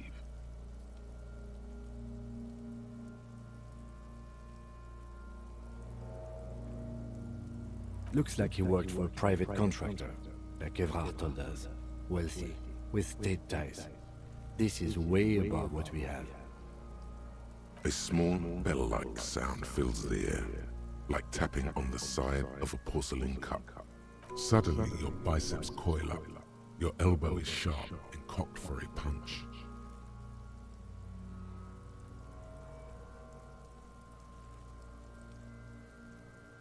It's anything but. This material is a kinetic redistributor. It spreads kinetic energy horizontally, from plate to plate, dissipating it entirely. See? Faint, organic lines cover the plates, where they separate into smaller ones. These plates then divide into smaller plates, until there are hundreds of them altogether, like whirls of floorboards. The design looks organic, influenced by highly resistant wood materials, like lignum vitae and ebony perhaps. If trees were made of porcelain, this is what their cross-sections would look like. The smooth, glossy surface fractures into ever more intricate interconnections, peaking on the right sabaton, where you notice. The whirls are in the shape of a letter and number combination, E50, 100, 1000. Good. Can you read it to me? X5415 6745 678222. Let's lie.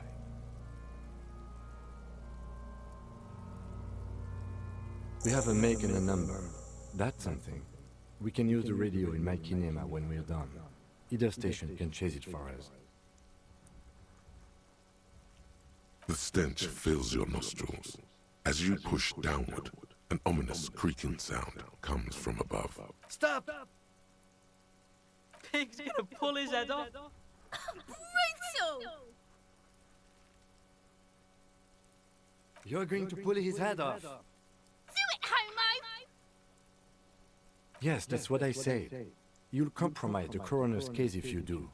So please, don't. Indeed, from this angle, it does look like the neck isn't going to take much more. Being dead for a week has all but liquefied his muscles. What are you trying to achieve anyway? Why are you hanging on to that boot?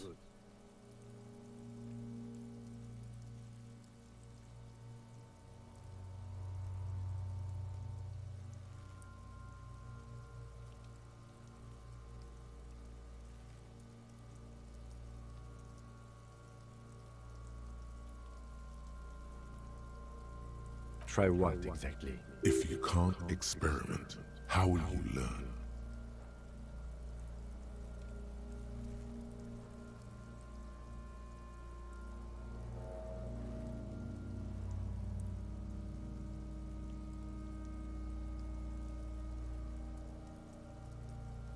I see what you mean. But even so, there's no way you're getting them off. All the organic matter in his body has been flowing down into the boots. They are fused to his feet now. Why do you think the locals haven't scavenged them yet? There might still be a way to peel them off, but first the body needs to be down. And second, it would probably be better if the lieutenant wasn't around.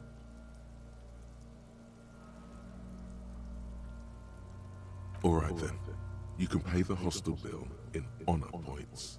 How many honor points have you collected? Processing will take care of them. With the situation in the morgue, it will yield nothing. But we must pick our fights. Should we continue? The cadaver slowly twists on the cargo belt, his torso covered in tattoos, and extremities blotched pink and blue. The hangman's knot is pulled tight by the weight of the corpse below. Yellow, hard-edged polyester cuts into his neck. Above, a sliding buckle ties the belt to the branch. This is a steel-reinforced cargo lashing belt, big brother of the regular cargo belt. It's used for tying cargo under six-rotor airships.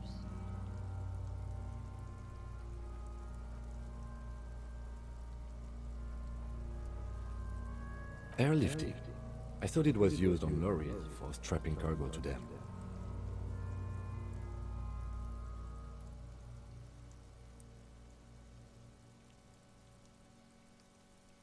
The local harbor uses 6 rotors to shuffle containers around.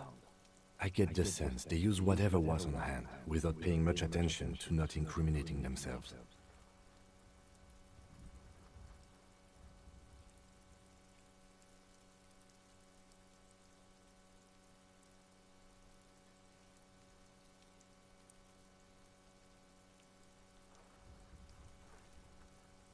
Right now, everything seems to fit their confession. I was afraid it would be.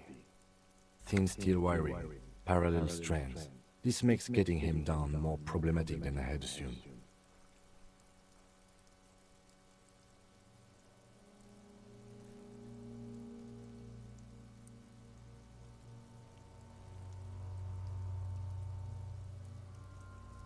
A noose is one of those things that's easier to use one way around.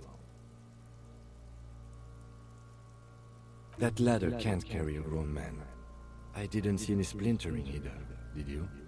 I think they lassoed the branch, then pulled on the belt to close the buckle.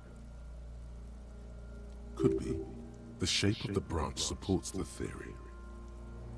The cadaver hangs from the cargo belt, limbs limp, and torso covered in tattoos. An intricate web of blue lines stretches across the torso, from the right shoulder to the solar plexus.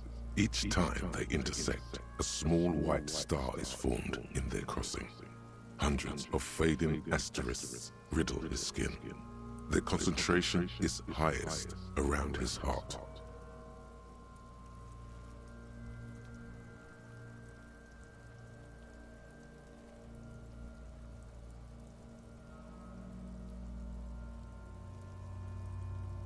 Of no nation that I know of. If anything, it reminds me of religious illumination, last or penultimate century. Men who live harsh lives often turn to Innocentic worship. But which one? I see no trace of a humanoid figure. I agree.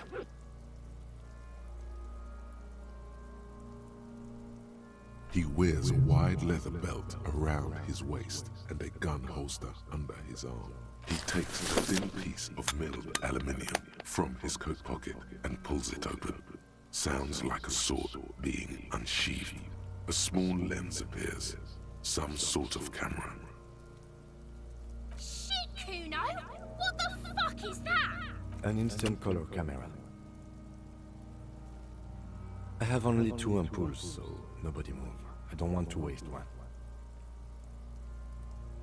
A sound, a shrill flash, followed by the breaking of a small ampoule of glass. You see streams of color pour onto the thick, glossy piece of paper, rolling out.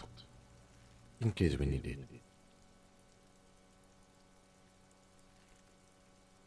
Yes, it is pretty cool, isn't it? There is only one ampoule left. Use it wisely. It contains insight to the victim's person.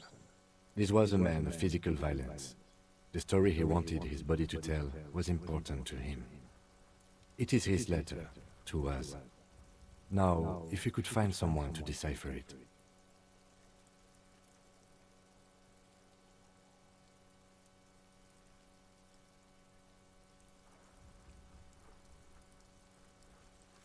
Here, a souvenir.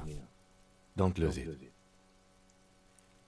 The glassy-eyed corpse looks by, his mouth mute and his skin as colorful as the chemical rainbow on the photo paper. Teeming with opportunistic organisms, his eyes are milky white and blind to the world, protruding comically from their sockets. There is no one home, just subaquatic terrors there. Dark brown hair grows on his head. His face is ready to explode from the organic processes inside.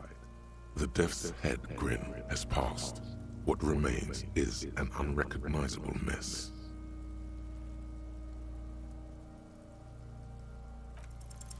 The corpse is dead silent. You have no idea why you just said that. Who is he? He is male, 40 to 50, with an athletic build. The corpse looks right through you as you distance yourself from its stench, eyes like a shark. As you narrow your eyes, the monster before you blurs into a violent mess of green and pink. This is a trick. You've done it before. Pink is where the blood settled in the first hours post-mortem. You can use it to see if the corpse has been tampered with. Does his position at the time of death match the discoloration? Only the lower extremities are pink with a dash of blue.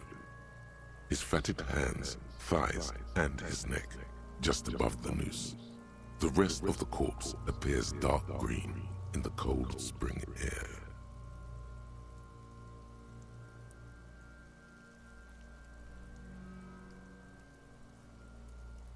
The cadaver slowly twists on the cargo belt. His torso cupped. As you know, this is it only. I see it. His neck too. The lividity goes right up his chin. We have good, well-pronounced discoloration here. The monster comes back into focus. An explosion of color, coursing with dark marbled veins. His stomach appears pregnant with something. Black liquid streams down his thigh and onto his boot. So, what do you think?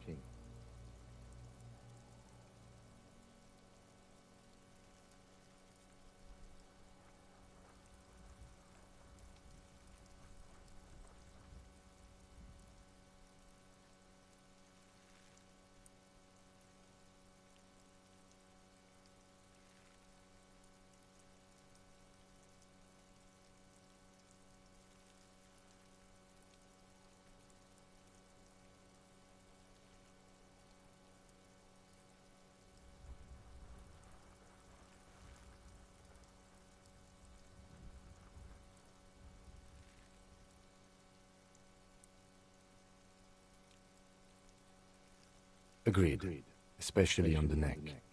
The belt acted like a tourniquet, keeping the blood in his head. The hypostasis supports her hanging.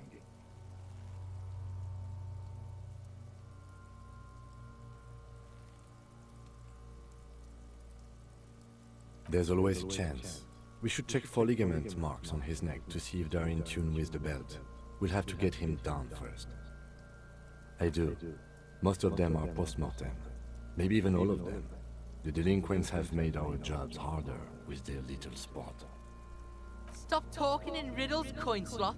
He means you fucked him up good, Kuno. Fucked him up brutal like. I agree. His personality is no longer a part of the world. Totally dead.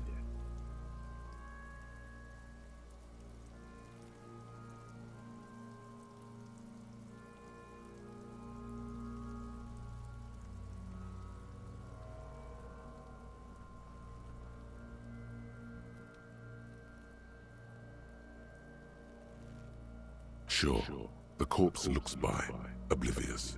Black decay liquid drops from his knee to his boot. But there is no breath to catch, only the cadaver filling the air and your nostrils. He slowly rotates before you, decomposing. Are you sure we finished the preliminary examination of the cadaver? We might miss some of these things once he's done. The cadaver slowly twists on the cargo belt, his torso covered in tattoos, and extremities blotched pink and blue. The steel-reinforced belt presents a unique challenge. I brought chain cutters, but I don't see a good angle of approach to the belt. He doesn't actually think the challenge is unique. He thinks it's frustrating, annoying, and harder than he thought. The cadaver is a good 1.2 meters up. Neither one of us can reach the belt without assistance. And even if we do, there's the question of cutting the airship strength material.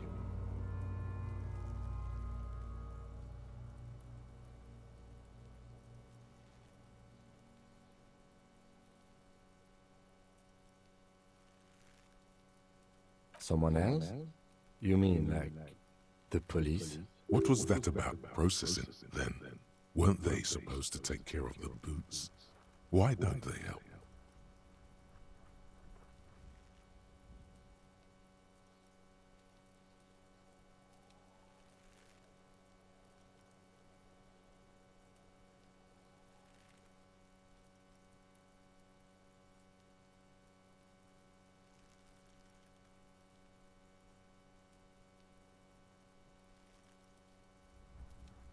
Sadly, yes. The whole RCM is out there right now, doing the exact same thing we are. Are we in a rush to help them? Not with this on our hands. I know it's hard, but I assure you, the others won't come to help us. And we have a growing sanitary concern here. We need to get him down, fast. I was really hoping we wouldn't. The Union appeared to be suspect in this case. It seems like a dangerous route to go down. I would really prefer if there was another way. These people might have an agenda.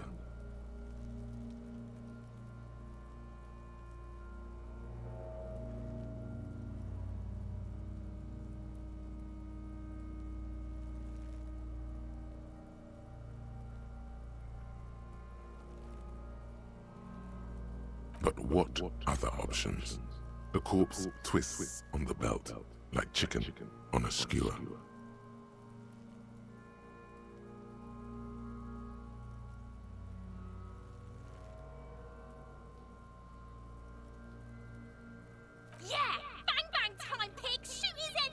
How? Where the buckle ties the rope to the branch. That's a good spot to aim.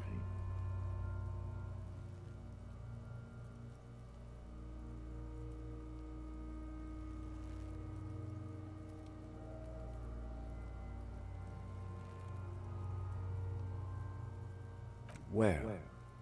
Ah, yes, I see. If the shot hits that, there might be a chance to release the belt. Yeah, now we're talking. Entertain a Kuno with some shit. They'll miss. The pigs will miss Kuno.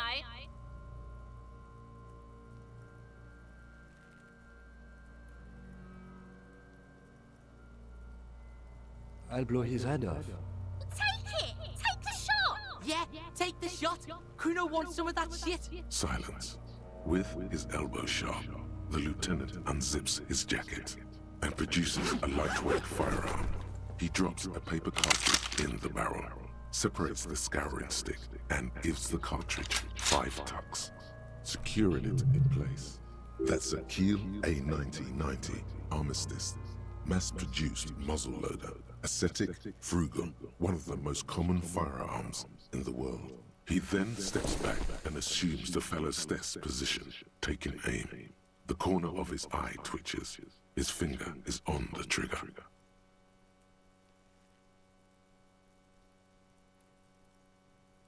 He's gonna fucking miss! The kid's voice is drowned in a shrill blast that echoes off the walls of the surrounding tenements. A cloud of smoke slowly parts in the air as the lieutenant steps back and says to himself, God damn it. A lot of things were wrong with that shot. The fellow's desk was the wrong choice. His shoulders were raised, but above all, he cannot trust his eyesight. Fucking idiot! Kuno could have hit it easy, but then Kuno's not fucking handicapped, is he? Kuno's sorry too. Kuno feels sorry for the Beano Cloud. The lieutenant doesn't say a word, just looks at the gun in his hand. I have to say, it's beginning to look unlikely we can get him down without assistance. You know, you don't feel like too bad of a shot yourself. It's bad as it is. Us shooting firearms like punks. Go ahead, I'm not stopping you. Just don't lose it. They only have one gun! This is the sorriest pair of pigs Kuno's ever seen. Yeah, take it, you fucking banana boyka! Take it and shoot yourself in the mouth! The cold piece of bakelite and gunmetal is surprisingly light. Your fingers fit right through the guard, instinctively resting on the trigger. You've held this, an A9 Armistice, before. At some point, it probably used to be your choice of firearm. It still feels comfortable, like you never laid it down. The fuck are you waiting for, Kuno? Tell him to shoot himself in the mouth! The buckle comes into focus in your sights. You stand with your feet planted firmly in the ground and your left hand supporting your gun arm. Why don't you just shoot yourself in your mouth? At least you won't miss.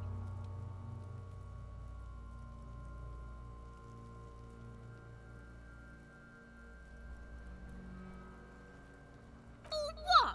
You gonna fuck me? You wanna fuck me, pig? Is that what this is about? Your field of view narrows. The branch slowly moves, becoming entirely two-dimensional. The metal buckle glimmers, catching the noon light as the corpse slowly rotates. The slow movement of the branch in the wind and your shoulders directing the gun sync up, dancing hypnotically. Look, he's crying! You gonna cry now, fucking faggoty?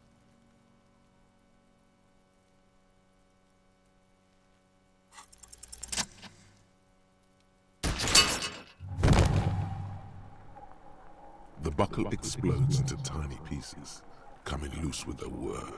With your hand numb from the recoil, you look at the body slump down. For a moment, the man appears to kneel in front of you, looking straight at you, helpless, trapped within itself. Communism. It takes a millisecond for the association to flash within your cortex. You have no idea where it's coming from, only that it's right. Then the rigor in his muscles gives up, and he smashes sideways into the spring mud, letting out a horrid stench.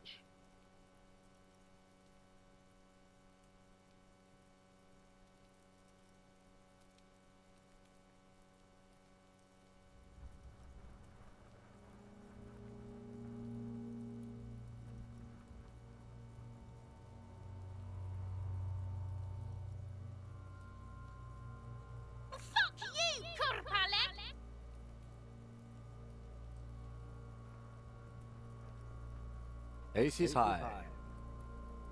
The Ace is High, a custom invented by the Aerostatic Brigades during the Revolution, is used to celebrate success in Revachol, especially in sports. The gesture is spread across the world, despite the defeat of the revolutionaries themselves. You could add an Ace's Low to it, if you like, by turning your back after the high and waiting for another.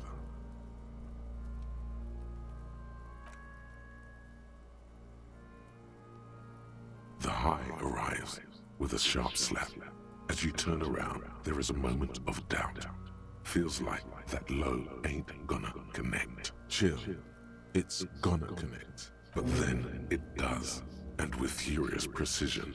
The lieutenant is not one to leave an Ace's Low hanging. I knew these guys were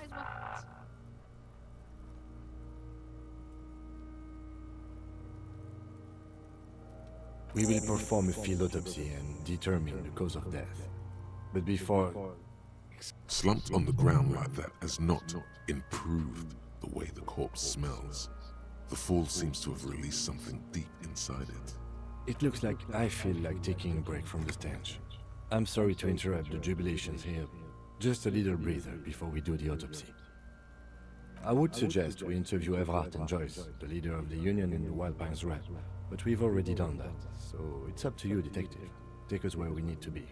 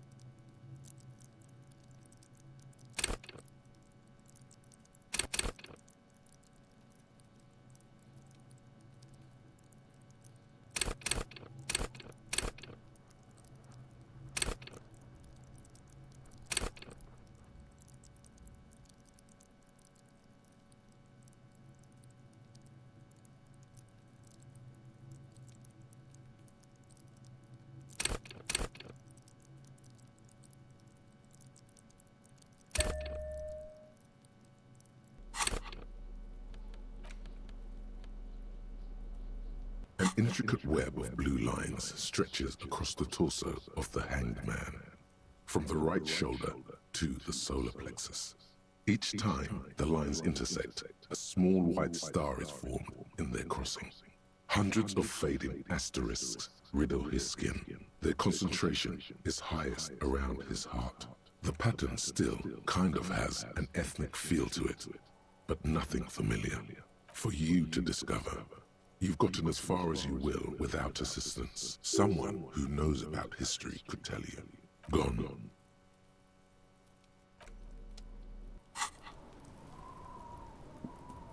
Fuck does Kuno care?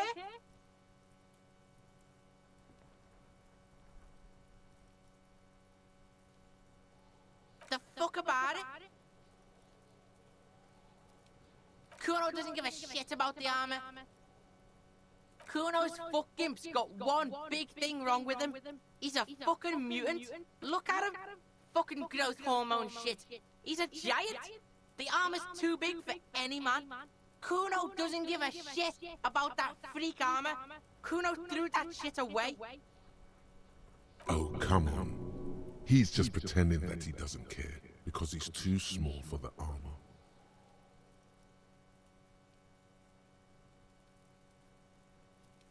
Get the fuck out of here trying to fuck on me with that midget shit. Kuno's 12. He's huge. What are you? Fucking 80. When Kuno's 80, Kuno can fit 4 of you in Kuno. Fuck out of here. Trying to fuck on Kuno. Fuck out of here. Kuno tried to get the helmet on. It was too big. Kuno kicked that shit in the sea, rugby style. That shit means nothing to Kuno. Yeah? That shit means nothing to Kuno. Kuno doesn't give a shit about material shit. Kuno's a fucking monk. You wanna fuck on someone about that armor? Go fuck the mustached union fuck. The jolly troubadour shit at the gates. Yeah, cock and boot. You know that jolly union cow fucker? Came around talking about cows or some shit? Came around pretending like he cares about cows? Yes, you met him at the gates. The one with the boots and the jolly smile. Yeah, he's the one you want to talk to. He's fucking crazy about that armor shit. Coming here pretending like he likes cows. Trying to catch a peep at Kuno's armor. Curious, my liege. Why did Kuno feed you this information? Yeah, Kuno's doing charity today. Kuno Day. Kuno feels sorry for you two loser pigs. Kuno's doing pity now. Still, seems suspicious. He may have it in for that guy. Or you may be paranoid. That is also a possibility, sire.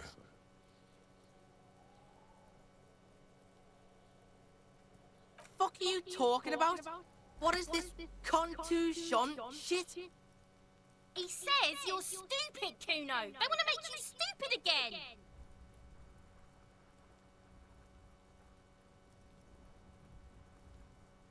Oh, did Kuno make your shit sniffing harder? Obstruction of shit sniffing? This is Kuno's kingdom. Kuno fucking rules here. You hear the lieutenant hum. You're testing Kuno's patience here. Get lost!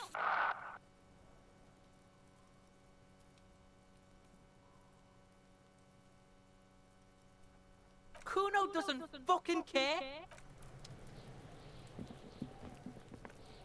I'll die before I squeal, pig.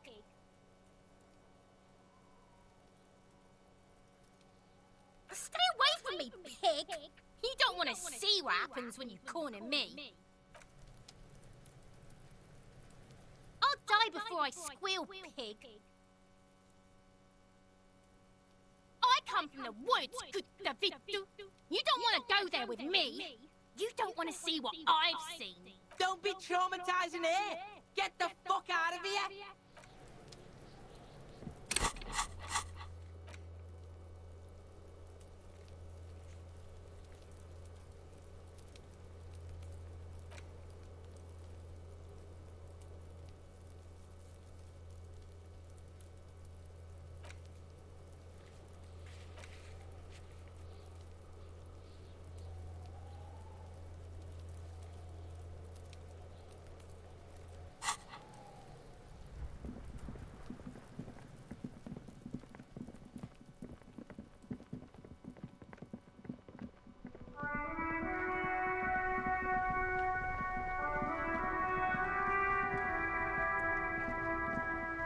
Inside, you see a set of steering levers, a radio microphone, a pull-out toolbox, and the soft glow of the fuel preheater gauge. This is Precinct 57. How may I assist you? Sir, officer. What's the number? And the make of the armor, you know it? Got it. I'll contact the ICP database immediately. Call back tomorrow. Hopefully they'll have dug up something useful by then. The International Collaboration Police, ICP, is an inter-Israeli law enforcement service, the crown jewel in the moral intern diadem, alongside EPIS and the coalition government. 57, over and out. In the cabin, you see a set of steering levers.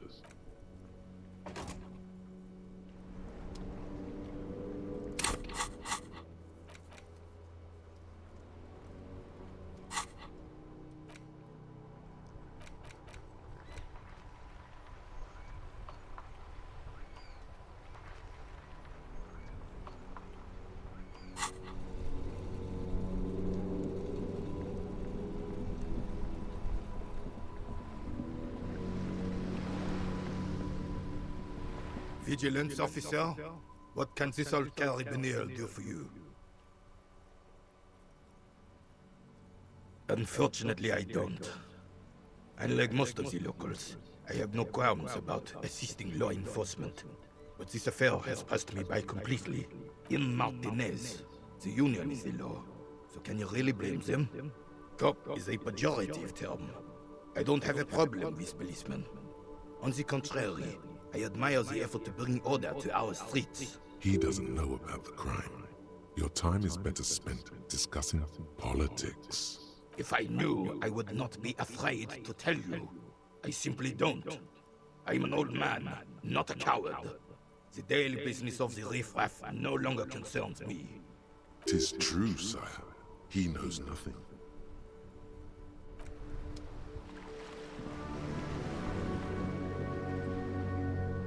I have really outdone myself. This is divine. Yes, that's what you need, Gaston. More padding on that fat ass of yours. I hope your heart gives out. René, it's a little pleasures. Life doesn't need to be a struggle. Hello, officer. How might I be of assistance on this fine day?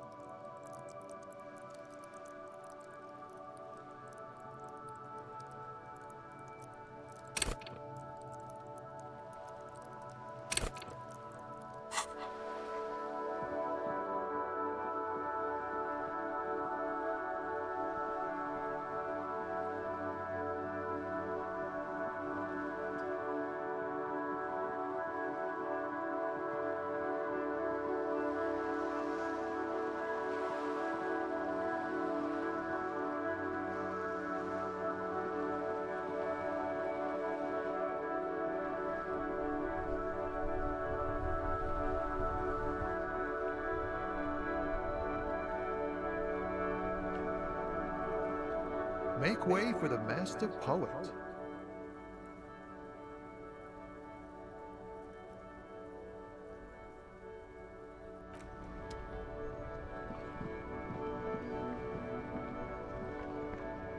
Make way for the master poet.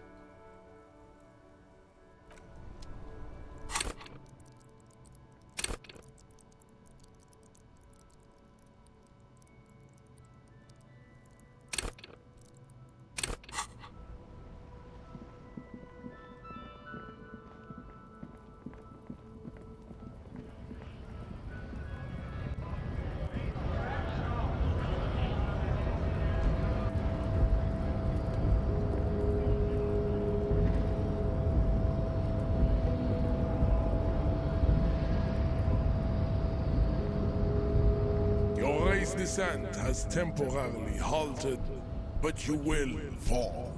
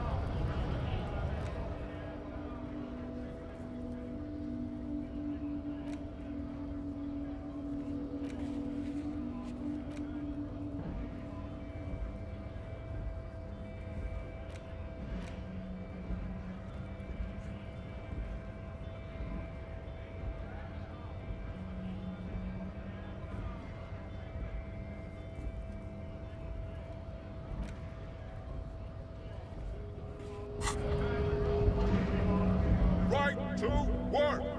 Right to work!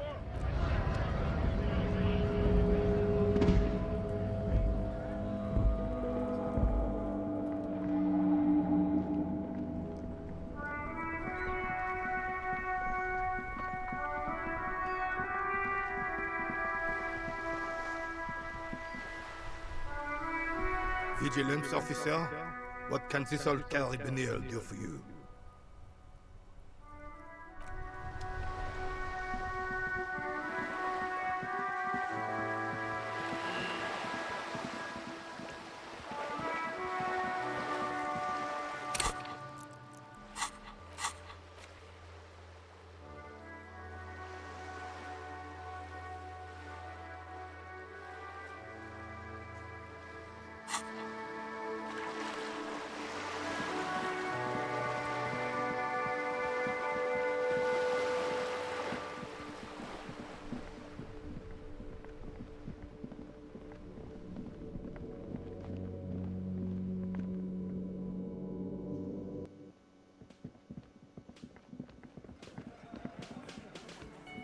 Looks like the circus left town, but the clowns are still here.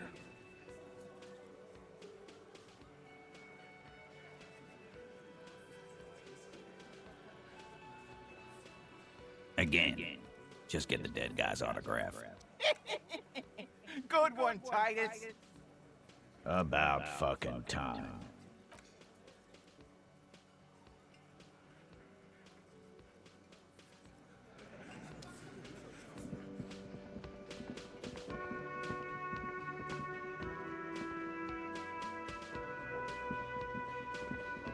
Can I help you?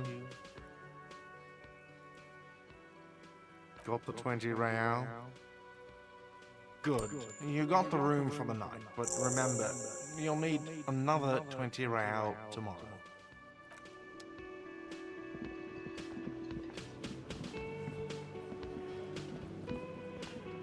The man ponders his cooking utensils and gives you a little nod, acknowledging your presence.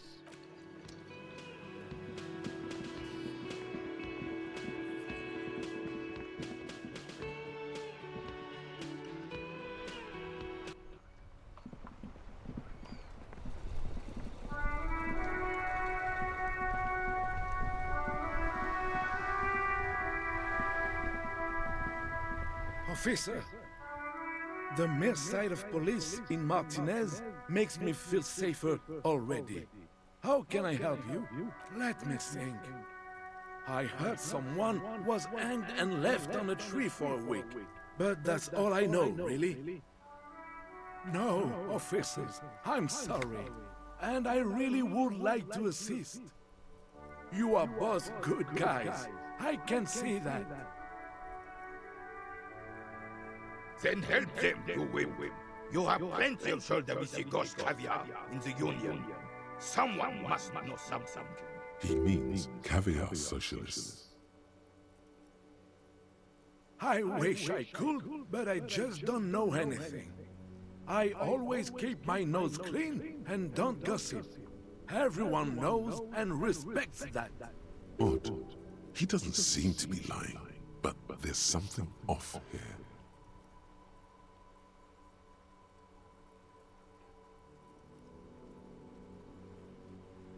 I'm not even anyone.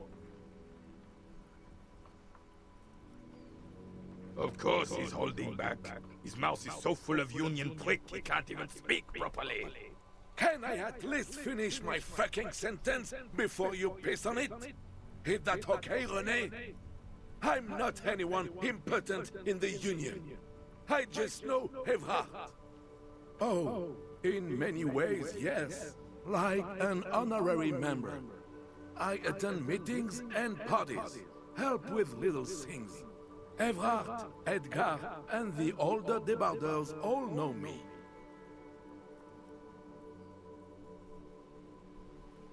Oh yes, not in the technical sense. I don't have a vote or a membership card, but Evrard keeps me on the payroll, just for the little things. So that's what it was before. Him hiding something. He tries to make it look like he's a big deal in the Union, and now the illusion is disintegrating before your and René's eyes. He doesn't know anything, because no one tells him anything. He's an outsider. Of course he's not a member. He's not a member of anything. I knew that. He's a vis-a-vis. Turns to where the wind blows and tries to look important. I hate the socialist rabble, but even siding with them is better than living your entire life on the fence, never committing to anything. Pick a damn side already. Everyone in Martinez knows the Clare brothers. I taught these boys human studies and history in the gymnasium.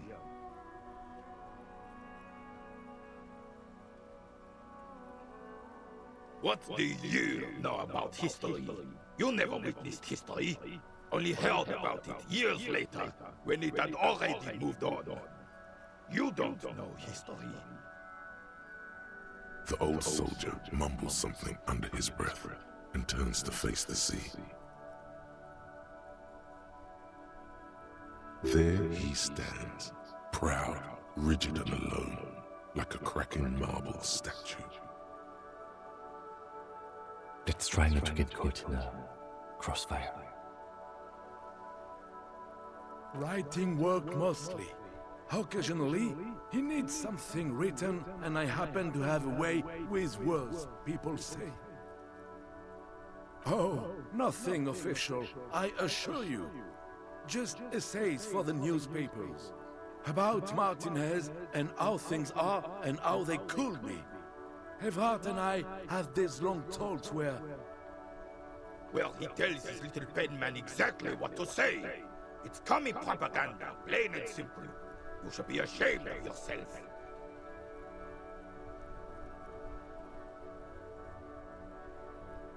On the Union track. I don't even consider myself a regular socialist. Politics is not really something I involve myself in, officer. Officer, I have a vivid imagination. And like I said, I have a way with words. That's enough. No need to sink into politics. He just fluffs it up. Of course. Don't sink into anything. Don't sink into any fight. Only sink into your couch.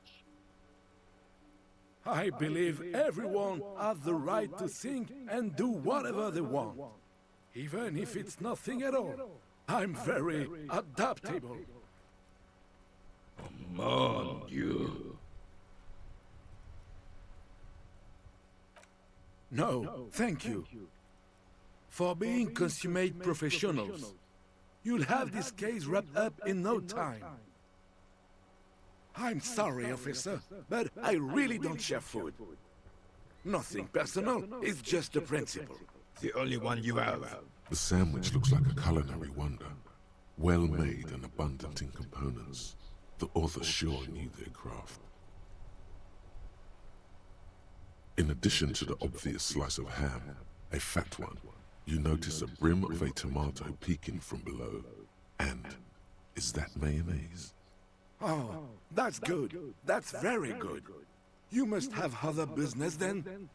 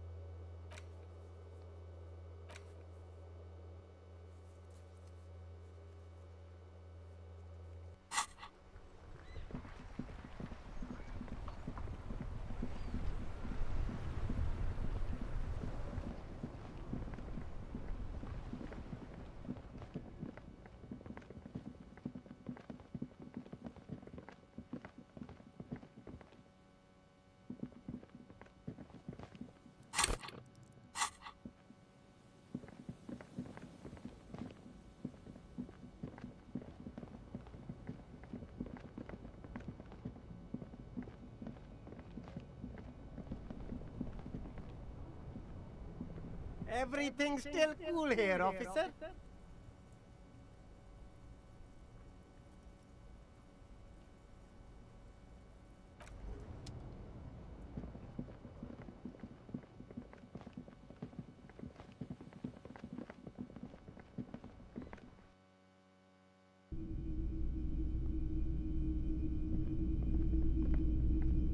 Hello again. How can I help you? Okay, he definitely is high. Whatever it is, you've probably done it, and many other things besides. But you can't cut through the jumble of sensations to get to the answer. Looking at his wares, talking to him, that might give you more clues. You see rows of toy soldiers guarding the rest of the trinkets displayed on the table. Some on horseback, others in rags, others yet in bright blue uniforms. All are stern and unyielding in their duty. Why? What's this? A headless man riding a horse? A headless man wearing futuristic tracksuit trousers that say foul? Oh, that's the Headless Phone Rider. The Headless Phone Rider. It's an urban legend about a man who rides the streets of Revachol sporting a fawn tracksuit. As you see, he's missing his head. 50 cents. Bargain price. I'll throw in the tiny cap too. I think he's looking for it, or something. That part of the story has many interpretations. He lost his cap when he lost his head. Perhaps he's looking for the head.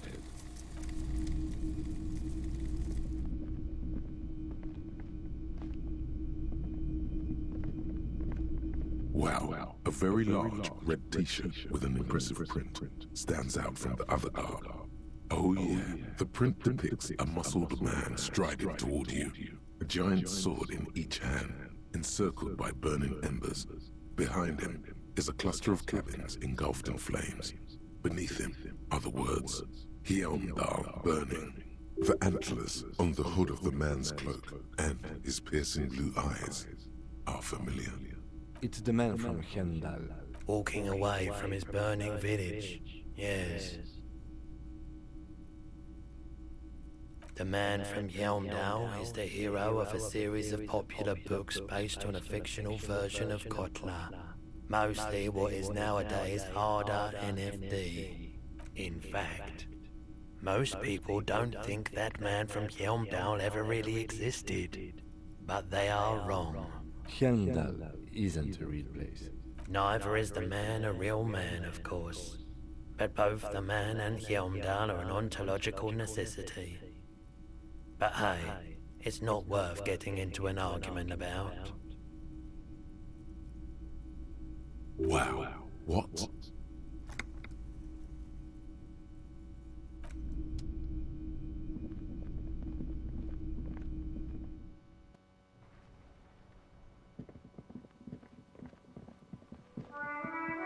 A rusted control panel with loose wood. This panel usually closes the water lock.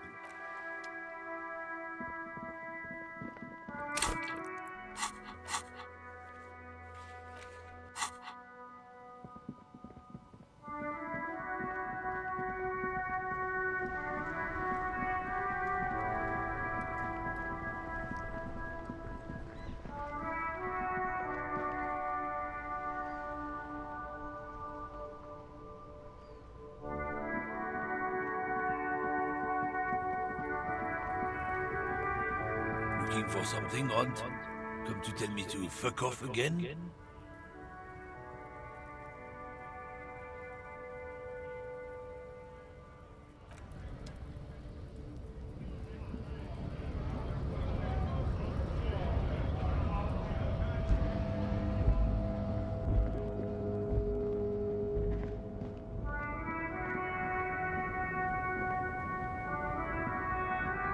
The woman is still hunched over the railing, her head swaying to the music.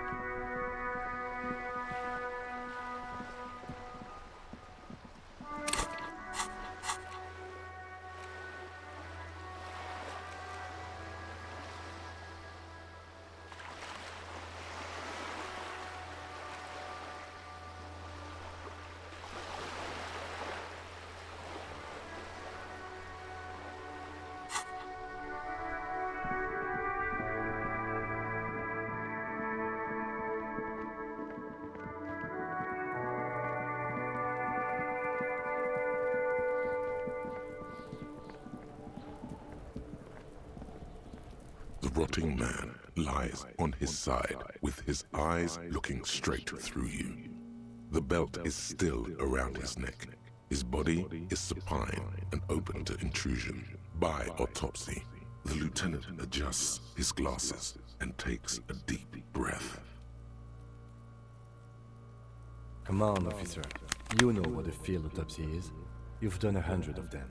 What you do know is, at 18.9 kilometers, the dormant shield volcano, Corpus Windy, is the world's highest summit, and the failure of the 38 single, Et puis descend, to crack the top 20 was the death knell of disco. But what a field autopsy is, you have no idea.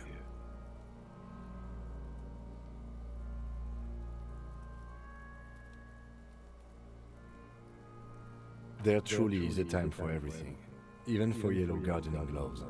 However, they are lacking hygienically. I suggest you get in there in limited capacity. I'll ask you when I need you to. For the most part, maybe I should handle the contact and you take notes? That's right. Yeah, we got this. We're smart.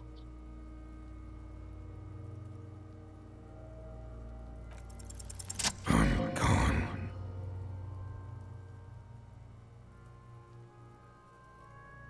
Into the wild pale yonder. In the past, way out in the west. I'm a joke. Look at me.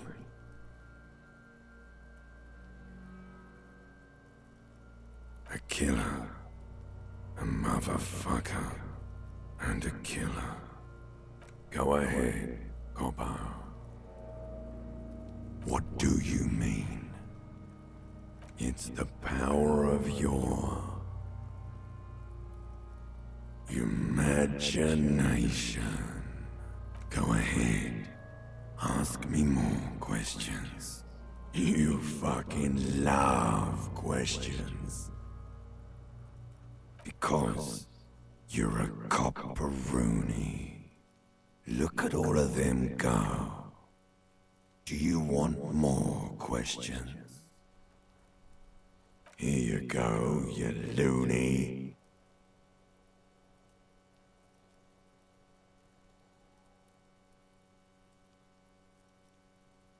Because you have.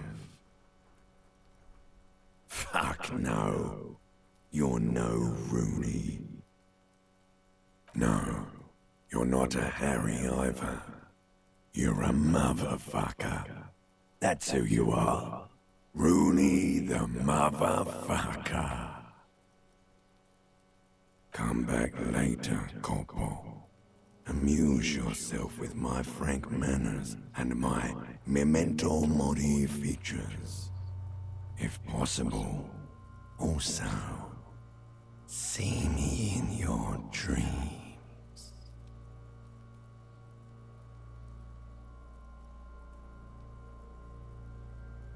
The dead man stares in silence as you crack open the ledger.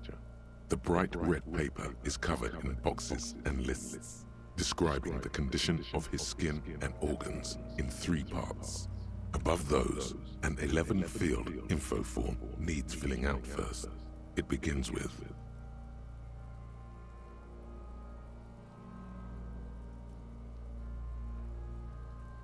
That's you. The corpse is indifferent to your scribblings, just lies there.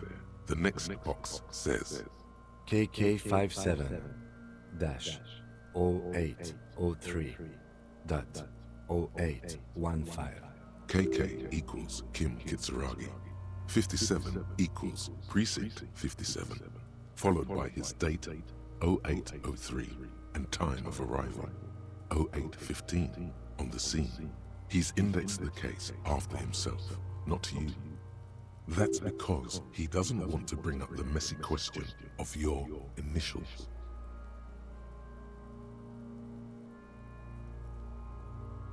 Next. NA. Next. NA. Roughly 50. Try 40. The damage is so extensive, it's better to err on the young side.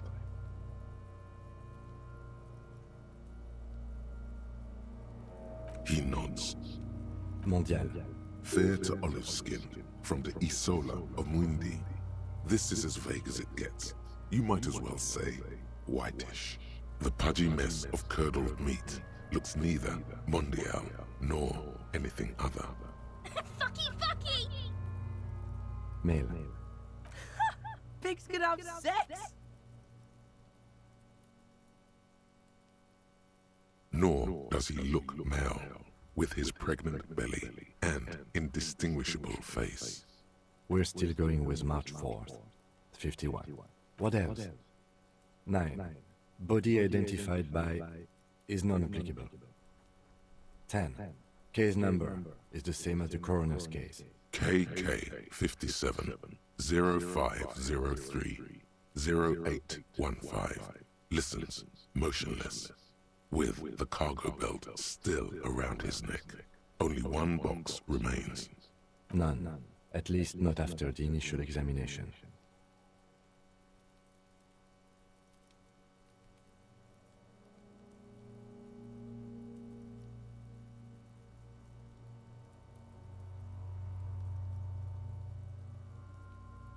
They'd have to have incapacitated and carried him over. This man was more than a match for untrained dogwalkers. Your central nervous system recognizes this gesture. It's the stations of the breath. Ecclesiastic, religious in nature, a holdout from pre-DeLorean burial rites. It takes him 2 seconds to perform. Then... We should start the post-mortem. The corpse cannot feel Kim's hand on his chest. It no longer meaningfully interacts with its surroundings. A thicket of boxes and lists on red copy paper tries to answer why.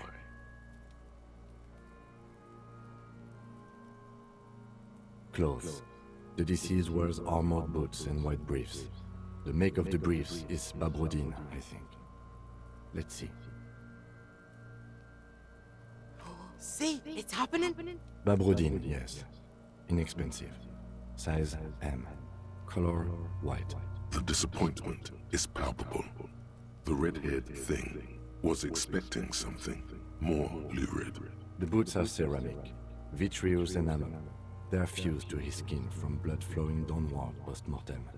Removal of the boots is left for processing. The boot has a serial number. It's E50.100.100. The lines between the plates are in the shape of the alphanumerical. The number is purposefully concealed by the design. Tattoos.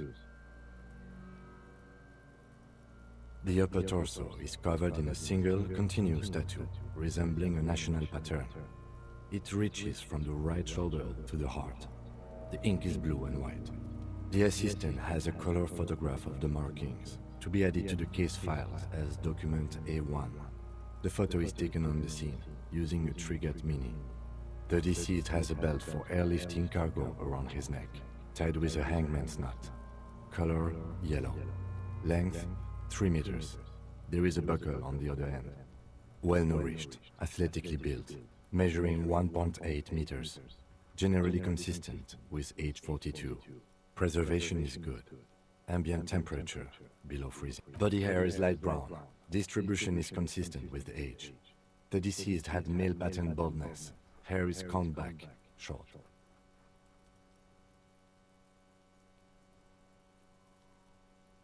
Lividity is consistent with hanging. The head is congested. Contusions are present on the head, chest, and thighs. Consistent with stones thrown post-mortem. Low velocity. Fucking low velocity? You think Kuno doesn't know what you're talking about? Velocity was fucking max. Talking shit about Kuno's velocity. In addition, there are bite marks on the face, scalp, and chest. Consistent with predation. Ligature mark.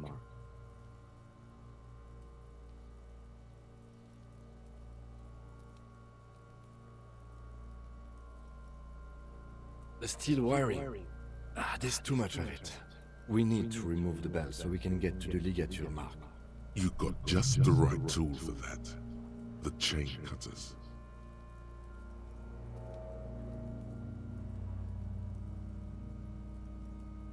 The hanged man lets out a joyous little bubble of rot from his nose.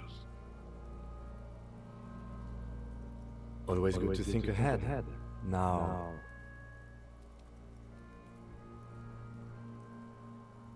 we need to cut the belt to see the ligature mark below.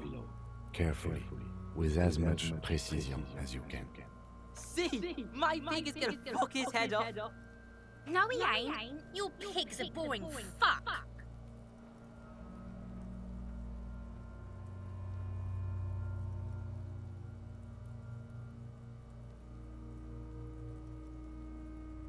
The belt is equally tight around the whole circumference of his neck, swelling over the edges like white bread rising from the east. The knot is the weak spot. The chain cutters fit in there, steady now, like a flower arranger. 2 cuts and it should come loose. After some deliberation, you sink the cutters into the knot tying the belt together. You squeeze the rubber handles together, sweat forming on your brow. Snap! The knot is slashed. Another cut and the belt falls apart like a flower bouquet, revealing the dead man's neck and the dark red ligature mark around it. The rope rises to a point, leaving a gap in the ligature mark. The suspension point is in the back of the neck. As it ought to. This is where its grip on the curdled meat is gentlest, pulling up. Hemorrhaging is observed on the skin, above and below the ligature mark. The mark is well pronounced, consistent with a drop from 1 or 1.5 meters. Chest is intact, normal contour, abdomen is protuberant, pelvis intact, genitalia... No! Let's get out and see! I fucking knew it! Genitalia is male and unremarkable. No evidence of injury. Back is symmetrical and intact. Upper and lower extremities are intact, but asymmetrical. There are combat injuries on the right hand, thigh, and hip. In addition, I see smaller, residual scars, too numerous to count, covering about 30% of his skin. From wounds sustained over 2, maybe more decades, dispersal and accumulation indicates long and active combat duty.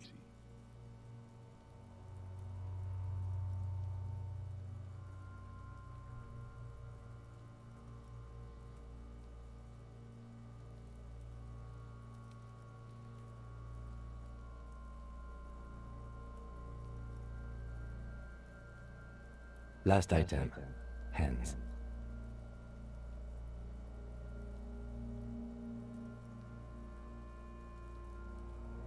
Hands are clean, no sign of a recent struggle.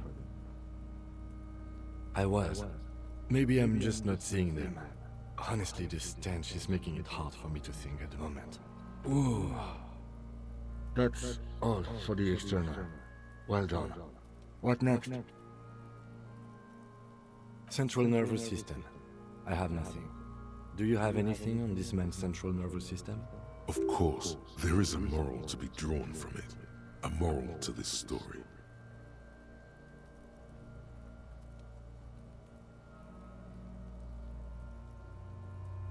What would that be? The dead man looks, too, with barely contained excitement to hear the moral of his story. I think that may well be the moral of every story, officer. Good. Musculoskeletal. Purge fluid is coming from the mouth. Not injury related. Eyes and tongue protuberant. Hyoid bone. Let's see. With his eyes almost closed, the lieutenant puts his hand on the dead man's throat and begins to massage it, gently. A rotting smell erupts from the mouth. Purge fluid runs down his lips, black and viscous. You hear cracks as the lieutenant moves his sharp fingers inside the flesh, like the creaking of an old house at night. Yeah, jack that fucker off! The hyoid bone is fractured. The rest of the musculoskeletal system is intact. Unremarkable. Respiratory system.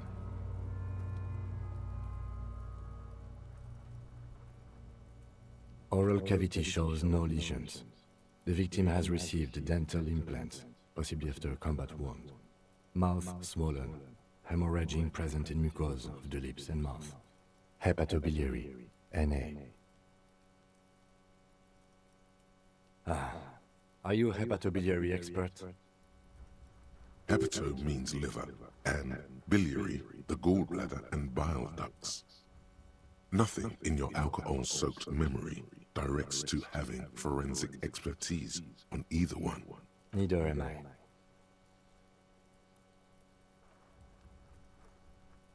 That's it. Same for toxicology and serology, NA. Unless you have untapped reservoirs of knowledge there? Reservoirs? No, but do they take obscure trivia and odd tidbits?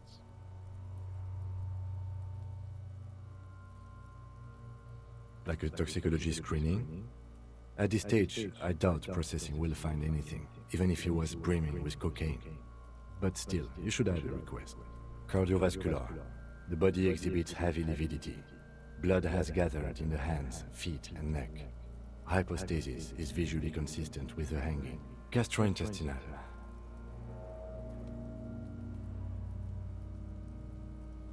This will do. Digested semi-solid food in stomach. Voila.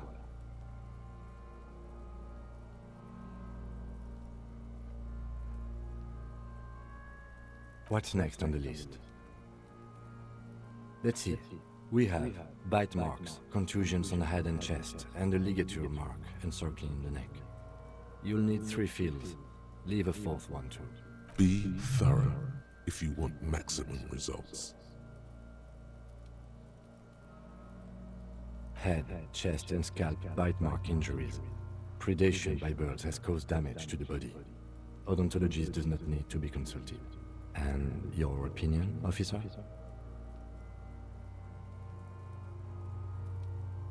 Agreed. Next injury? So, the scalp bleeds from a post-mortem head injury, a stone. The injury does not have the rim of an early inflammatory response. The perpetrator on the scene has confessed to causing it post-mortem. At maximum velocity, fucko! Has confessed to causing it at maximum velocity. Coagulated blood sticks to his scalp and chest, where the countless stones have hit the dead man. Beneath, the description of injury. 2 boxes. Right. Next. Nothing. Just in case. A dark red abraded ligature mark encircling the neck, with a gap on the nape measuring, let's say, 7 centimeters. The hyoid bone is fractured, the cervical column intact. I see hemorrhaging on the skin, above and below the ligature mark. Depth of the mark, 1 centimeter. No signs of clawing on the neck. Below the note, 2 customary boxes wait to be ticked. The man's head jerks to the side. The ring around his neck is visible. Think for a moment. There's time. Don't rush.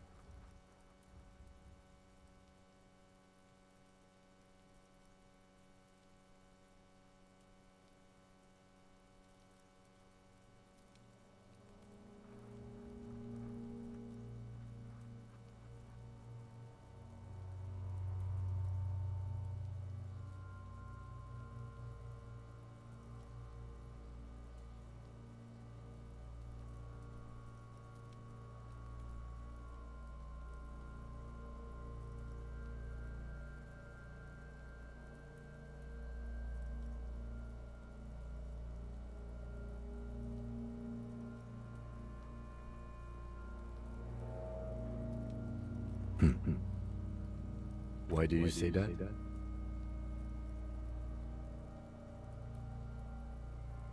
Okay.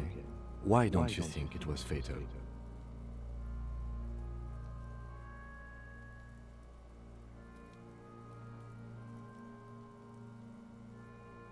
Honestly, I'm not sure there weren't marks on his wrist. That part got blurry for me. The stench.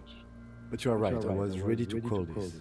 Now I think we should leave it empty, at least for the time being. Let's wrap this up. I pronounce this field autopsy over. It was an irregular field autopsy. We did not establish cause of death, which is supposed to be the goal of an autopsy. But, personally, I do not see this as a parameter for success. We also requested a toxicological screening. That was thorough. The results should arrive in a couple of weeks, if we are lucky. I will not hold my breath. We were thorough with the list of injuries, too. We described them all in detail. What is there to say?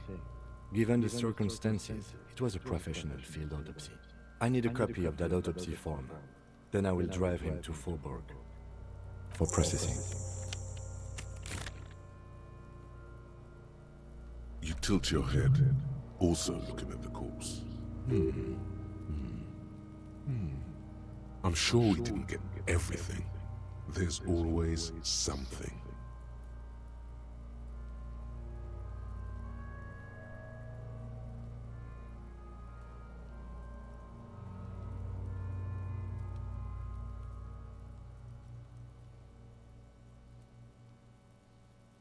Shoot, Looney Rooney. Do I remind you of someone? A child born with Muller's disease, harlequinism, grown up miraculously. You sure I got out of that one? Coppellini. Come back later, Coppo. Amuse yourself with my frank manners and my memento mori features. If possible, also, see me in your dreams. You run your hands over the victim's cold body, his limbs, his torso with its swollen organs. Maybe you should be more thorough. His fingernails have turned dark. They're chipped and quite long. There is dirt under them. That's all. Do you think we missed something? Okay, well, we are in livor mortis here. He is disintegrating. We need to refrigerate the body if we want to conduct another examination. And hey, wasn't there a giant ice bear sarcophagus below that building? Now, detective, I've rarely been disappointed by the size of a giant ice bear fridge. But I think we should still take a look at it first. Make sure it's big enough before we carry him over. Let's move. With every hour, whatever we are looking for in the deceased will become harder to find.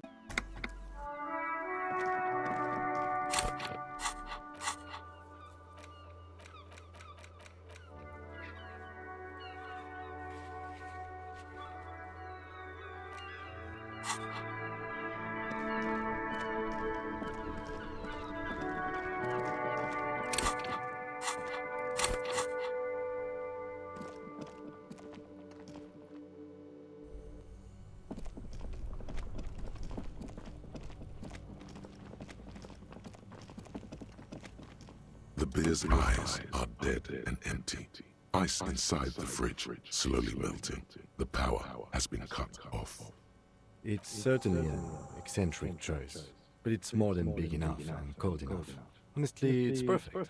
All we have to do is plug the fridge back in.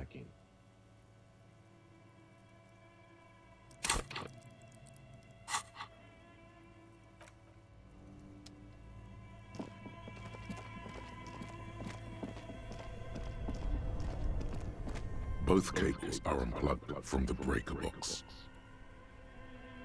Somewhere, a machine hums along with the current, happy and contented.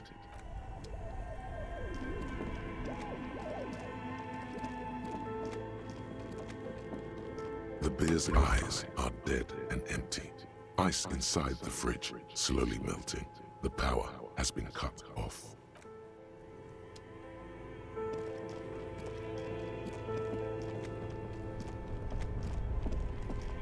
Only the black cable is plugged into the breaker box. A giant electric mammal awakens. The dead body is going to be safe in the embrace of its cold innards. Great.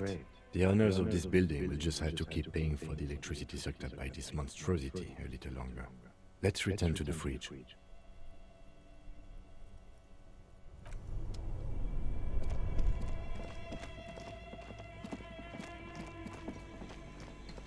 The bear's eyes are still glowing red, watching over all the ice cream wrappers hidden inside its belly. Of course. I'll take the head, you take the feet. It's not going to be the easiest thing in the world, but we'll manage. The two of you, easily. The body is heavier than and stinkier. It takes half an hour to stuff it into the fridge. The lieutenant takes a step back to admire your handiwork. Beautiful. A dead body in a nice bare fridge. This is some of the best police work I've ever done. You've definitely earned a drink after this. Perhaps even some pagan rites.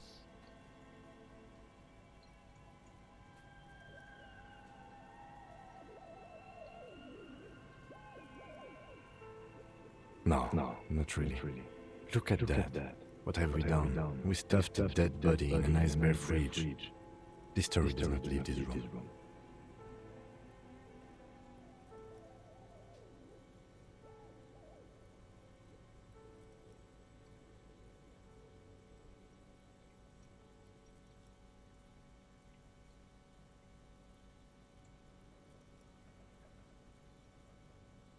As impressive as the fridge is, this is a small victory, among numerous defeats.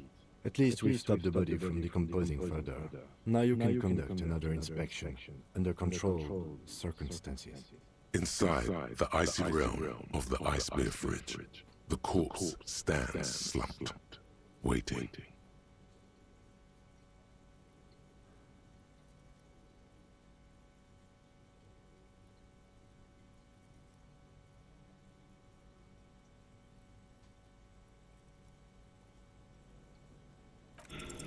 You touch the dead man's body. His skin is cold, like blue and silver in the light of the fridge. You still have no idea where to begin. It'll come to you sooner or later. At least he's safe here until then.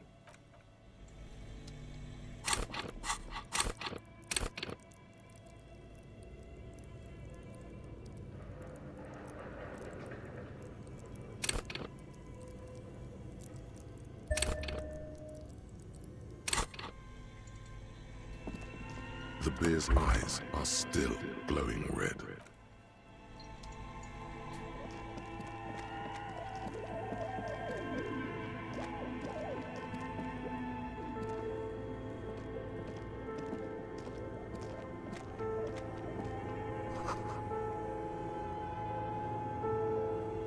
A few bricks have fallen off, revealing a compartment behind the wall. It's too dark to see in. Seems like an old bunker from the Revolutionary period. Look at all those rifles. Must be an old weapons cache. There is, yes. And there also appears to be something inside the hole. Interesting. Do you want to take a look? Your hand reaches deep into darkness and spiderwebs. Rummaging around, you find rusty rifles hidden away. Are these any good? Most of them are rusty and inoperable, like the rest, but one catches your eye. A bolt-action model with a fine wood stock, in better cosmetic order than the others. That's a rare sight. Seems to no longer be functional, but still a beautiful thing in its own way. It means there are firearms, albeit inoperable, still lying around in Martinez. It's an interesting coincidence, I would say. Might come in useful in the future. He likes this find. Jamais vu. Derealization. Jamais vu. The opposite of déjà vu. Not already seen, but never seen. Everything that should be familiar appears strange and new, like some half-forgotten day in your childhood. Only now. That's the feeling you've been having. And for who knows how long. You should go and ask Joyce Messier about this. What world are we in? This is a fundamental question.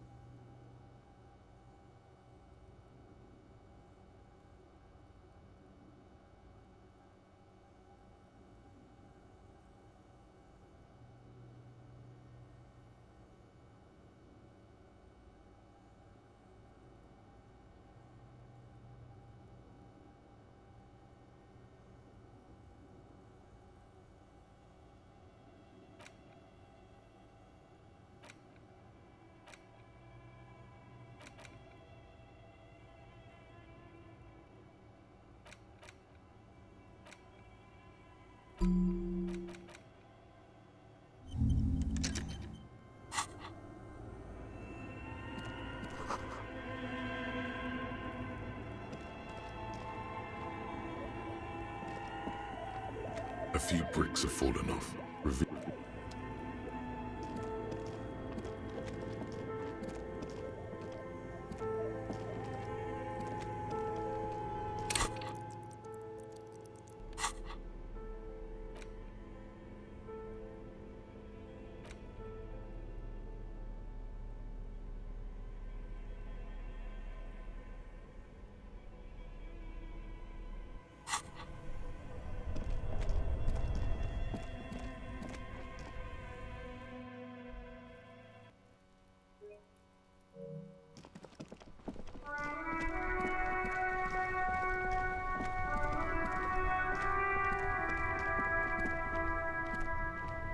Make way for the master poet.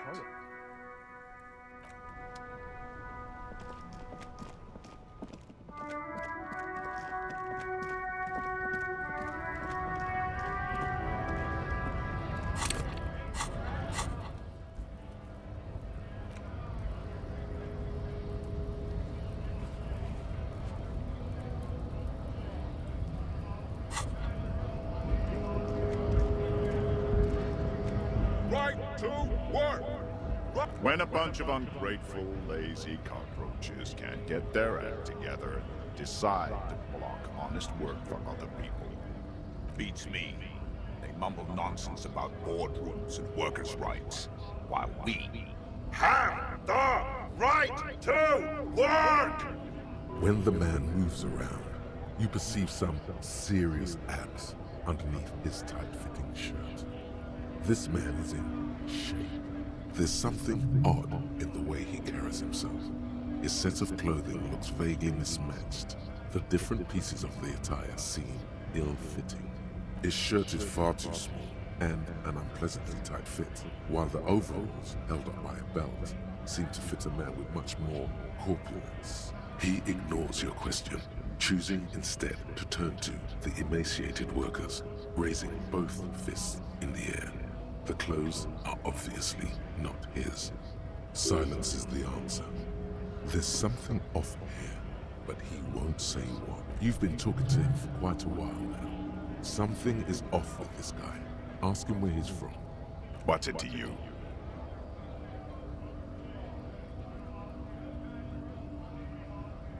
Big mess, caused by Union greed. But I only fight for the rights of people. Every once in a while, it's like you can see glimpses of another guy under the guise of this fighter for jobs. He seems a more brutal, cunning, and suspicious person. Just a hunch. Or you just might be paranoid.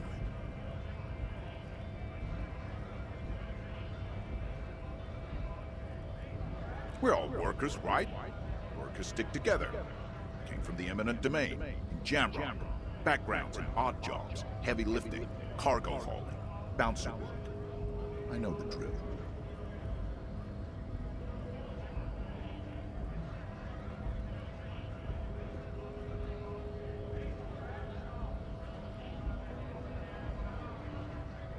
Worked at Territorial.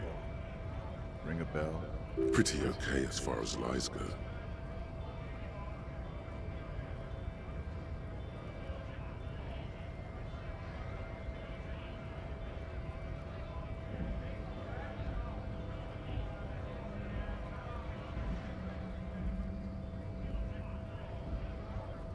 We're done here. I have a strike to break.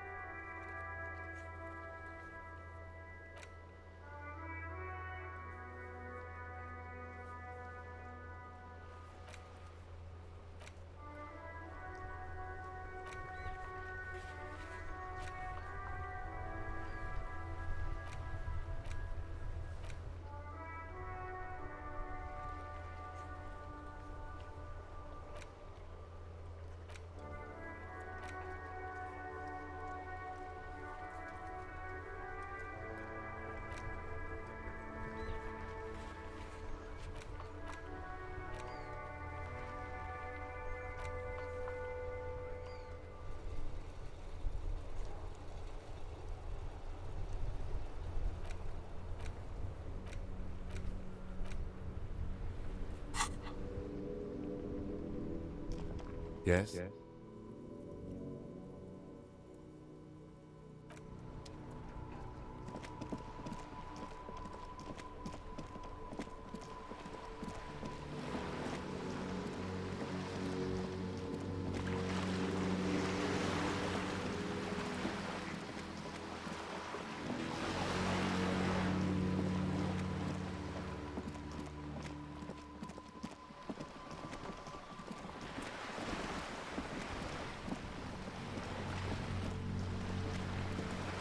You're back?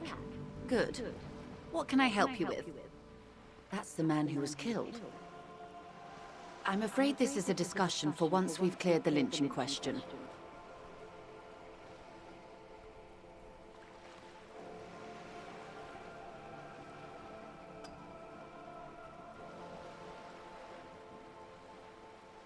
Better not tie the fourth day to the bat's day on this. I hope there is something else I can help you with. More lessons in basic reality? My favorite part of the day. Go ahead, ask me anything.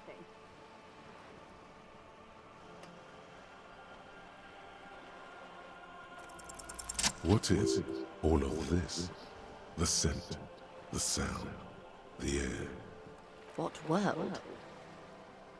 The only one, I suppose. The world of matter. And its pale antipode.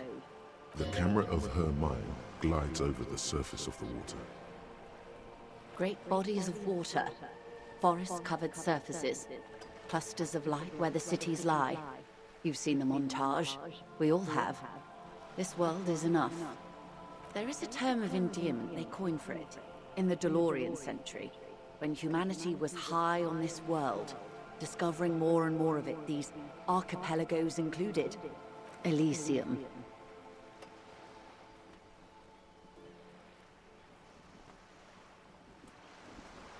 It does.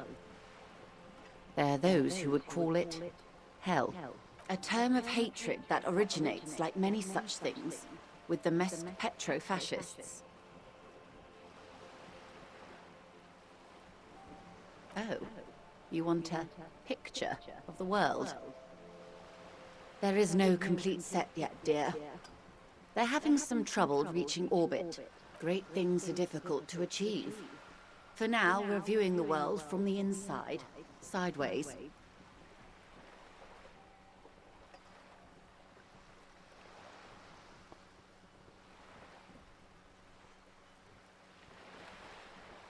That's looking less and less likely, Detective.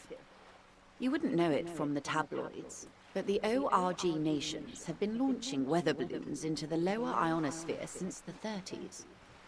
ORG, Occident Revichol-Grad. There's a steadily increasing trickle of images. Between the big three, they're piecing together a dark grey corona. Yes. Pale covers 72% of the surface. There are grey flares and prominences, even arcs above entire isolas. The images are blurry, but if there was a sphere in there, it certainly looks like it fractured a long time ago. A cold fear seeps into you. They say there is a rarefied envelope of matter surrounding the darkened disk of our planet. That is, if we are still living on a planet. Or, to speak more plainly, imagine vast swathes of land disrupted by nothingness. I am sorry, dear. It must sound quite terrifying through the acute encephalopathy. Even scientific positivism isn't entirely convinced about what we're dealing with here. But this is one of the greatest questions of our time. Maybe when they get the complete set together, it will jolt us out of our rut, bring us together, however naive it may sound.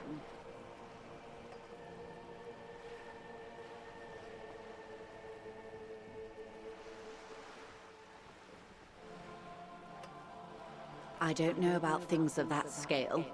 My expertise lies in nations and trade routes, one or several layers below everything. But yes, we'll be fine. Don't worry. She does not seem convinced that you'll be fine. If anything, she's realizing how deep your condition runs.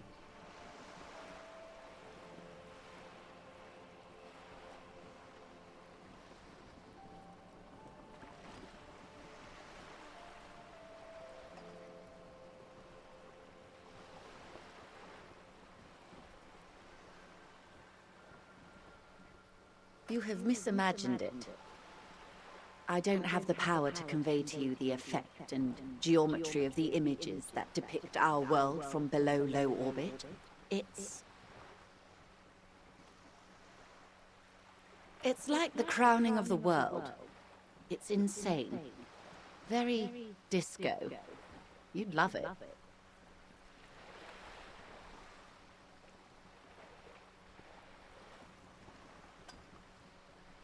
See? Everyone finds something worth holding on to in this world, however wasted its opportunities. Suddenly, you're conscious of yourself standing there, on whatever this all is. Your arms hang down by your sides. The lieutenant observes you both, silently. He adjusts his glasses. Glad to have been of assistance. The little...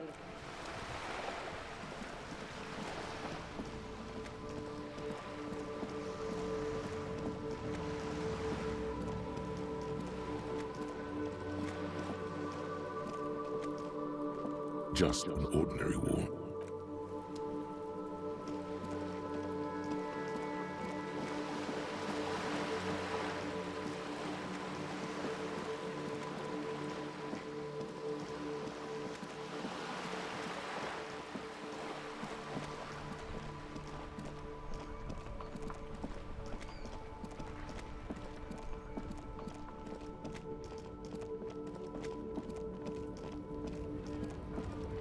Looking for something, Hunt?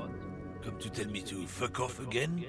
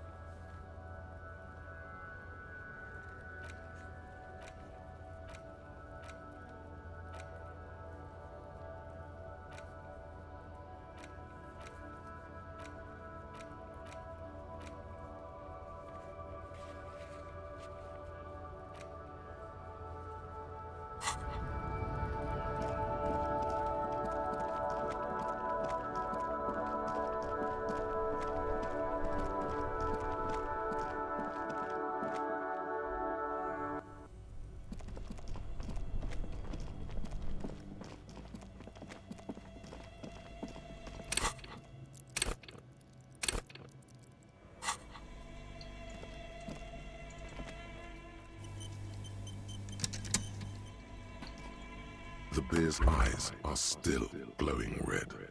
It's guarding over the freezing corpse hidden inside its belly. Your arm reaches out and your eyes close, as if by their own volition. It's dark all around. You feel cold, dead flesh through the latex glove. It's right under the palm of your hand.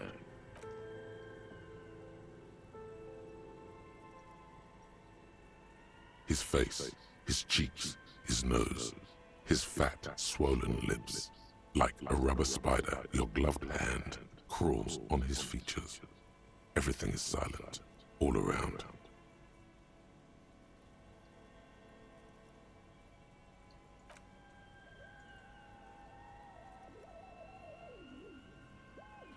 The oral cavity is cold and moist.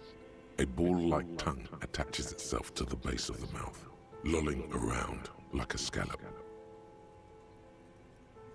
A vision of black and dark red death, pried open by your hands and studded with teeth. Looks like he's laughing. Death fumes rising from his throat. And there, in the back of his mouth, above the bell of the uvula, right in the soft palate, you see a hole, barely visible to the human eye. It is swollen shut, almost vanished. No larger than 0.4 centimeters in radius, the edges appear darkened. An abrasion collar. This is what we're after. Abrasion collar.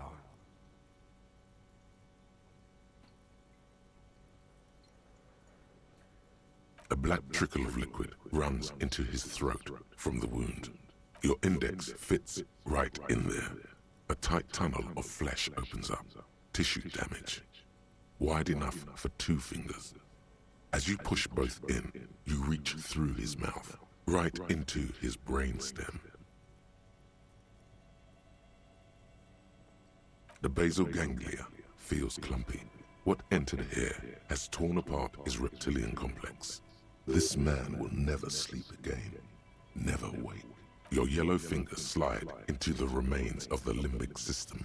There is no resistance. It's gelatinous.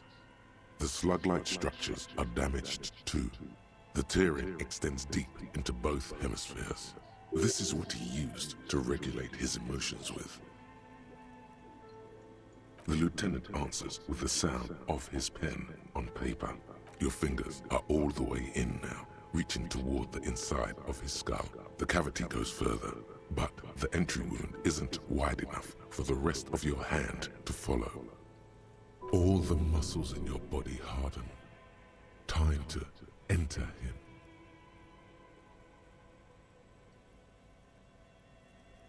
Your fingers reach toward his skull. His cerebral cortex feels like jelly. Cold jelly. Strange fluid streams down your wrist as you push deeper, until you feel it on the tip of your finger. Ice cold serrated metal. Its edges cut right through the latex and into your finger.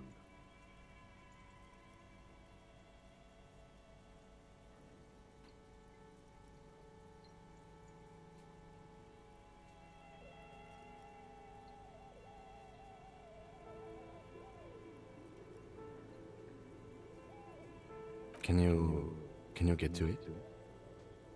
There's a tiny crack, a protrusion in the cranium, right in the back of his head. Your finger must be pointing straight at it, from the inside. The object that is in there stops just short of the skull, in the encephalus, knocking this tiny fracture into the cranium. We have the makings of a very small exit wound here.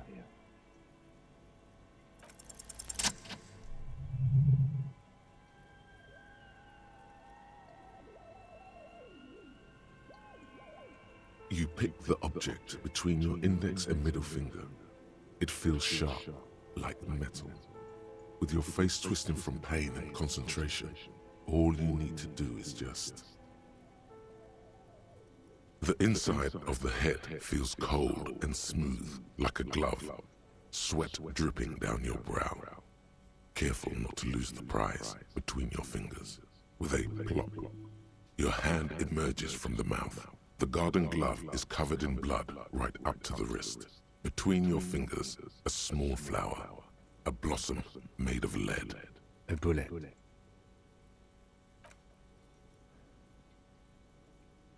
The bullet falls in the bag, leaving a smattering of blood on the plastic. He raises the bag under his eyes and says, A non-caliber rifle. Some kind of brittle alloy. Fractured on impact. No, you deserve it. We can log it later.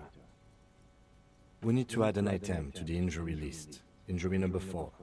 Oval entry wound with an abrasion color. Soft palate, back of mouth. High velocity. Temporary cavity in brain tissue. Small exit wound on the occiput. How does that sound?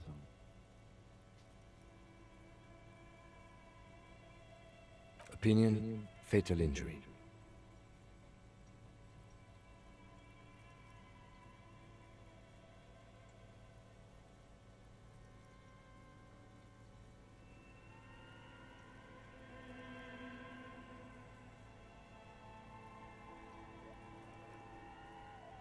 And one last thing.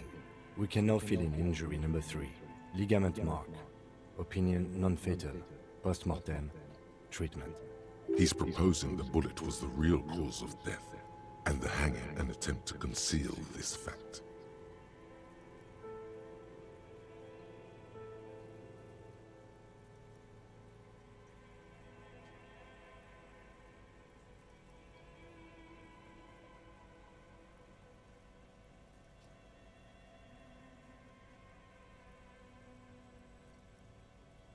Treatment, officer, is an attempt to manipulate the body after death, to hide the real cause with a false cause. In this case, this injury here. Yes, and the belt around his neck, the hanging, even dragging him to the yard. All of it was done after this man was already dead. I did not just come up with this. I've had my doubts since you showed me the tracks, officer. Why did they carry him over? Why not march him? There is no satisfactory explanation. There have been other signs too. Small things. We were right not to assign hanging as cause of death, as the perpetrators expected we would. No such luck for them. There is, of course, the very real possibility he was both shot and hanged. To put him out of his misery? It's possible, but it doesn't explain all the other dubious things here. Lack of struggle, primarily. I may be intellectually sloppy, but I prefer one theory at a time. And this just smacks of treatment to me. Yes, we should take a closer look at it. I am certain it has more to tell us. This little thing could reveal much about the weapon that shot it.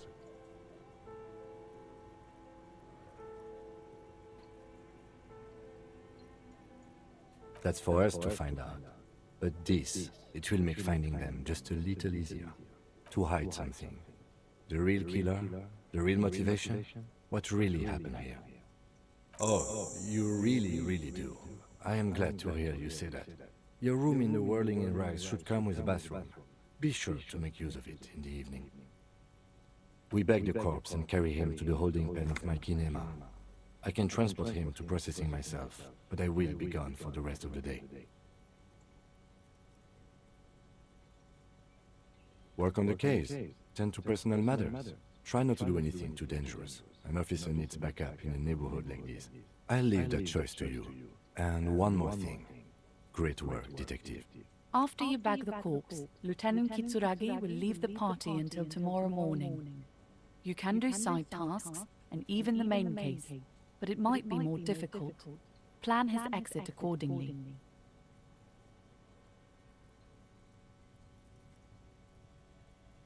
All right. I will need a little help carrying him. You take the hands, I'll take the legs.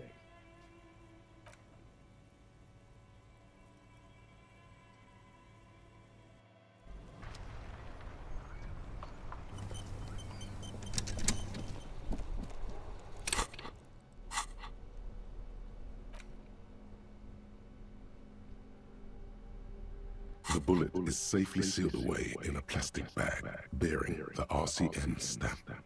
Kim has filled out the label on the bag with the item number, case number, and date and location the bullet was found. The squashed bullet has some sharp edges where the jacket has split open. It feels cold, even through the bag. You wouldn't ordinarily have cause to handle jacketed bullets. The citizens' militia uses cast bullets only. Little pebbles of metal loaded from the muzzle, usually in a cartridge. The squished little thing has no idea. I know. You should find the gun that shot this bullet.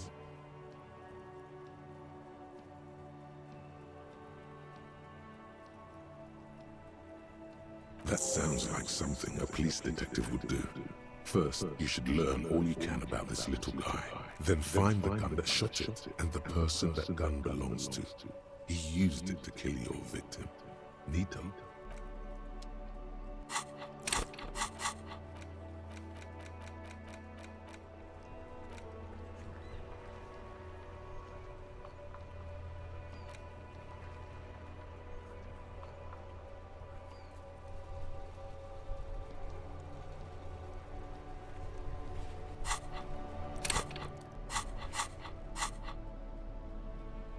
The bullet is still safely sealed away. The jacket of the bullet is made of a yellowish metal. It has blossomed out to reveal a dark grey core. The base of the bullet is close to 5 millimeters in diameter. You can just about make out a few striations near the base of the bullet. Little hairlines, linear. It feels standard. It's quite destroyed. Some of the fragments are still lodged in the wound.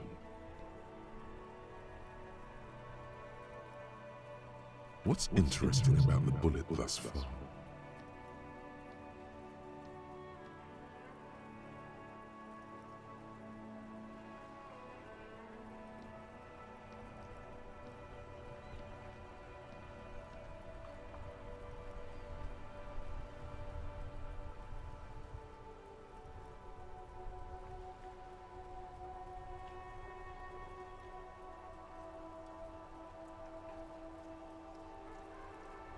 A jacketed bullet, which would have been shot from a military-grade breech-loading rifle, not from a muzzle loader like those typically found in the streets of Martinez. Very interesting. You have an unusual military-grade bullet in your hand.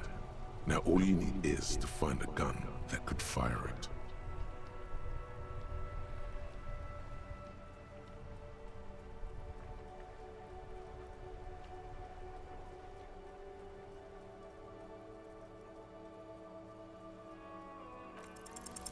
A rifle, Revolutionary period. Your bullet looks to be an old 4.46 millimeter from the surplus left over from the turn of the century. Probably an antique or a retrofitted antique. The 4.46 caliber was widely used with the Belmargrave rifle, a Revacholian manufacturer. The BM dominated the battlefields of the Insulindian theater of the anti-centennial revolution 50 years ago. Incidentally, you have just such a rifle with you. The dusty old thing you found hidden in the basement below the commercial area. It's unusable, sadly.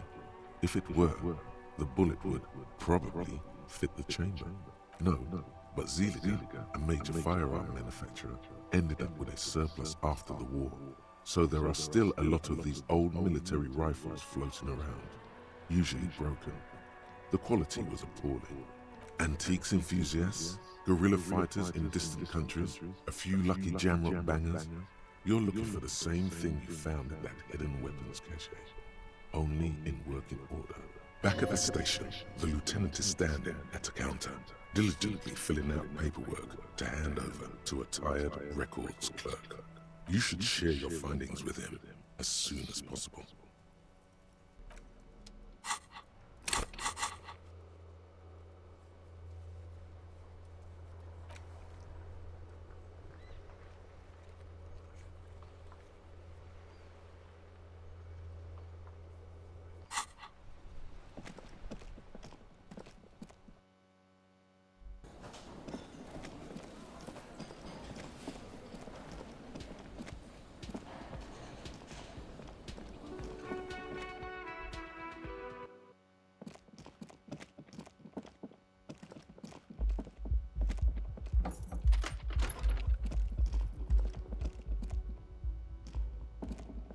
This is not the cleanest bathtub in the world, but it's cleaner than you are right now. That soap scum smell. It smells like life, at least compared to you. The bathtub slowly fills with water. The water beckons. The water is only lukewarm, but still comforting, like amniotic fluid. A few beer cans are bobbing up and down along your flanks, like sad duckies. Now you are alone with your thoughts in the tub, but it's easier than being alone with your thoughts outside the tub. Your fingers grow pale and are covered with tiny whirls as the water cools. What are you doing? You're not some fat fish in a fucking aquarium. Time to get moving. You see the corpse. You can still smell the cadaver on you.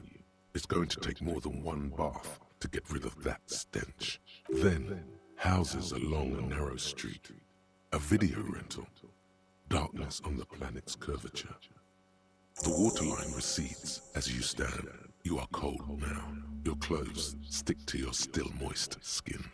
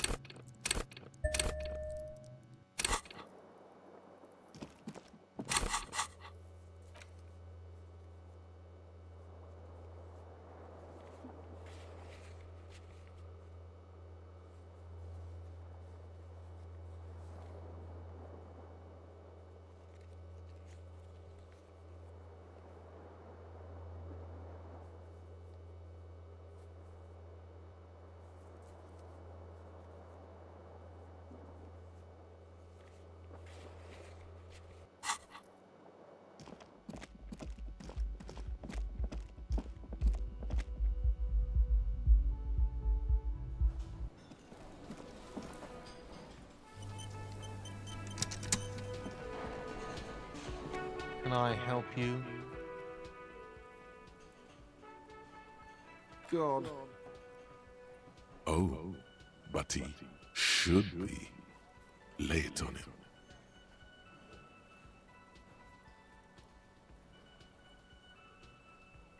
Of course you do. This was your plan all along.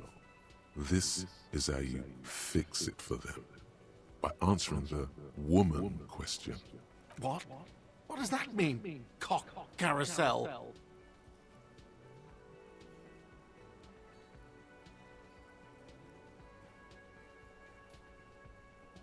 God, does it mean you talked to her?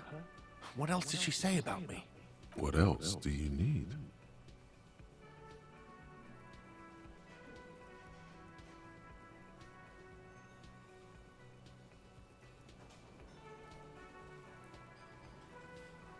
The man leans his hands on the counter and sighs.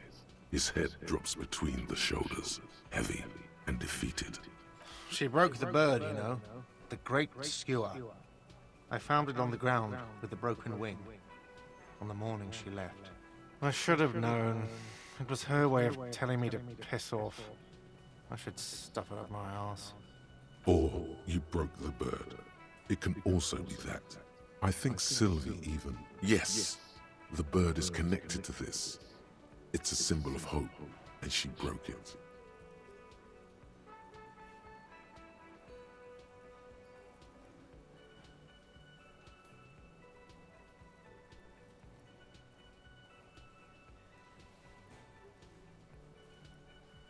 No, it was her. She's off to ride that carousel you told me about. Cock carousel. I understand now. We ride the cock carousel until the clock runs out. Here, have the rest. Now, let me have a drink and think about this shit for a moment. On my own. And there we have it. Isn't that beautiful? Another situation fixed by Dr. Love.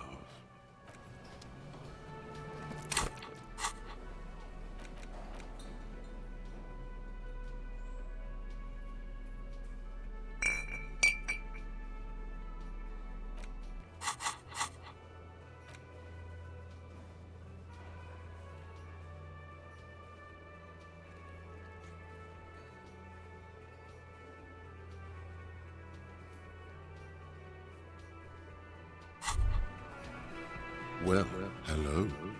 Someone seems to have found himself a bottle of alcohol. Here's where the magic happens. Oh, no, you don't. Not this one. That's not you. You... Light reflects off the green glass of the Commodore Red. The gods have been generous. Better pop it open before they change their minds. Wow, the gods of mass production have made this alcohol container laughably easy to open. A child could have done it. Fine, we're not worried. You'll crawl back to this bottle soon enough. We'll give you another chance. Booze always gives you another chance. You've passed up your chance to start drinking alcohol for now, but don't worry. The option to start drinking becomes available again in 2 hours.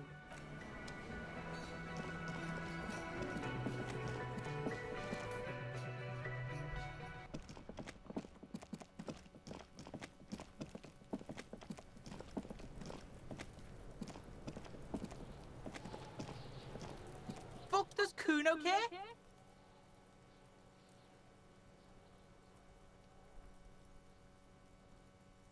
Kuno doesn't...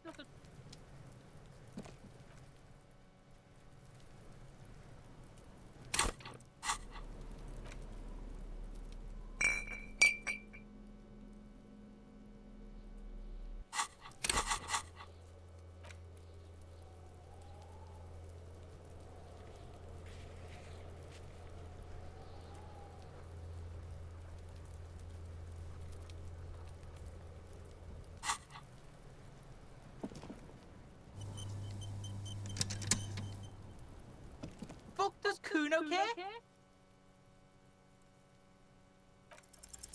He's on your crime scene, bossing you around.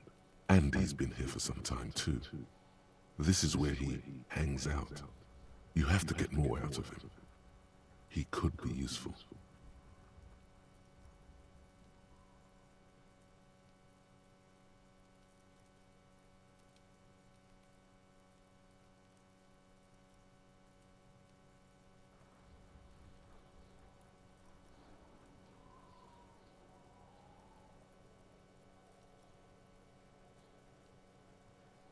No!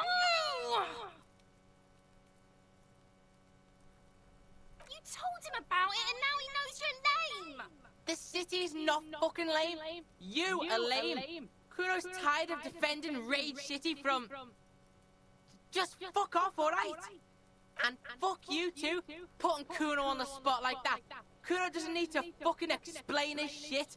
Kuno's king. He rules here. Fuck did you want? Explain himself? As if explaining some kind of work? Some kind of avant-garde work way ahead of its time?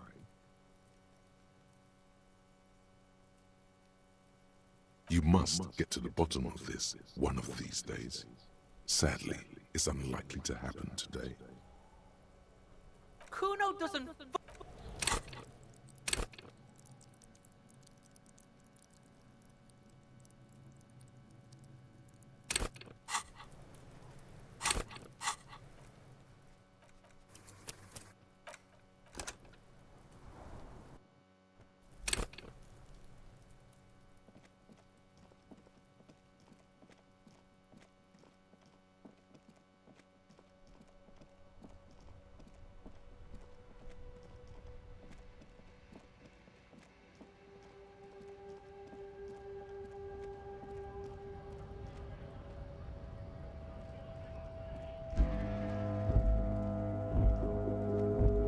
Looking for something, Aunt? Come to tell me to fuck off again?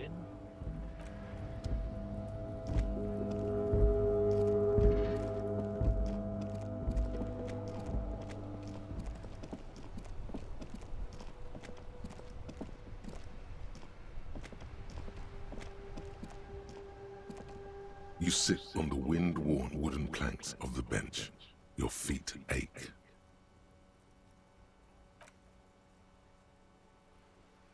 The twiddling barely keeps your hands warm against the frigid wind blowing from the coast. After a while, you've had enough.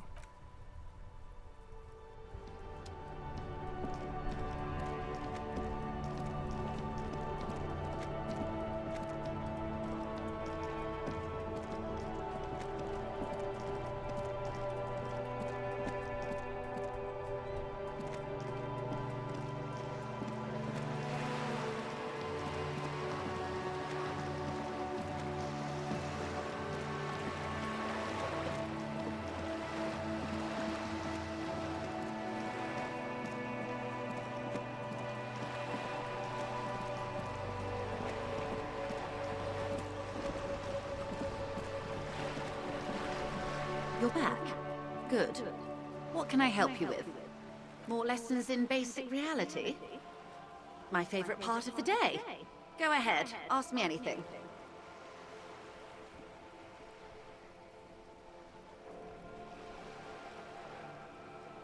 A bird? A sphenicid? A flightless bird of the polar regions?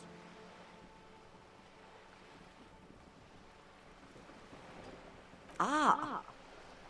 This is the pier of Rue de Saint-Ghislain, 33A, where the tenants have been kind enough to rent me a slot. Or two.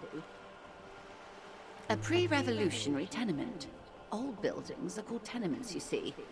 And new buildings, bâtiments. After les bâtiments nouveaux.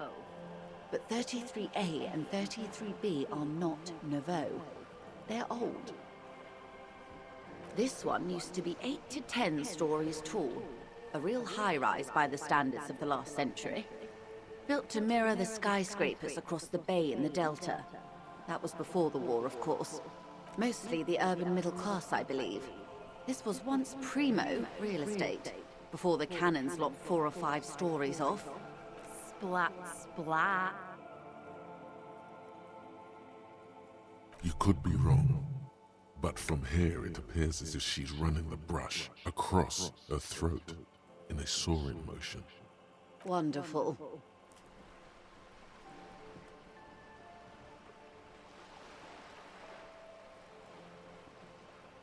The girl in the old lady rags. Looks like a sullen and rebellious member of a teen infraculture. Yes, you and I belong to the supraculture. We're common, the herd. The music on the radio, the food in the chain restaurant, those are all too popular for the girl in the old lady rags. She prefers a fantasy world, an infraculture with its own dress code and vernacular. It is an illusion, I'm afraid. There is no refuge from the supraculture. I can't. That's how simple it is. One may dye their hair green and wear their grandma's coat all they want. Capital has the ability to subsume all critiques into itself. Even those who would critique capital end up reinforcing it instead. All right. What next? Suddenly, you're not so sure you're part of the supraculture. And what would that be? I can see that, yes. I dabble in those dark arts myself, not so long ago. I assure you, it was a thoroughly supracultural phenomenon. All permeating. Downright mandatory. Nothing infra about disco, baby.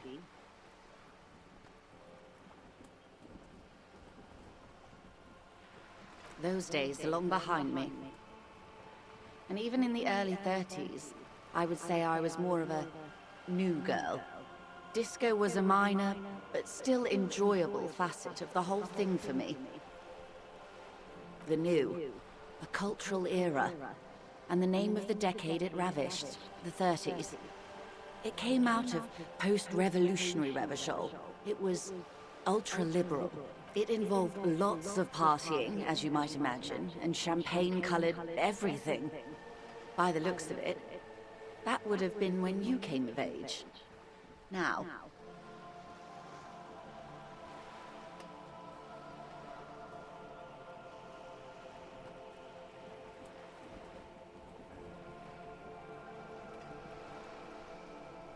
Maximum brio, officer.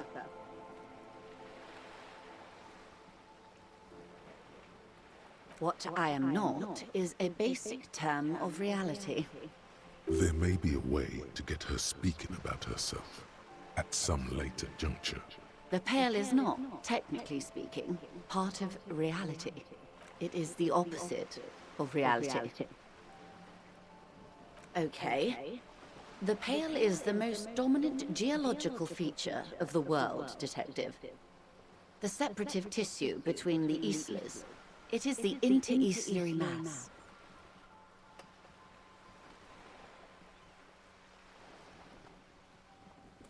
Isola is a Messinian word for a continent of matter, enveloped on all sides by the Pale.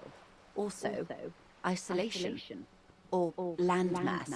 We used to believe there was only one. In the last 4 centuries, we have discovered 7.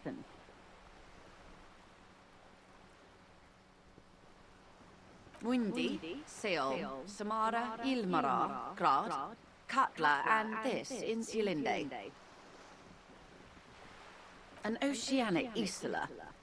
It comprises mostly of water. Muindi is the largest, Katla the coldest, Insulinde the bluest. What can I say? Each is perishing and dear. Achromatic, odorless, featureless. The Pale is the enemy of matter and life. It is not like any other, or anything in the world. It is the transition state of being into nothingness. The negation of being. That's right. The negation of being.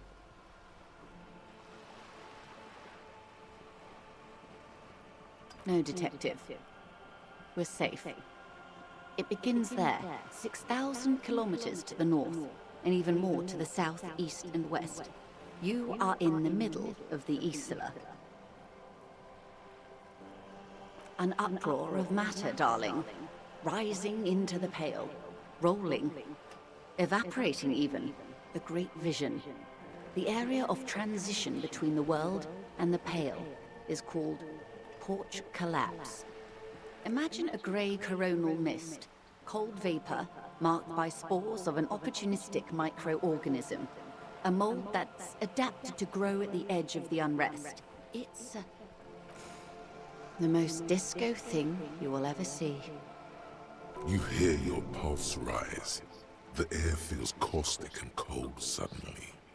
It's difficult to describe, or even measure.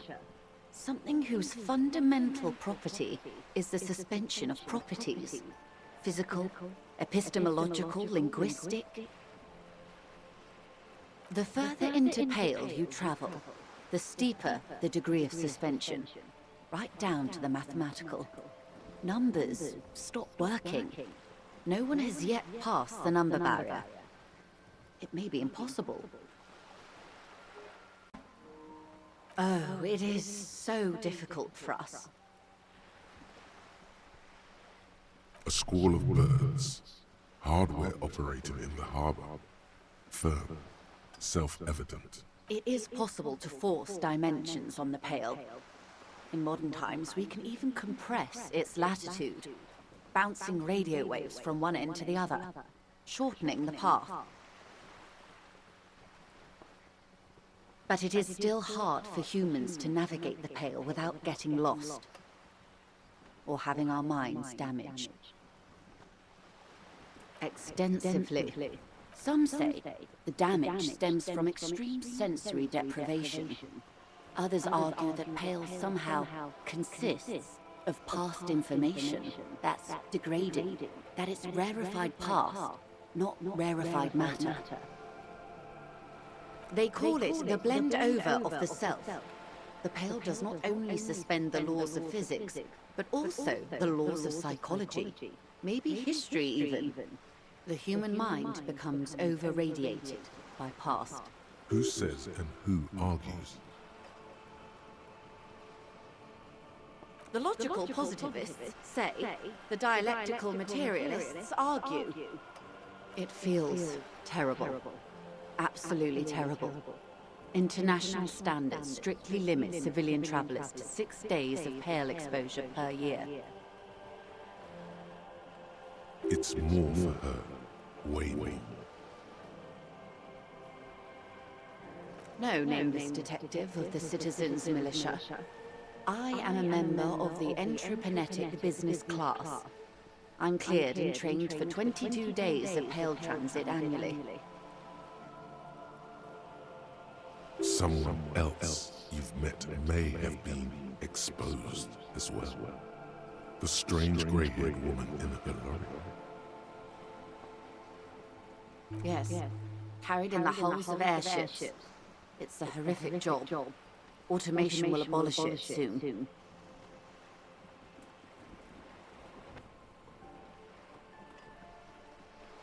You should ask the pal driver about this.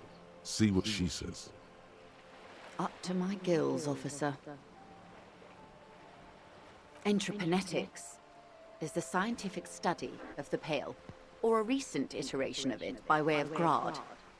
The study of the Pale reaches back 6,000 years. The Pericarnassians called it the Western Plain.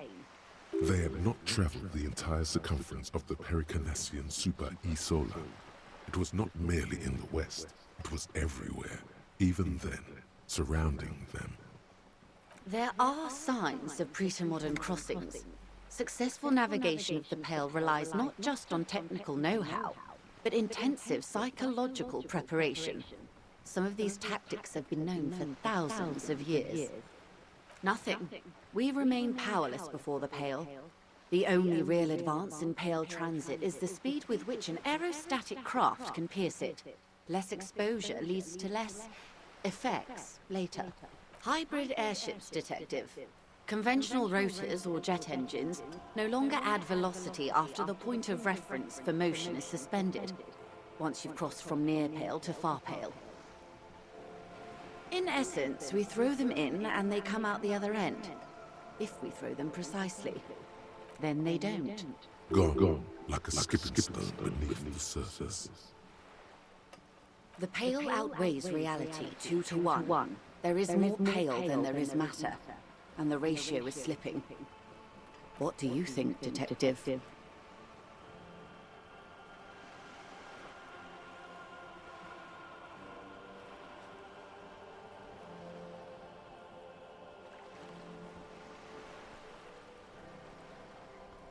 Precisely. One of the few measurable effects of the Pale is that it is expanding at an unknown rate. An intuitive conclusion of that development is that one day the Pale will cover everything. But this sort of talk is mostly left to extremists.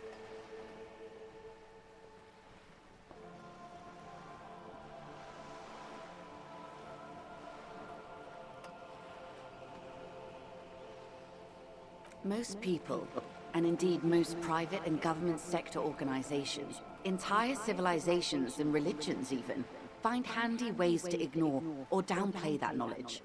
I suggest you do the same. It doesn't look like you're doing the same. The suggestion was meant in earnest, Detective. Live life. Yes, sweet reality. But before we do, tell me, Detective, is this the first time you're hearing this? Do you really not remember anything?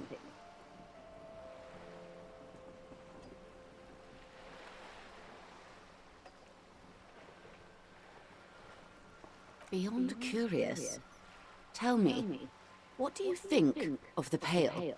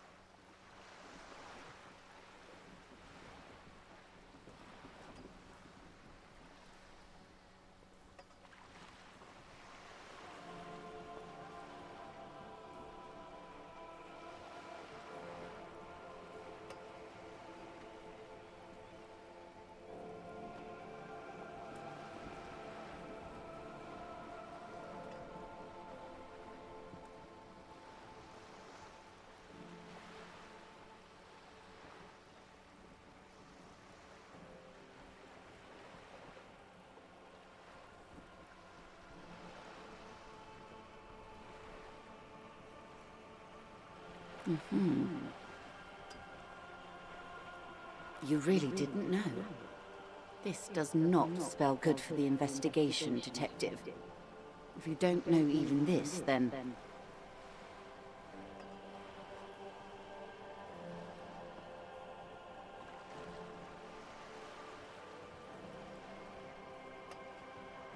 I hope so. I truly do. If I may suggest, Hold on to your colleague, Kitsuragi. I ran a check on him and he is very competent. In the meanwhile, you have me. I will assist you in any way I can, even if we have to do it one basic term at a time. These are unimportant times, Detective. You and I were born after the dust had settled. 1,000th of a second too late. For the big time. The smile of a predator. No doubt what she's got in mind.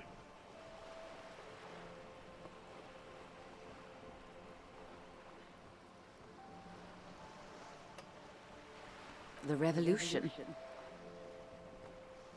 It's quite easy. Every 100 years or so, our species gets together to decide what's next, who gets shot in the head, and who gets the mineral rights.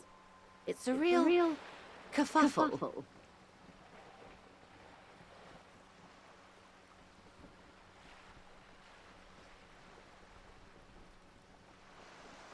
Those would be the communists. Generally speaking, 40 million people got shot in the head during the World Revolution. But the communists, they all got shot in the head. Oh, and the anarchists too. They shot them well. So well, one forgets they even existed. Did they ever? Before they got shot themselves, they shot 2 million people.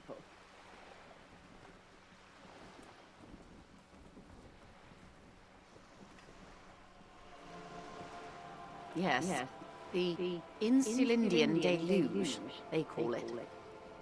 Oh, lots of people. Even the king got shot in the head, or thrown beneath a horse, or drowned. Accounts differ. It was unceremonious. Just as well, he wasn't actually the king. Just the king's nephew. The real king abdicated and lived out a long and productive life as a venture capitalist in Grad.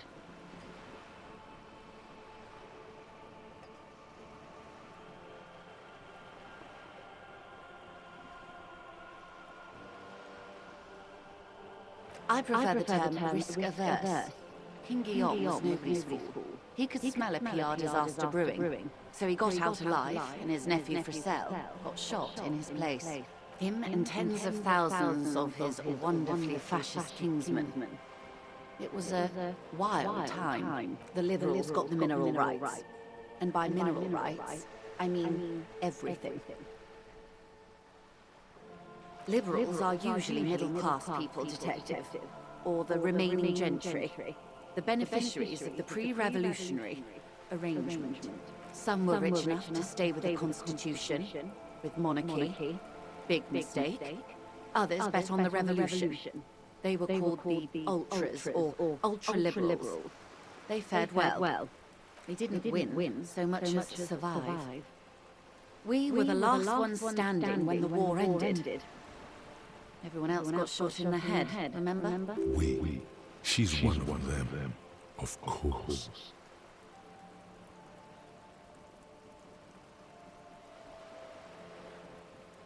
To foreign intervention, the coalition.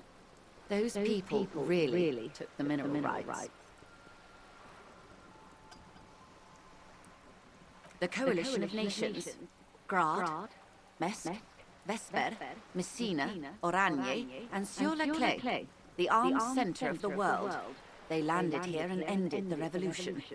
It was the moralist thing to do. The moralists believe in keeping everything exactly the way it is. They believe in mineral rights and not shooting people in the head. At least not in the same manner and volume as the others do. They are the long-standing provisional rulers of Revachol now, the coalition government. The rulers of Revachol, and also the world. These guys are strong. This is their zone of control. They embolden the RCM with crumbs of the same law they took. Technically speaking, you are a moralist. The color of moralism is blue. The official motto of Moral Intern, or Moralist International, is a blue forget-me-not, a piece of grey sky. Unofficial. For a moment, there was hope.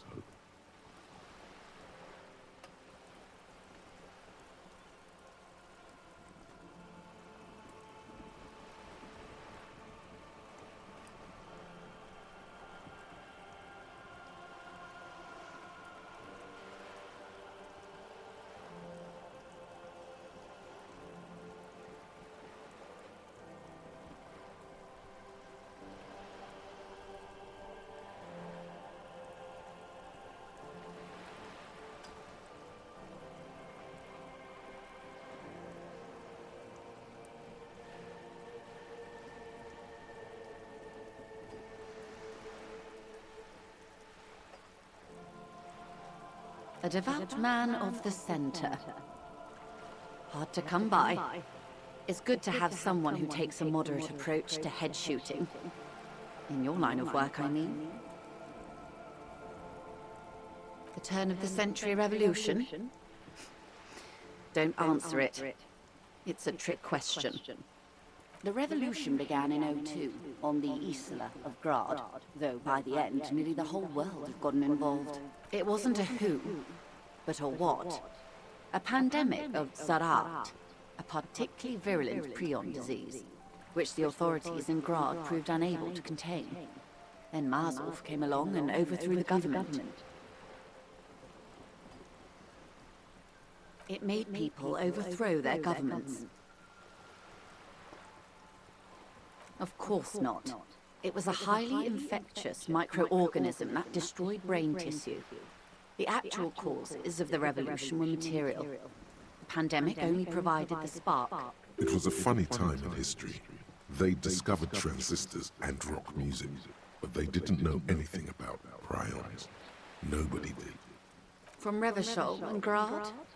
Not far. The world managed to cauterize itself. Mazov's government was overthrown in '08, and the coalition crushed the Revachol commune 2 years later. It was the end. Why? You and I, officer. Our lives in the zone of control.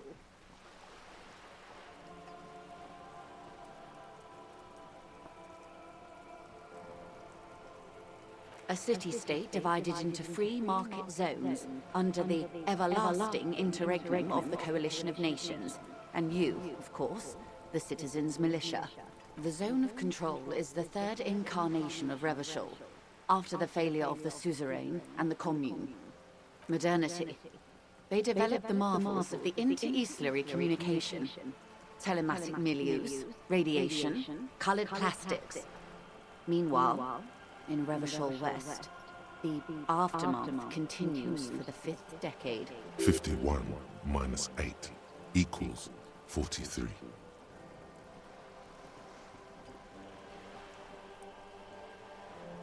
Time flies. The 20s saw a decade of urban war, west of the river leveled, offshore platforms in flames. Still, it's regarded as an improvement on what came before. '08 to 19 was simply hell. The 30s? Things settled down in the 30s. Revachol East transformed itself into the world's largest tax haven, with the international community's blessing. For the first time in a long time, it seemed like things were going somewhere.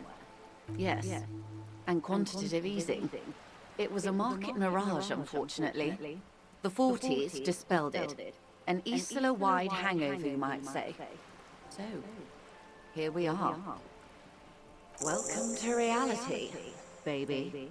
For her to be where she is, Wild Pines Group must have picked the right side. They picked the winning side. That's why they're here, and others are not. Perhaps it wouldn't have turned out that way had I been in charge. I might have bet on the king and led the Pines to doom. I would have sided with the cannons. If you'd seen the calibers of the things, you might have too.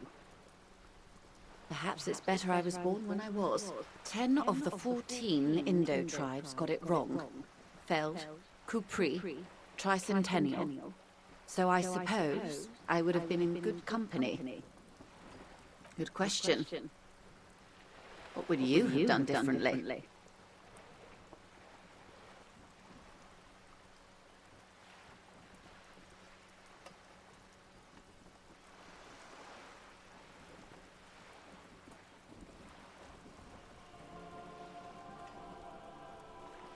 So a quarter of humanity simply lost their minds. And how would you stop a prion?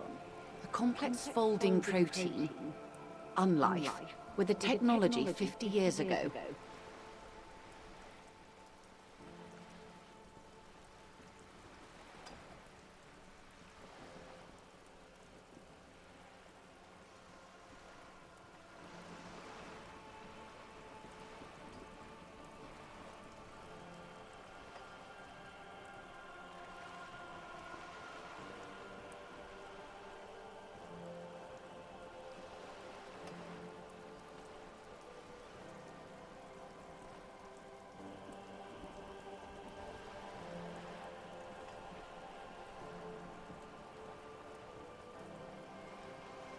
A poor remedy for prion disease.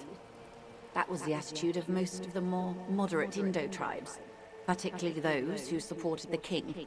Kupri, Resplendent, both gone now. Those that survived mended their ways. They're all ultras now. They are what they are. Who knows? An afterbloom may yet come. Anyway, enough sentimentality. Is there anything else you want to know? Now's your chance. Ask her who she is. She won't get out this time. She won't maneuver her way out of this one.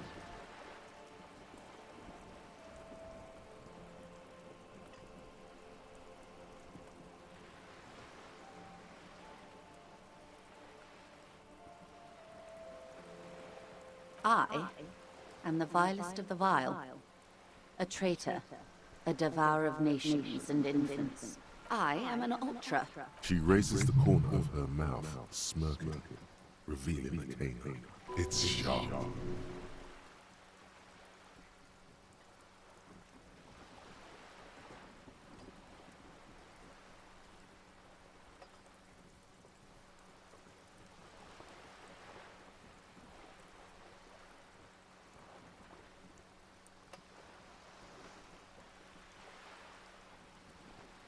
An ultra-liberal. It's a type of liberal. From the revolution. It's, not the moderate kind.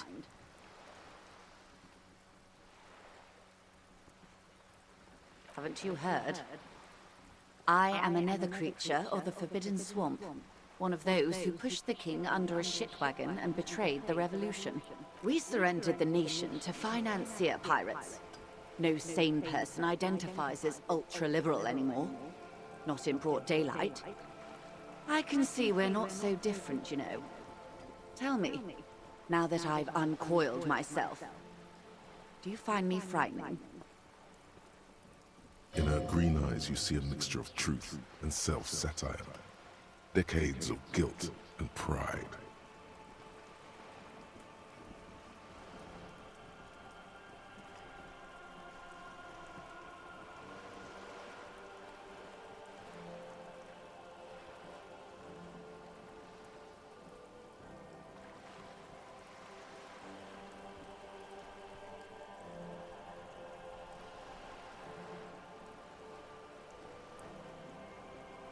I do hope so.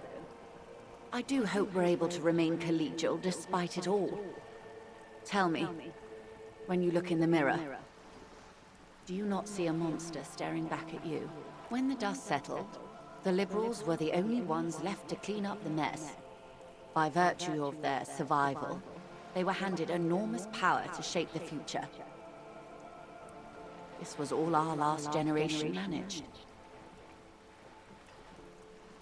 With due respect to our overlords, the eternal caretaker government that keeps Martinez a monument to the efficacy of its artillery, I would not have relinquished sovereignty to the Coalition. Not here in Martinez, and not in the Stella Maris or Delta Beachheads either. If not for my own sake. She realizes her small, cold fists are clenched. She loosens them. Then for my daughters. We had an obligation to defend our sovereignty. We should have burned the whole Isla down rather than let them have it. Perhaps my intellectual vanity will be my undoing. You're no dummy yourself.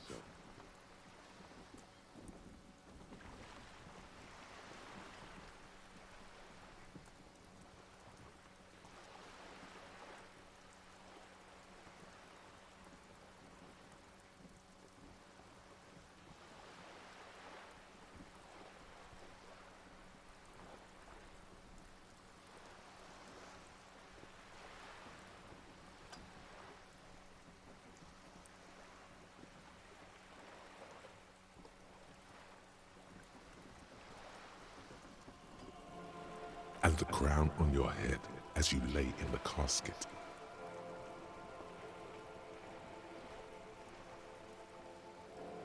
Yes, I suppose I am. But I wouldn't be a patriot anywhere but here. Yes. Whatever else I am. I'm also a mother. And a wife. Now, shall we return to reality?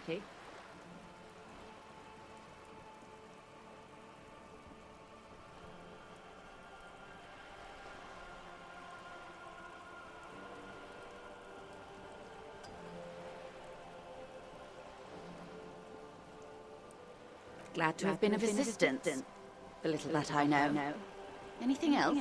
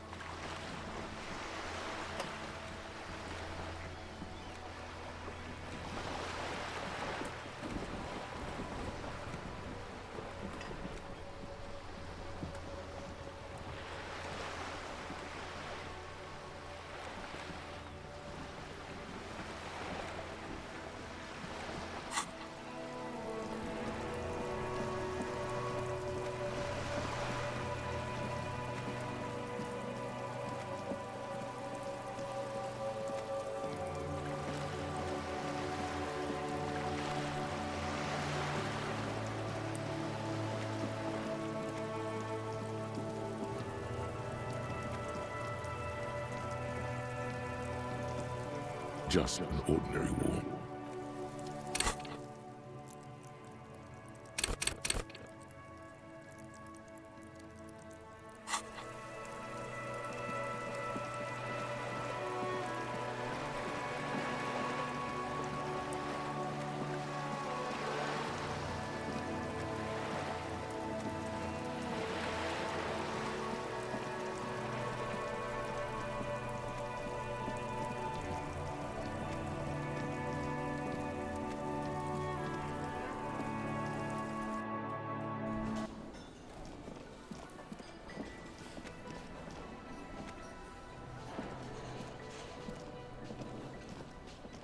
Can I help you?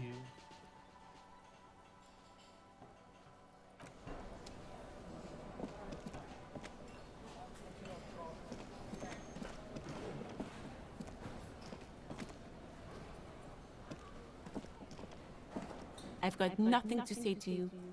Why are you wasting your time?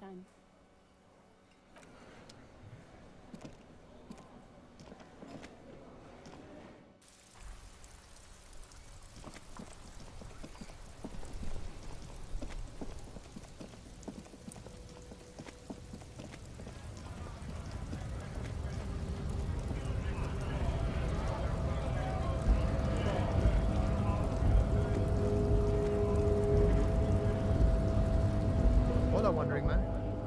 How can I help you?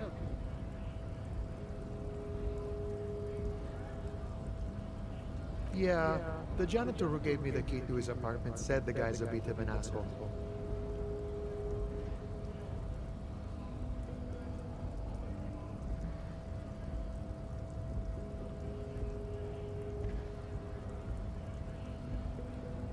Like I said before, I don't know much about this weasel, but the bossman said he's a real piece of work. Thanks for helping out, friend. The little boy had it good on his promise. To get me into trouble. To sick the pigs on me. Pardon the choice of words. Not mine. I was asked to look into that armor situation. Official Union probe, you know. Track it down, see who took it. At first I thought, why not? Maybe the pieces can feed the strike.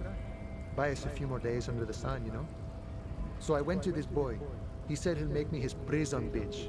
He's got eyes everywhere, and the cop's in his pocket, and he's the king of Jamrock. Serves me right for doing menial footwork. I dropped that probe right then and there, and it still got me into trouble. One bad move is all it takes.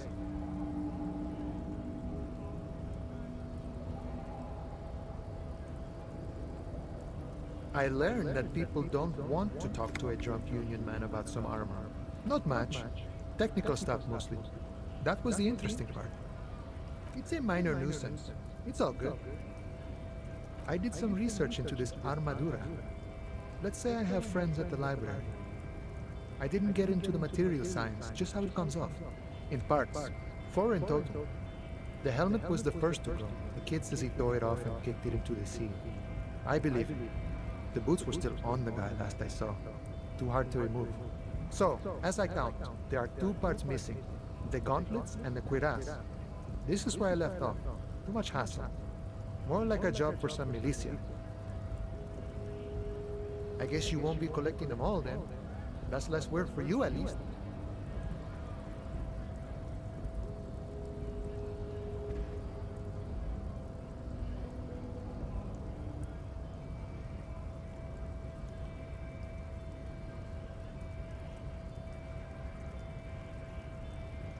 Oh, they're just gone. They don't exist anymore, if they ever did at all. Forget about them. I did. Smart choice. It's only that one spot you need armor too. The one the bullet hits. Good luck if you go for those boots though. You'd have an easier time wresting the spurs off a boyadero than getting them off you. No problem. If you see that kid, thank him from Call Me Mañana. Thank him for showing me the way.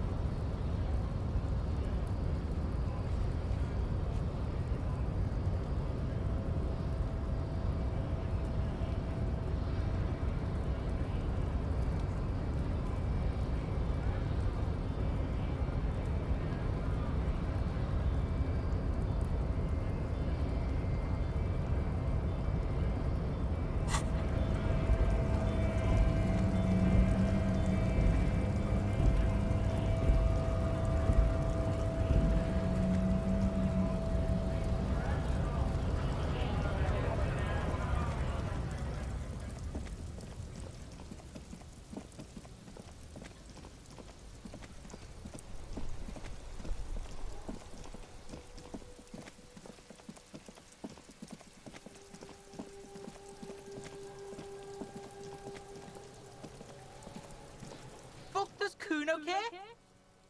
So?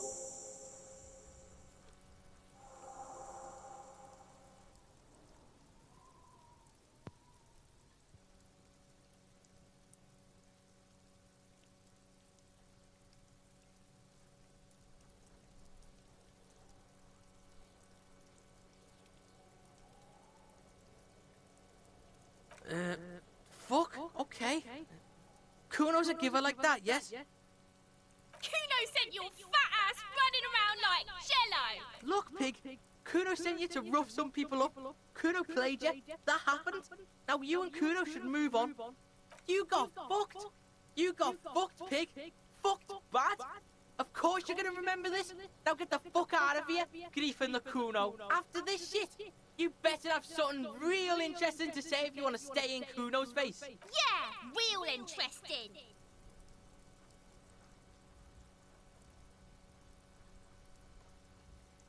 Kuno doesn't fucking care.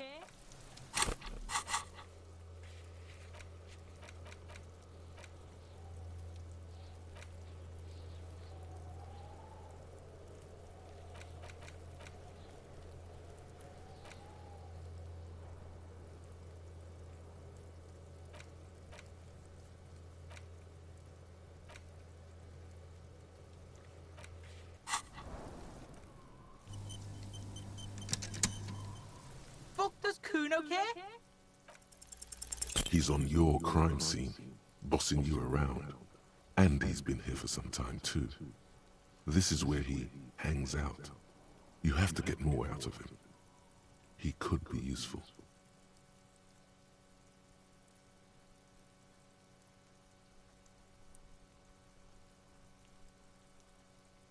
Get your snout out of Kuno's ass. Kuno knows how hard Kuno pushes it. Kuno pushes it hard level. You should give up, Popo, or the Kun will keep fucking it out of you. You okay, Kuno?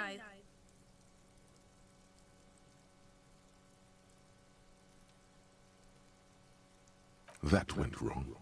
He took it as a compliment. Then he had a minor seizure. Kuno doesn't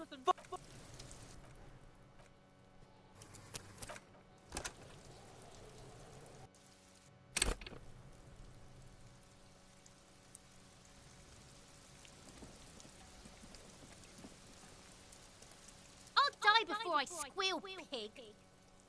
Murder was the case they gave me.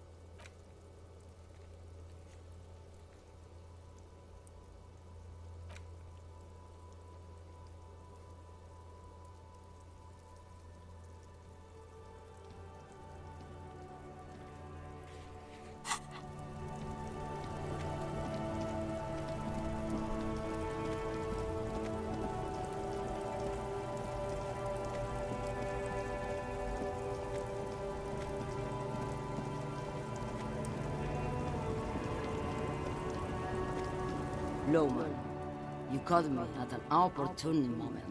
This awful weather keeps me awake. You can entertain me with your questions.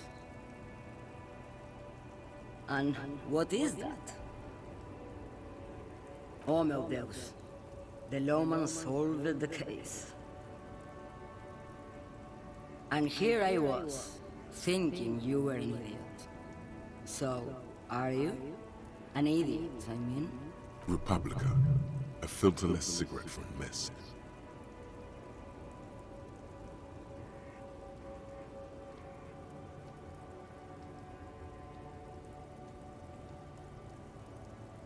Neither is spell transportation.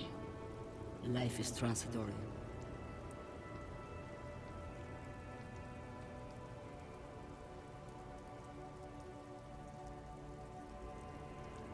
Like Gabriel Buenguerro in Segúreme, Paraíso. You're the opposite of me, then. I remember everything, even the things I never knew. The smell of liquor on Gabriel's lips after the shoot. In the motor park. The roses on the day of Franco Negro's coronation.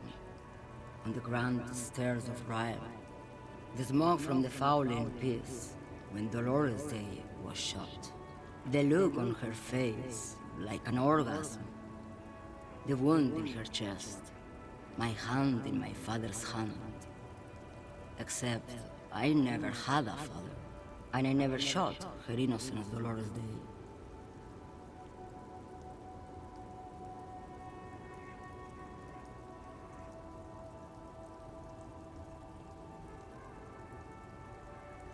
Thought insertion?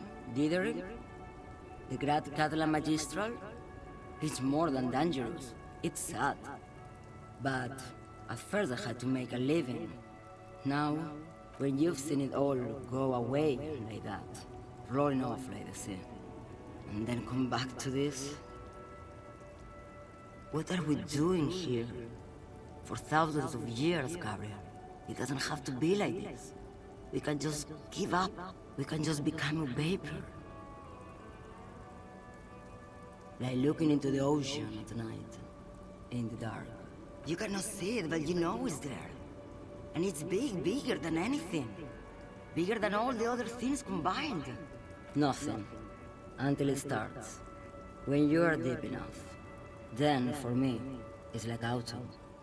Dark, gray, and orange. The orange of street lights and the color of streets and electric light. It smells like autumn too.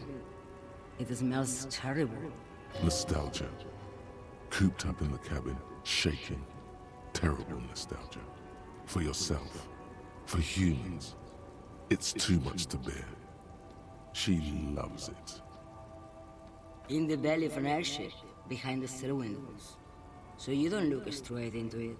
It's not advised to look into it.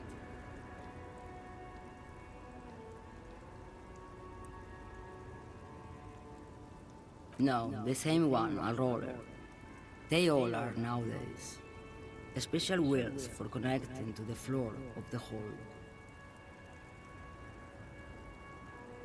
The wheels all small and round.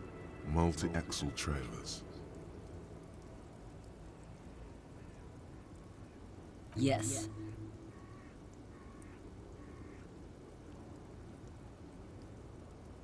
No elaboration.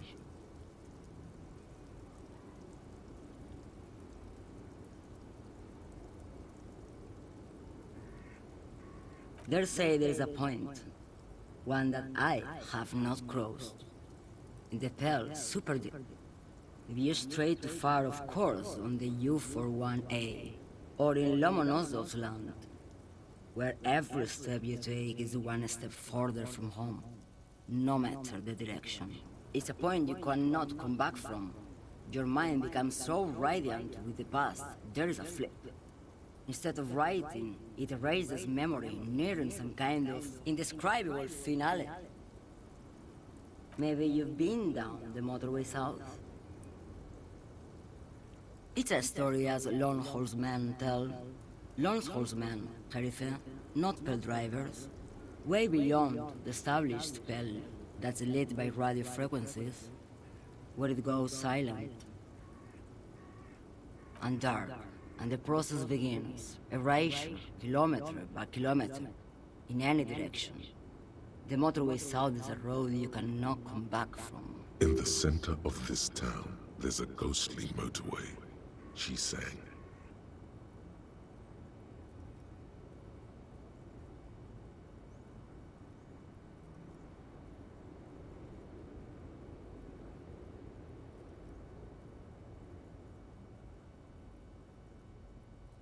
No one knows what's at the end. I've only glimpsed the beginning. I've only felt it in the distance, when I was a child. A child growing on the leg.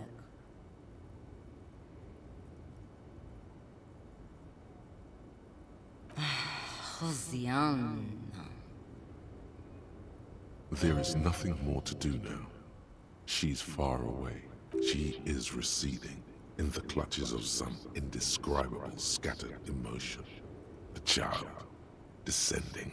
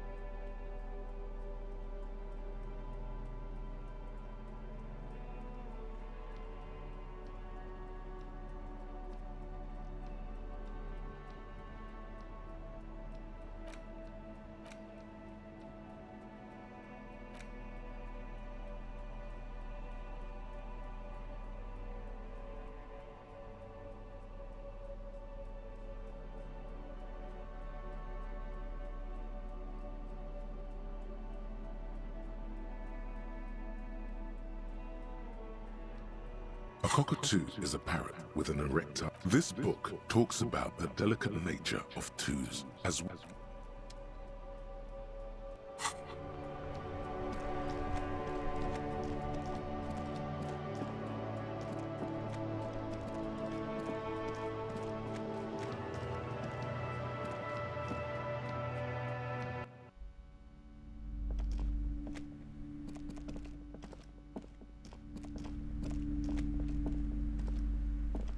A small mountain of colorful board game boxes. There are numerous types of games for all ages. A lot of shelf space seems to be taken up by We're-Out-related merchandise.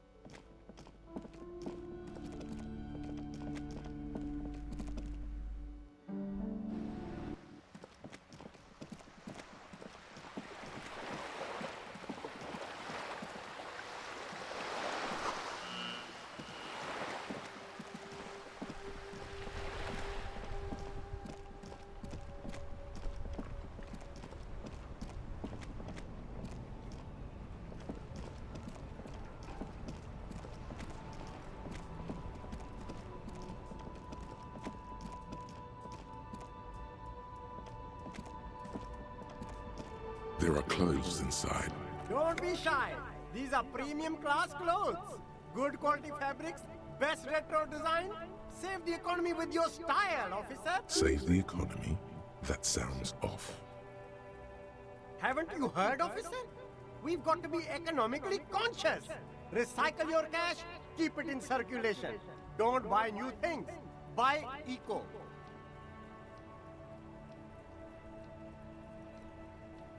Very cool. The economy thanks you, officer. You find your hands deep in tattered and faded garments made from weird polyester blends that make your body itch and sweat in all the wrong places. The box smells like cat piss or like an old person with no money. Economical, but also trendy. Look first hand, buy second hand. Keep the economy moving. Something cold grazes your hand. Synthetic and sleek, a windbreaker. Surf, it says, but also wind, summer, 100% waterproof, and sport. All in different typefaces. Good choice, officer. Mega sporty. And it's only $4.50 for you, sir.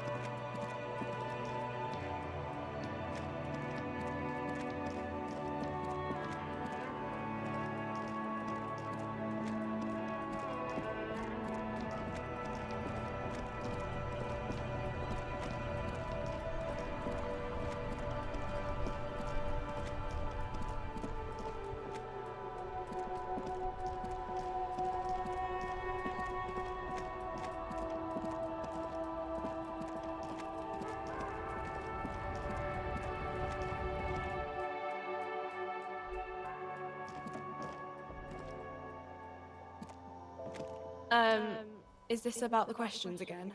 Because I don't really know anything.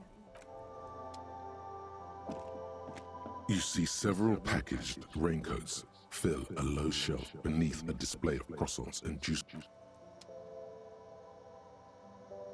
A small cabinet on the wall is filled with various medicine bottles, nasal sprays, and blister packs. They all bear the Saint Baptiste Pharmaceutics logo. Saint Baptiste, you know, The pharmaceuticals company? St. Baptiste Pharmaceuticals. The one that sells meds out of St. Baptiste. That one. She is right. Saint-Baptiste, the company, derives its name from Saint-Baptiste, the city. Itself so named because that's what it is. A rare case where that really is the full etymological history. As far as almost anyone knows, at least. The tear machine stands in the corner. A sign says, 1 bottle equals 10 cents.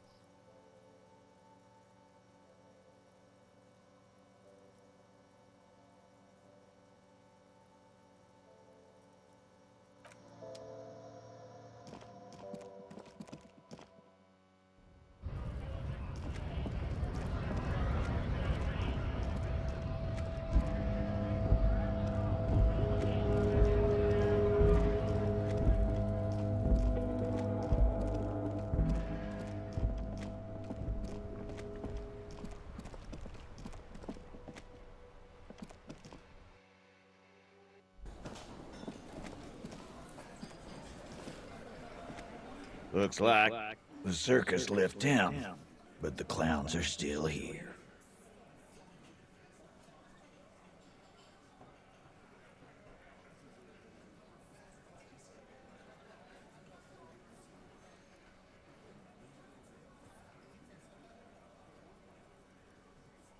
A bullet, you say?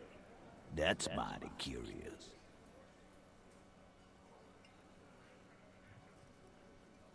Well, there are so many bullets in the world, and so many heads. I guess it's only logical. At some point, one of them bullets had to end up in one of them heads. It's bound to happen again, you know? Just statistically speaking, of course. Sire, it would be an event most dramatic if you were to produce the bullet and dangle it before their very eyes.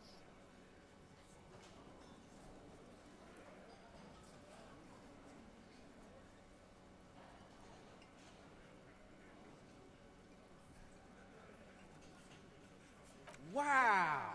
He's got it in a real evidence bag and all!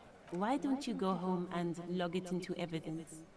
These men have told you what happened. You know what I think? I think he was shot in the head as a kid, and his brain grew around the bullet. Around the bullet, man. That's a good one. All the goofing around is to avoid lying. It's a technique. Shit! I probably did shoot him. I was drunk last night. You guys know me when I'm drunk. Yeah, Glenn likes to shoot his guns when he's drunk. Better hope he stays sober. Before? After? During? This is getting ridiculous. They told you what happened. Stop wasting your time. Never been worried in my life, Loman. It's not like he blew it wide open, but there's a little crack in there, somewhere.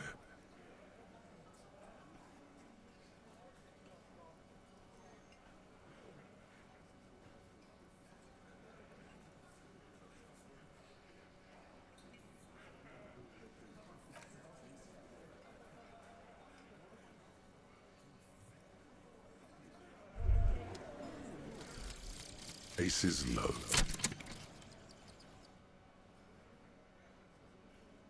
For the rest of the world, the Aces Low is just some cool Revachol thing, politically neutral. In Revachol, it still holds revolutionary connotations. Also, have you looked at Lieutenant Kitsuragi's clothes? He wears a bomber jacket, just like the ones worn by aerostatic brigades. And those cargo pants look like they could fit tools for hot-fixing your burning aerostatic. You should ask him about this.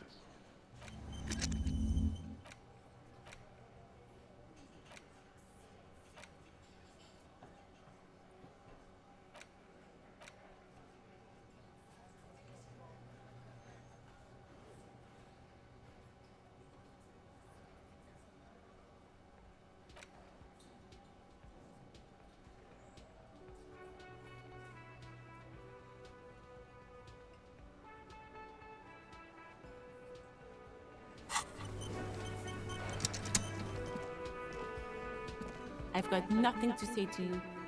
Why are you wasting your time? I am being aggressive? Listen, you moral and unlucky. You are part of a mob, enforcing the unlawful privatization of Revachol. 20 fat men in the Occident are stealing it all, and you are their bodyguard. Fuck yeah. So ask what you came to ask, or get back to your commanders.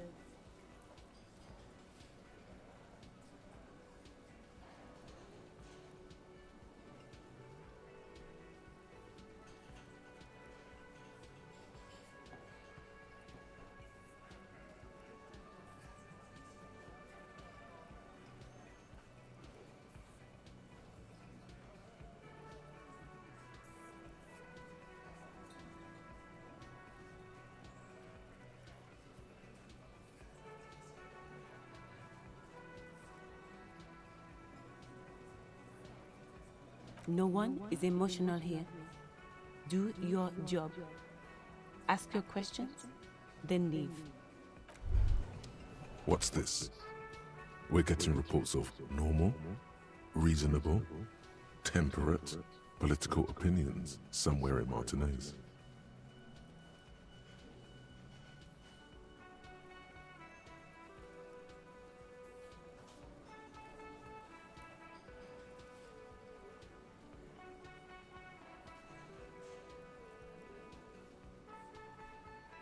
It's also about that, but it's also more. Perhaps it's the hangover. Perhaps it's a temporary surge of serotonin, but something tells you it's time to become a citizen of the Kingdom of Conscience.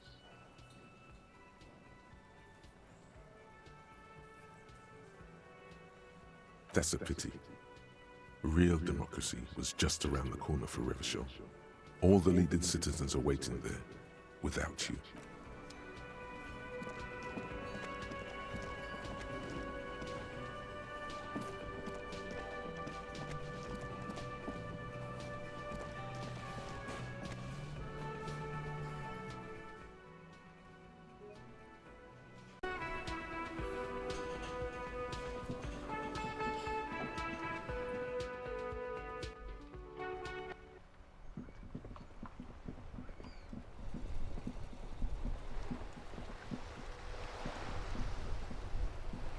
I like playing in the dark.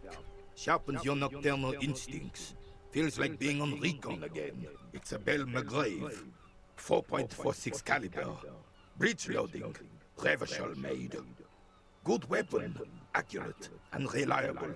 His moves are quick and precise as he first checks the weapon, then aims it at the sea.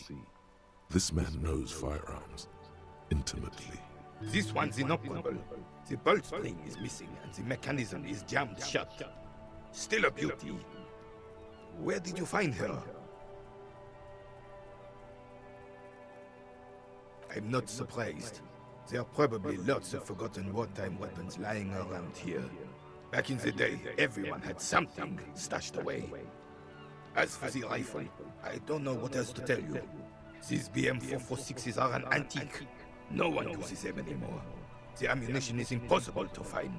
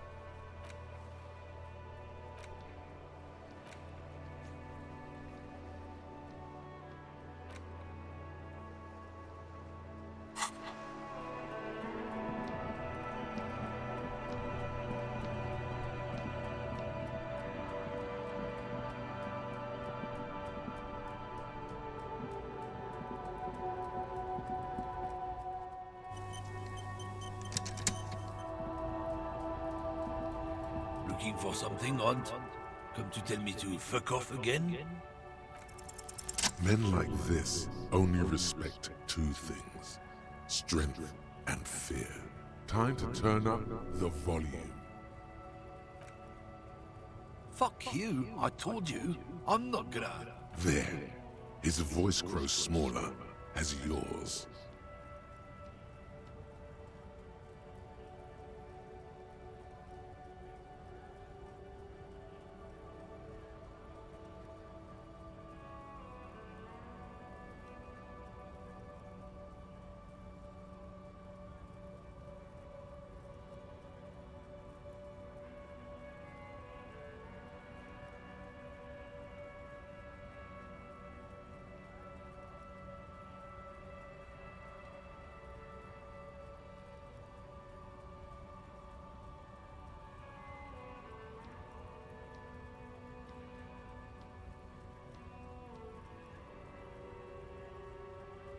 Look, fuck you, man. It's some lorry down there. Green, banged up thing. I don't fucking know who she is. I don't know. I don't even know her name. She just rolls with the fleet and acts like a big shot. Some dyke, probably. I haven't even seen her for days. Past the monument, down there. The Green Temple. Now, leave me the fuck alone, okay?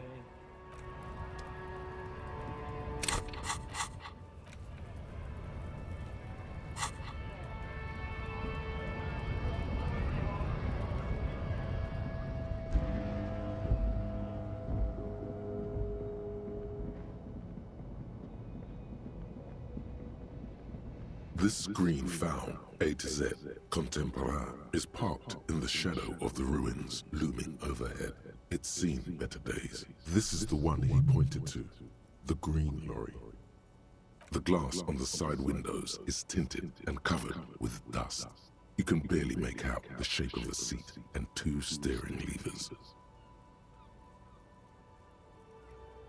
The door is locked. The handle looks shiny, like it's recently replaced. There's no pick in this lock. The owner has put special care into it. It's a recessed design, with a key, or a tool, like, say, a pry bar. Good thing you have one.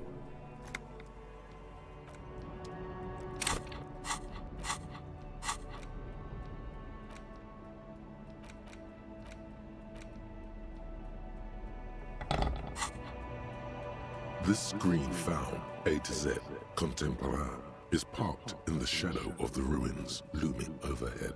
It's seen better days.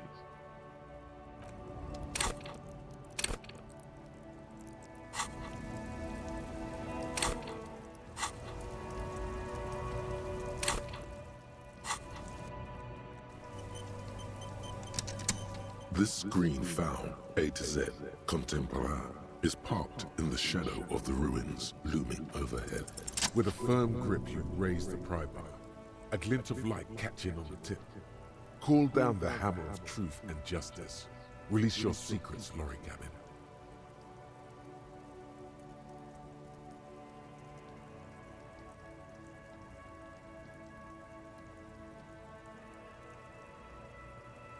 The window shatters, and droplets of glass fly everywhere, shattering over the lorry floor and pavement. The smell of cigarettes and perfume welcomes you. The cabin inside is plastered with old movie posters. Actresses smile from the walls. There's a radio transmitter in the front and a toolbox tucked under the driver's seat. Some tools lie scattered near the pedals. There's something odd about the passenger seat. The seating fabric has been pulled tight over the lower side of the seat where the toolbox should be. These are movie posters featuring starlets from long-forgotten films from the 20s, the teens, even the 90s of the last century. One of them particularly catches your eye, a centerfold of an ingenue attached right above the back seat. There's definitely perfume in the air. It's spicy, with a hint of amberette, wafting through the bitter air of the cabin.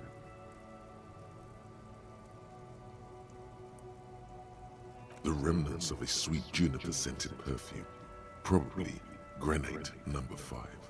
The actress is draped in a sheath dress, one of her shoulders bared. The faded remains of an autograph run across the poster. She's looking past the camera. This is G.O.M.D, a starlet from the dawn of cinematography, less known of her talent than her tragic, untimely death. She wasted away in a drug den called the Door to the River, not far from here on Boogie Street, a mixture of cocaine and morphine. She was afraid of the world, and the camera, too. The actresses and the rear actor all smile you a warm goodbye. A radio transmitter is attached to the dashboard, and a toolbox sits under the driver's seat. Looks like the frequency dial is absent. It requires a key to work, but the key has been removed, likely by the missing lady driver. The peculiar frequency tableau indicates that at least 128 stations have been saved on this radio. It has to be an advanced model to fit so many frequencies next to each other without blending them together. Doesn't look like it. Unclear. For contacting an entire fleet of lorries, for example. This must be the nerve center of a well-organized operation. Not without the dial key, no. The smell of 1,000 cigarettes, some dead actresses, and a rusty old toolbox under the seat. You wedge yourself under the steering wheel to get a better look. Seems like the few tools lying around here, a hammer, a pair of pliers, a rusty wrench, have been casually thrown there by the disorganized driver. But one odd detail does catch your eye. A piece of sandpaper has been glued to the throttle. Sandpaper adds extra grip.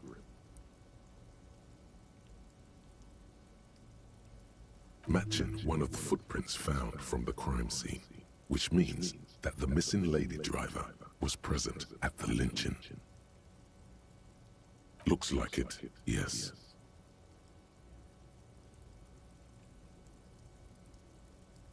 You've identified the missing 8th person at the lynching. Do you think that Hardy and his boys had anything to do with the drug trade?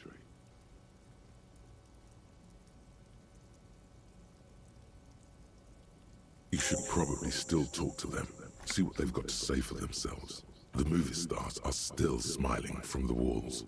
But there's something strange about the passenger seat. The radio transmitter sits on the center console, and the pull-out toolbox lies hidden under the driver's seat. Some tools lie scattered near the pedals. Voila! A stack of neatly folded papers has been stashed behind the seating fabric. You see 3 maps depicting a large metropolitan area. It's Revachon. Some of its routes and highways have been outlined with a pen. This large map displays the elevated motorway called 881. The intake leading to Martinez is marked with a blue X. There's another X on the off-ramp at a place called the Old South. Toll booths at the intakes are marked with a circle. It looks like there are scant few ways of getting onto the elevated motorway that runs over Jamrock. And this person knows them all. There, hundreds of thousands of motor carriages roar on the 881. High above the massive brown and red roofs, that is Jamrock. The commuters don't even look down. The world ceases to exist outside the windshield. To Kuro, through the middle-income neighborhoods there, by the river, and then to Stella Maris and La Delta for work, while the men and women of Jamrock scuttle to their fates below the road. This municipal map from the 30s displays a complex system of storm sewers underneath a sub-district called the Pox, old military hospital, right adjacent to the 41st precinct. The final map displays a labyrinth of service tunnels left over from the construction of Motorway 881. A few routes have been marked with a pen, where the tunnels and sewers surface near the eminent domain and a traffic island in central Jamrock. But these service tunnels were probably used during the construction of the foundation beneath the motorway. Looks like the smugglers have infiltrated the road network belonging to East Motor Tract. The cluttered cabin of the abandoned lorry offers no reply. If only Lieutenant Kitsuragi were here to help you piece together the evidence. You stuffed the maps back under the seat cover. Better not to leave traces of you being here yet. The movie stars look silently by. A metallic drawer slides out from the seat. It's empty, except for a folded newspaper. It's an issue of Petit Ferique from last Wednesday. A piece of paper falls out from its pages. It looks like an article ripped out from a radio enthusiast magazine. Complex mathematical equations explain the basics of something called the Ulan frequency system. It's an issue of Petit Ferique from last Wednesday. It looks like an article ripped out from the pull-out toolbox sliced back into its nest. The rest is as it was. Posters, a radio, dust on the windows. You close the rusty old lorry door. Your job here is done.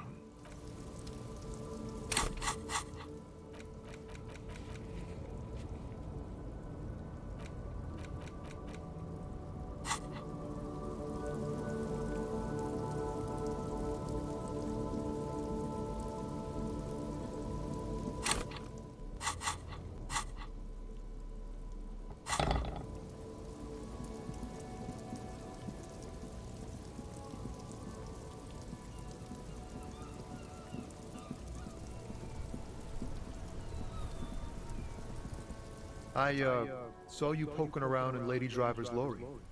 She in trouble?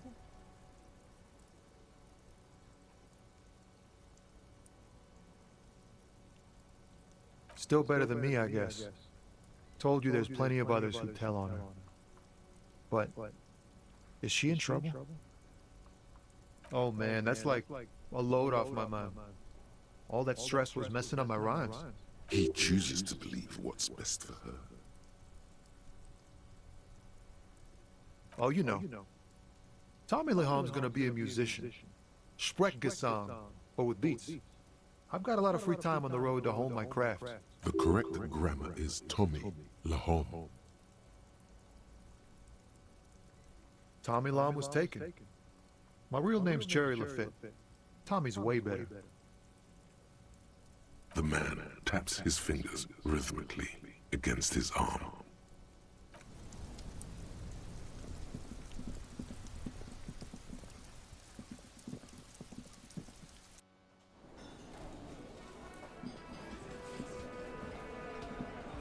Looks like the circus left town, but the clowns are still here.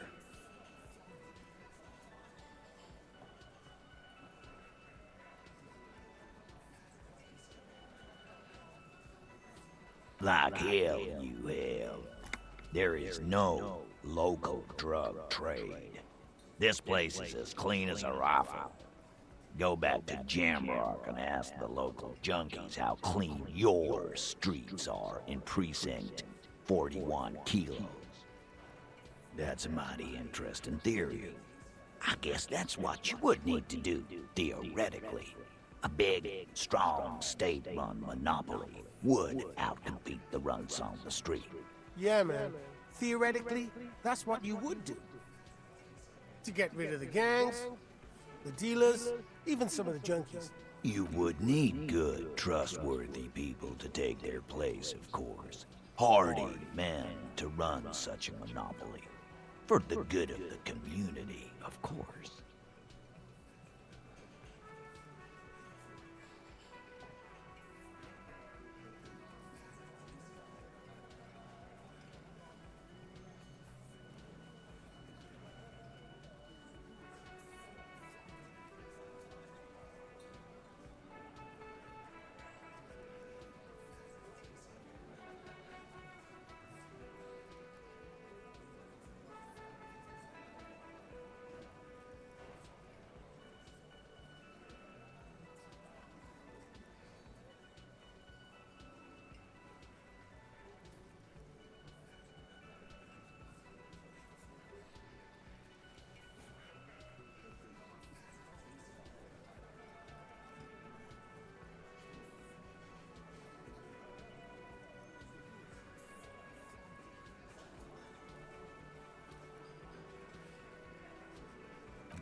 fucking who?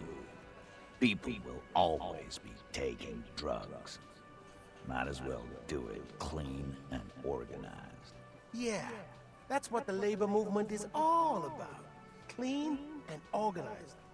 And the Hardy Boys are running it. Theoretically, of course. We're just talking politics here. My answer to your drug accusation is, how dare you? Go fuck yourself. My answer is, fuck off. Mind your own business. There is no 8th Hardy. I run this goddamn scene. And here we go. Back to the usual. I know! Fatty walked on all fours. He's so fucking fat he left 2 sets of footprints. Despite everything, the little man is quick on his feet. Go fuck your mom, Dennis. That's more like it, boys. You heard him. It was Angus on all fours. Anything else you need to know?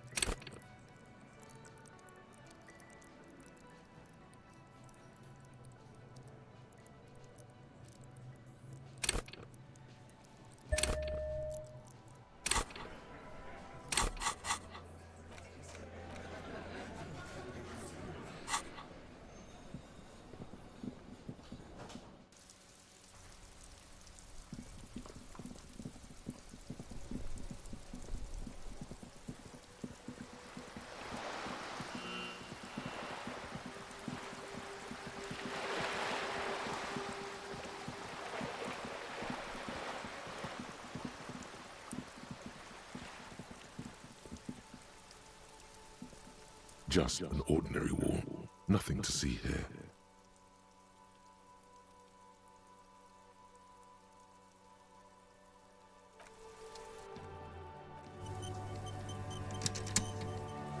Just an ordinary wall.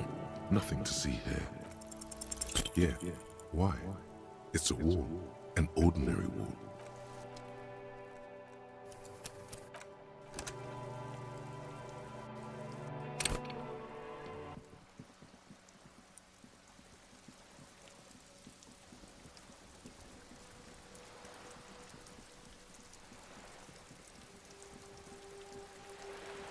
You're back. Good. What can I help you with?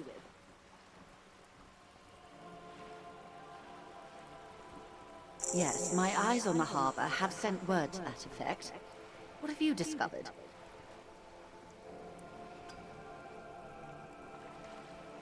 Yes. And will you start an official investigation?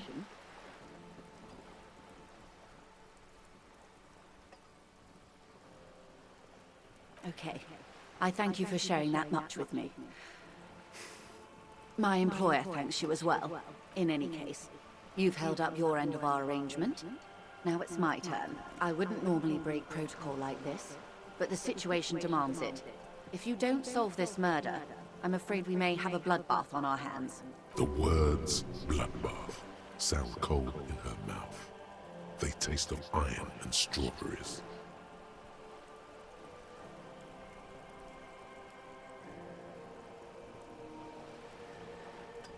Yes. I'm afraid this strike may descend into a small-scale civil war, with possible consequences for all of Rivershoal West. I have an indirect role to play, I'm sad to say. My employer experienced a momentary lapse of faith in me. In that moment, they elected to deploy a private military contractor as an insurance measure.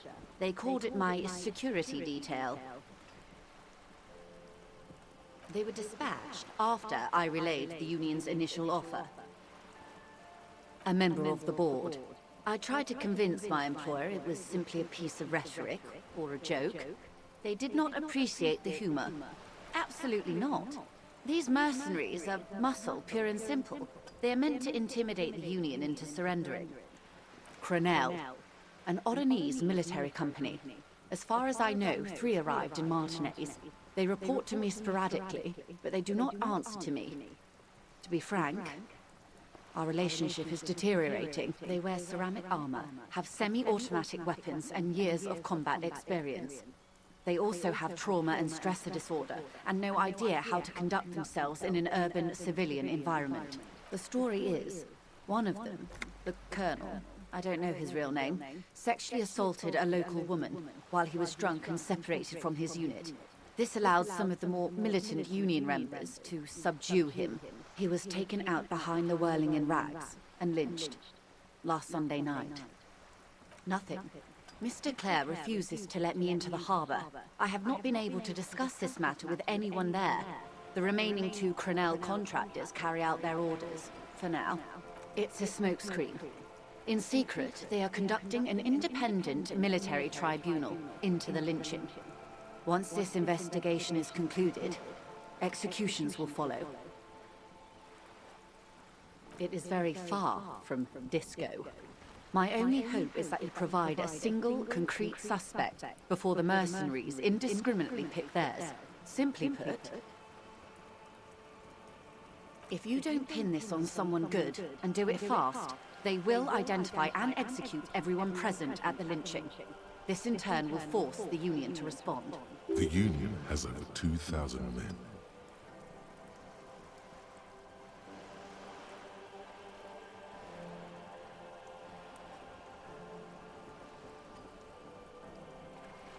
Have you ever seen a hornet invade a beehive, Detective?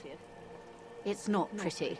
The Seraï's giant hornet, the world's 2nd largest insect, can kill 40 honeybees a minute, while a group of 30 can decimate an entire hive of 20,000 bees in less than 4 hours. These men work in tandem using semi and fully automatic firearms. Their armor is virtually impenetrable to muzzle-loaded weapons, even yours. Most Union workers don't have guns at all. The muzzle loaders need to be reloaded after every 1 or 2 shots. The automatics every 1 or 2 minutes. As I said, a bloodbath.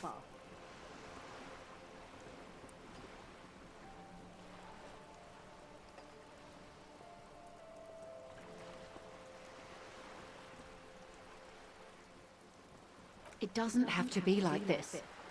Nameless, badgeless officer of the citizens' militia. One single, concrete suspect delivered into civil court, and I may be able to defuse this situation. Not much. Their public resume is relatively good, as far as private military contractors go. I believe they were once called Downwell. They boast a long list of clients. Saint-Baptiste, Welchman-Lorenz, Eintracht. A warning sign, however. The operations concerned all take place in 3rd or 4th world countries. Guarding facilities, escort missions and such. Sadly, no. Before this happened, I had little interest in them. Now that I do, I don't have the resources. If you still have access to the ICP's database, you could run a better background check than I ever could. It may take some time, though. Ah, yes, your condition. The International Collaborative Police maintains a database for these sorts of things. Perhaps you should consult it. It was just a suggestion. I have, and they will. However, these orders take time to reach what is basically a rogue unit out in the field here. Until they do, it's all on us. She's being truthful. She is pressing them as hard as she can. Or he didn't. This is information passed on to me from some teenagers loitering around the canal. I cannot testify by it.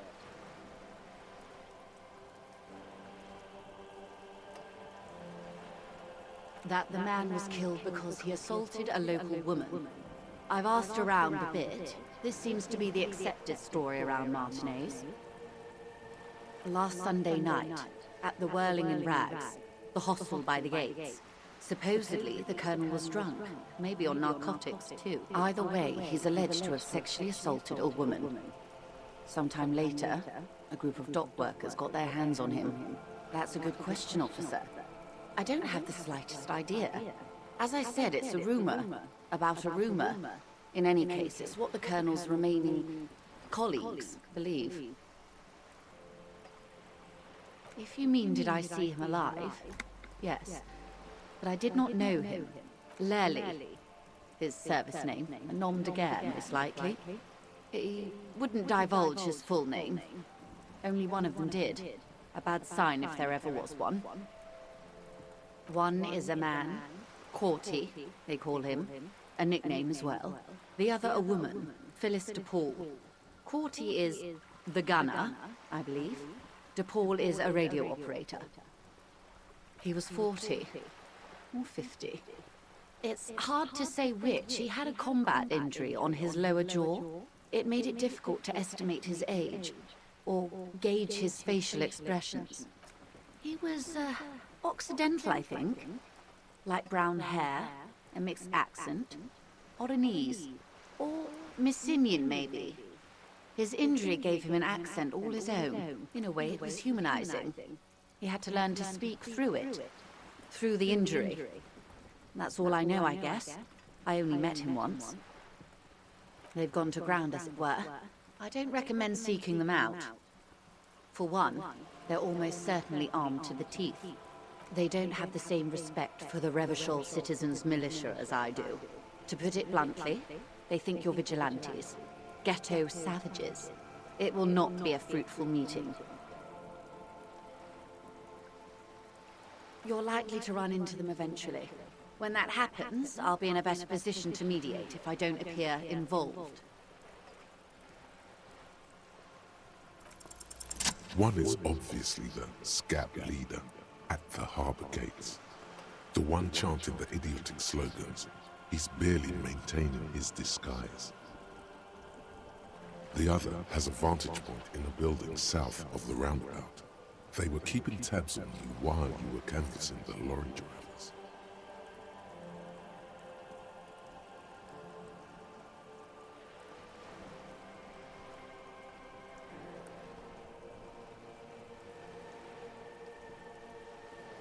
That may be so.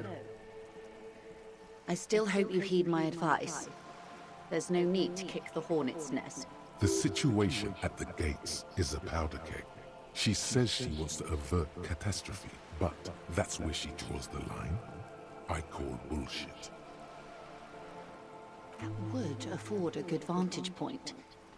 In any case, it's practically inaccessible. I hope I can answer it better. Until the executions start? Truthfully, I don't know. It depends on their progress identifying the members of the lynch mob, and their impatience.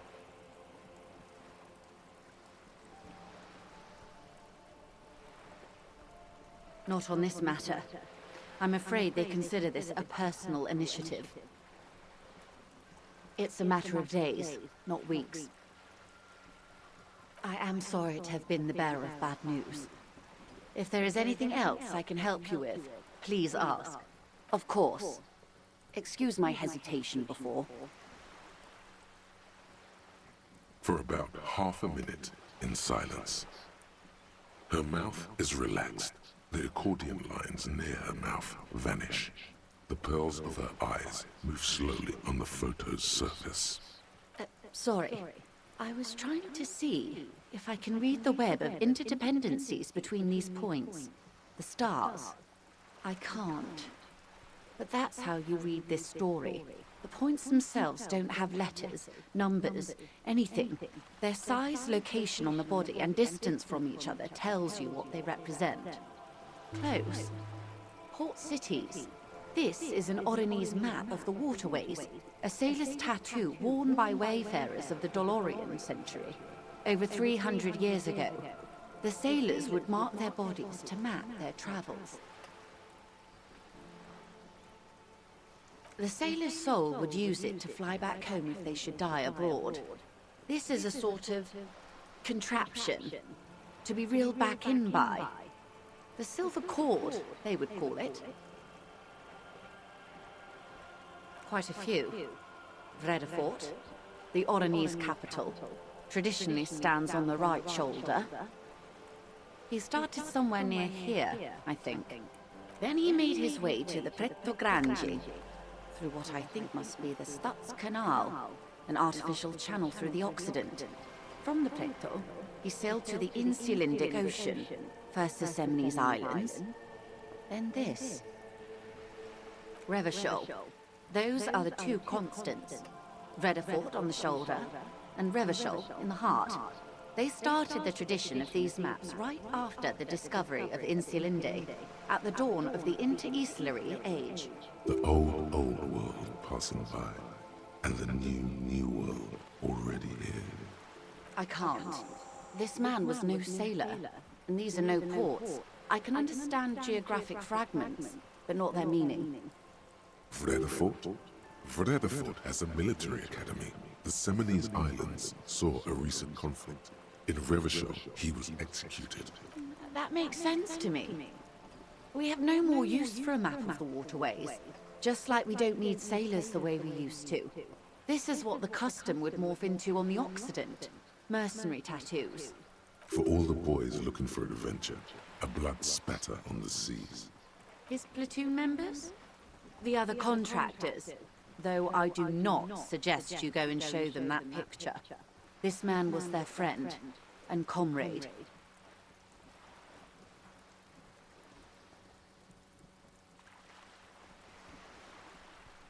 Surely there are other people to ask about the tattoo. This is not necessary to complete the task, officer. It's a dangerous side task. Search elsewhere.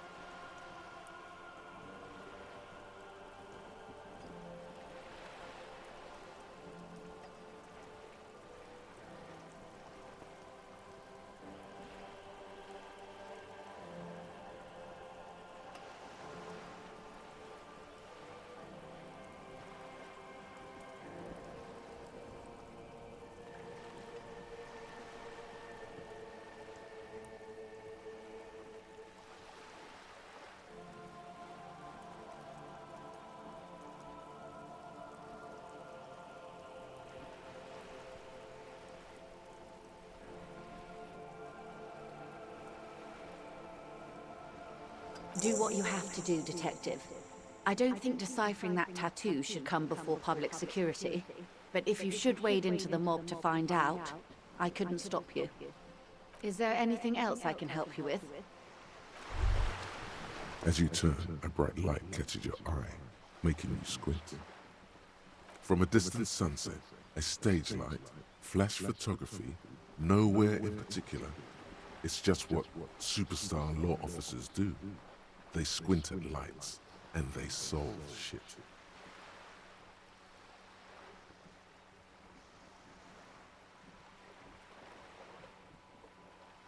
Yeah, you have. You're a big dick cop, Dick Mullen, Salam Rocky Bayi, badass on-the-edge disco cop. Time to recede into a ludicrous fantasy world. Here we go. Camera, lights.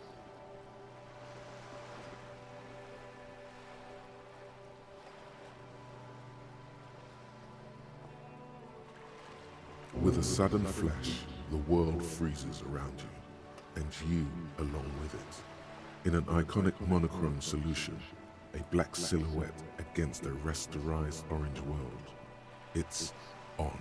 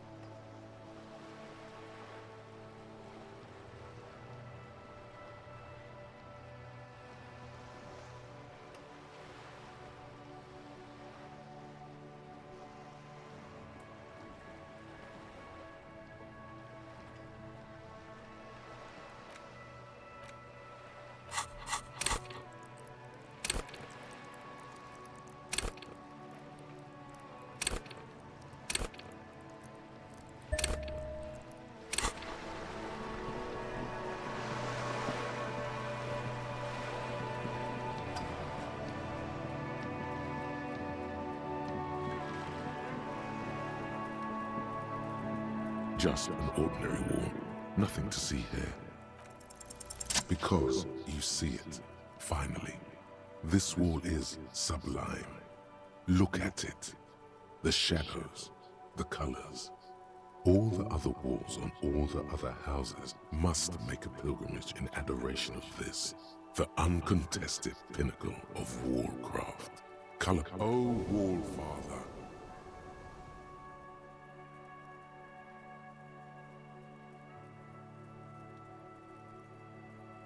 Absolutely. Now you just need the materials. Cindy the Skull has a paintbrush and paint. Talk to her. Yes, great thinking. Go talk to her. The wall will be waiting.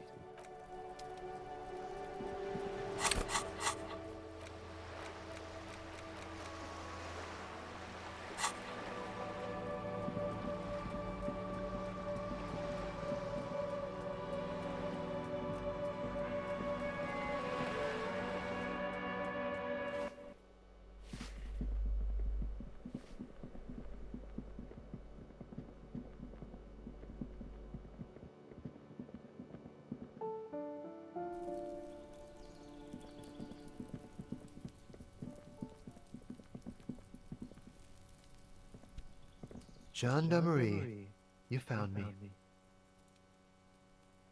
His slender figure is backlit by city lights, its distant streets and motorways flashing like diamonds. Beautiful. So tell me, are you here to make things right again?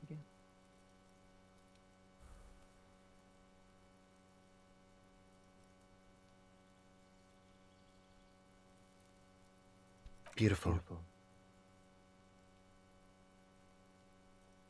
I have some good news for you. My Sunday friend is visiting me tonight.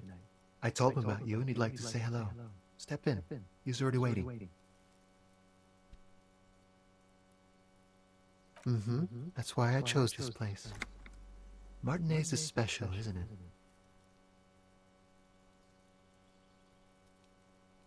Trust me, you do. That's nice, but I don't have anything to tell you. It's my friend you're looking for, not me. He takes another drag of his unfiltered cigarette and looks around. It's getting dark and the neighboring windows have lit up, one by one. Downstairs, a cat crosses the yard, disappearing into the bush. Besides, I've got to run. Something tells you you're never going to talk to an individual this cool or mysterious ever again.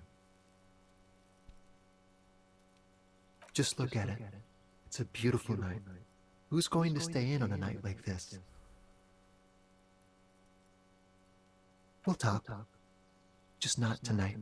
Take care, alright?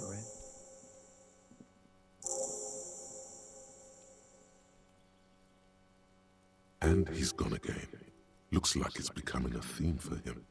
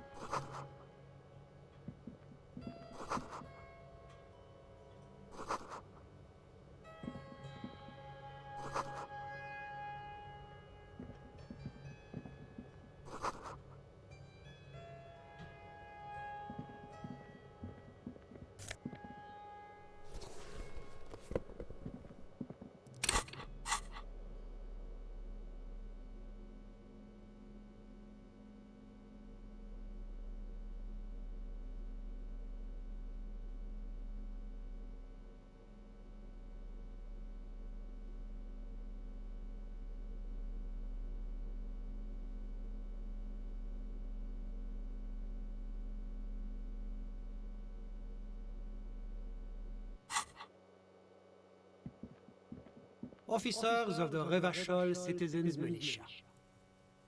His hands are clean and well manicured. This is a man who knows the importance of appearances. My name is Charles Vildrouin, and I am an official with the coalition government. I work for the Institute of Price Stabilité on assignment from Sur-la-Clé. I heard you talking to my friend outside. Very good. Super. I am here to assist you in any way possible. Ask me about the hanging.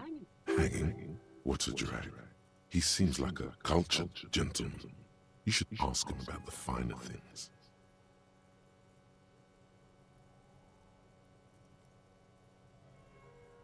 Oh, we got it from an atelier in the East Delta Commerce Center.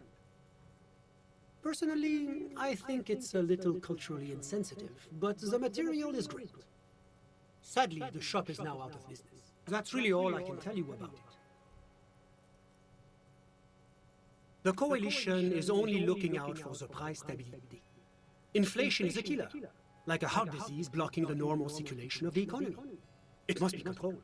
The economy impacts the entire international community, which is why it requires international oversight. Well, I'm renovating it. It is an interesting project. The building used to be a 12-story skyscraper before the cannons took the top 4 stories off. This, of course, happened when the coalition forces landed here. You could say I'm undoing some of the material damage the international community caused when we arrived here.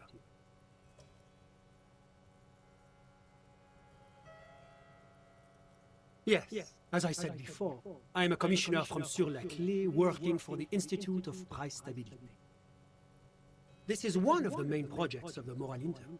Wait, there isn't actually an Institute of Price Stability, is there? Or maybe there is.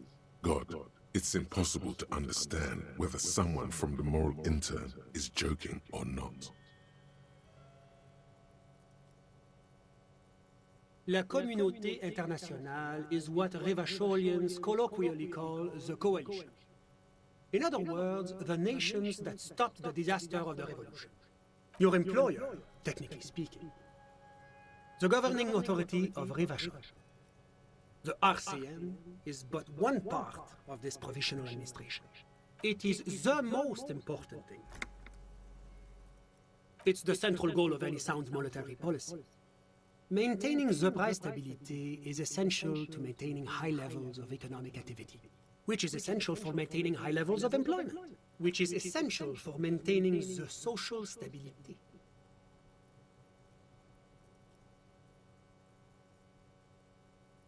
Take your daily bread, for example. Too much inflation, bread becomes too expensive.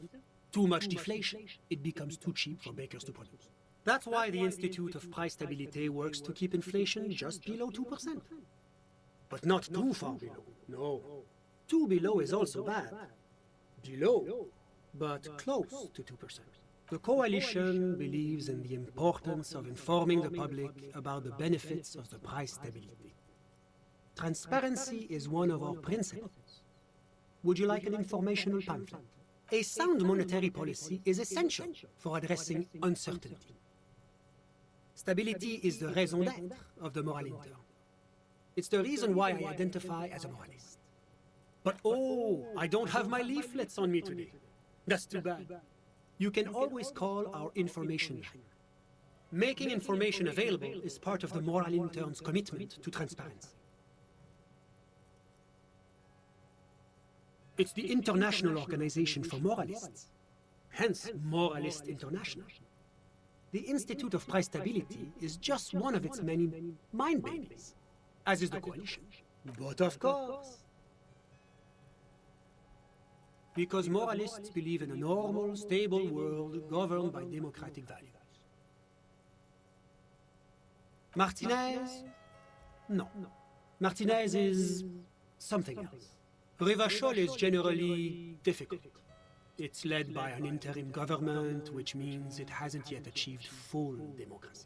But they are working towards it. You're all doing very well here, relatively speaking.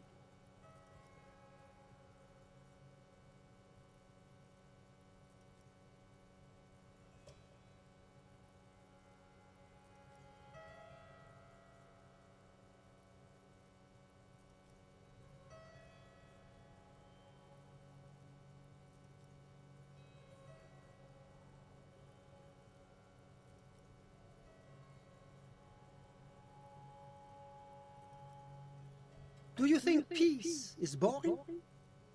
What about prosperity?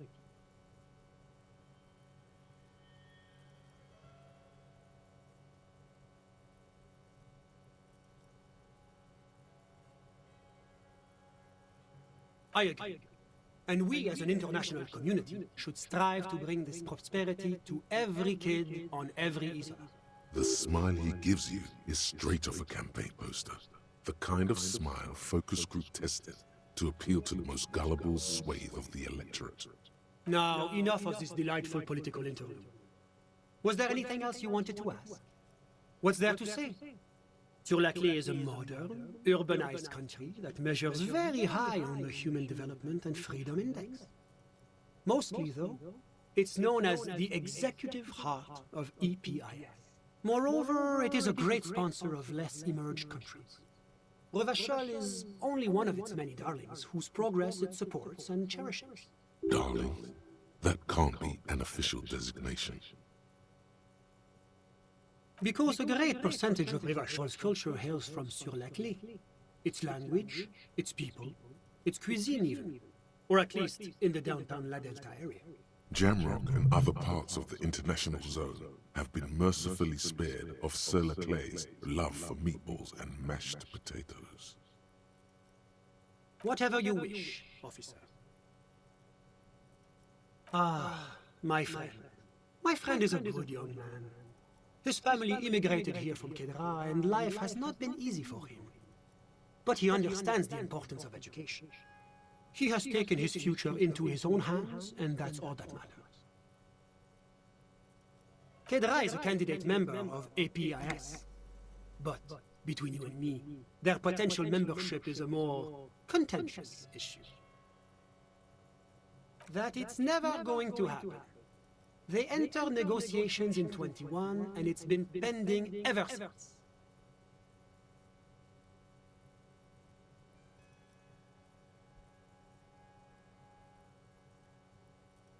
EPIS is a very special program developed by the Moral Intern to support certain Occidental nations. It began as a unified system of weights and measures, which proved to be a wild success. Nothing but kilograms and centimeters as far as the eye can see. God, yes. Sweet standardization.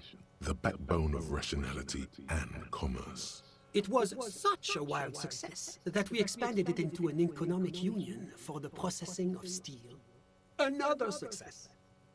And between you and me, the Moral Intern feels emboldened by this success. Emboldened to take EPIS to the next level. Why, it stands for progress and stability, like the Moral Intern as a whole. It's been such a wild, extraordinary success thus far. We are very excited to take it to the next level. A supranational political alliance. The United States of Occident. You mean Revachol? No, it's going to have transparent democracy. It's one day going to be a candidate member of EPIS, sure. Except that candidate members never become full members, do they? No, candidate members do become members. Why do we even have the whole system in place if they don't? It just takes time. Time and evaluation. But we were talking about my friend here, not politics. How did any of us become friends? Bad things happening on the Insulindian Isola? Oil platforms ablaze in the night? Civil wars lasting for years? Finally, the international community is forced to step in. Au contraire, it's how millions of people end up where they are, meeting the people they meet. It's how I came here, and my friend too. Sorry, who? But I told you, officer, he's a bright young man here to pursue his education. Education is the foundation of our future, especially the arts. It is a cornerstone of our civilization.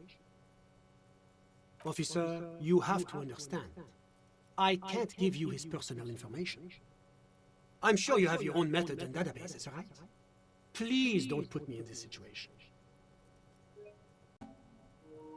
He's deeply enmeshed in the study of the fine arts, yes. As though you weren't envious enough of the boy as is. He's a truly free spirit. He likes all the arts. Perhaps graphic design? Printmaking? Who knows? The world is open wide for a talented youth like him. I'm just enjoying the view. We're all friends. Nothing's taboo between us. He comes and goes. I'm sure you'll see him around. He's very active. I'm all ears, officer. I'm sorry to say I did, officer.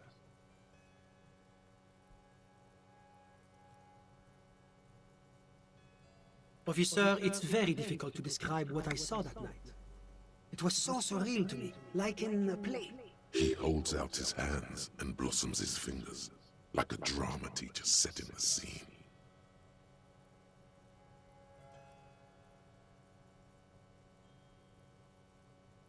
No. I mean, it was so strange. I could barely believe what was happening. I was on the balcony when it happened, getting some fresh air. I remember that first they came in, carrying what looked like a body. And then I saw all the surrounding windows go dead, one by one. That's when I understood. I should not be seeing this. I couldn't tell you exactly. Less than 10. Maybe 8? Sound familiar? That matches the prints you observed at the scene. That's a giant you're describing. No, they were all quite human. As far as I could tell. I went back inside. Yes, back inside. Keep yourself safe from the killing. Officer, the yard was pitch black. There was nothing to see, but I could still hear their voices. They were threatening to kill that poor man. All men, I presume. But again, I couldn't see very clearly. That doesn't quite comport with what you know. Don't forget the lady driver. It's possible, officer, but I cannot say for certainty. It was very dark, you must remember. I believe they were mostly white, though I believe I saw 2 Aeropagites among them. And I am quite certain that one spoke with a Mesk accent. Well, that's the strangest part, officer. Nothing happened. It was oddly quiet for a public lynching. Eventually, their shouts died down, and that was all. There were no gunshots, no celebratory shouts, no anything. I'm afraid I don't have anything else to add. All I can say is that it was late. My watch. Yes, now I remember. It was 30 minutes past midnight, give or take. No, I didn't see the corpse until the following day. Of course, anything I can do to assist the RCF. A moment, officer. Do you have everything you need from me? I'm afraid we won't have the chance to speak again once you leave. It's against diplomatic best practices for an official in my position to be discussing murders with local militiamen. And I'm pressed for time. After you leave, I should be leaving as well. That's not the real reason he's so apprehensive. Men in his position shouldn't be seen loitering around in underprivileged young men's apartments in the middle of the night.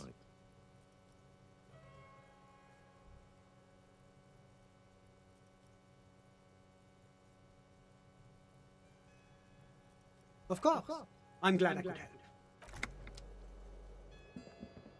Was there anything else? Of course.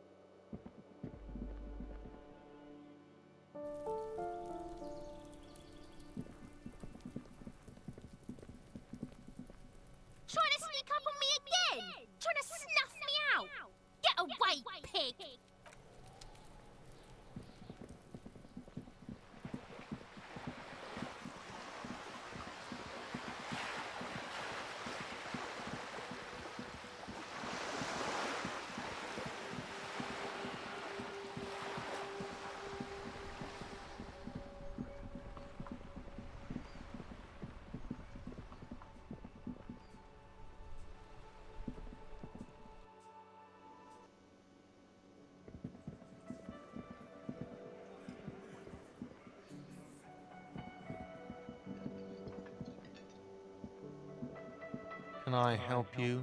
You're already set for the night. Your door is unlocked.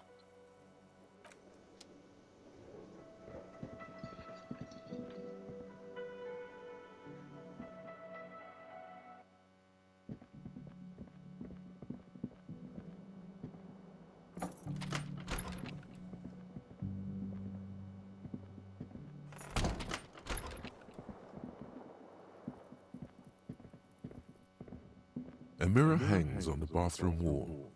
In it, your face, adorned with the expression.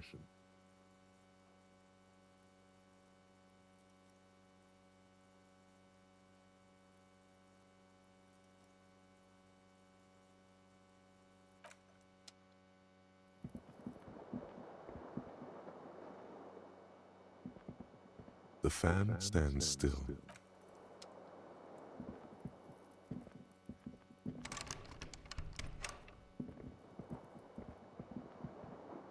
The bed is still cold from the broken window, and not too inviting.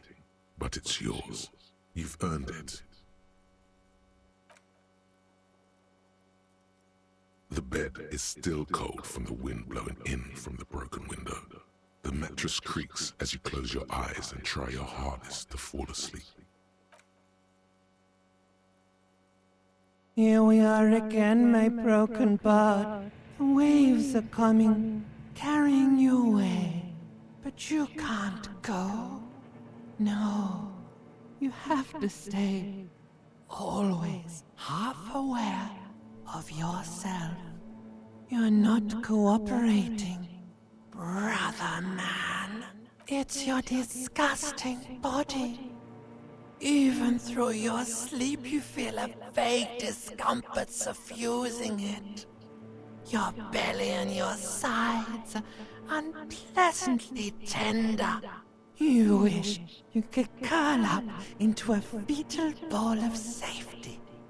But you cannot, because of the pain.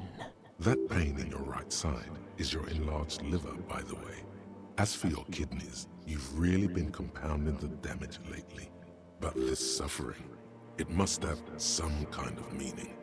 A story that will come out of it. Perhaps even a story that you will write yourself.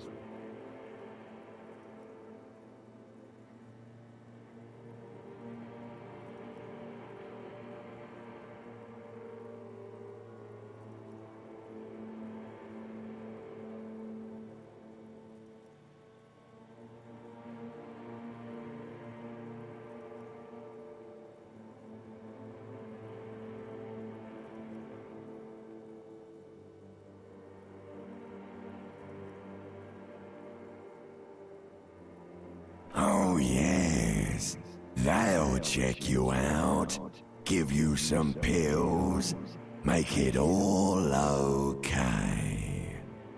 The Wonder Makers. Don't be stupid, Harry. It's not happening.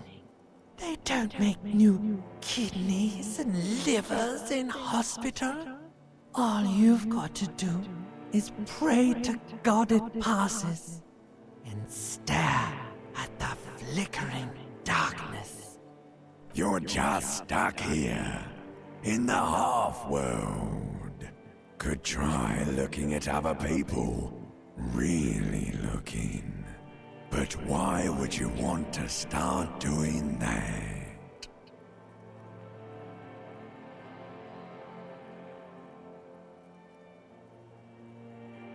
Sure you do. They're all so friendly, aren't they? At least they're interesting. Each one has a process just like yours, running in the space between their ears, full of secrets. People are beautiful, statuesque, parodies and tragedies of themselves. A great democracy of creatures. What do you think you're doing right now? Coming to some greater awareness? Look at all these lights, blinking in and out of existence. Thoughts! You're just pretending that you're asleep, even to yourself, while the world goes on without you. Let it. Let it. But it never seems to let you go, does it? Time to rise and wipe that shining sweat off as best you can. Gather your bearings.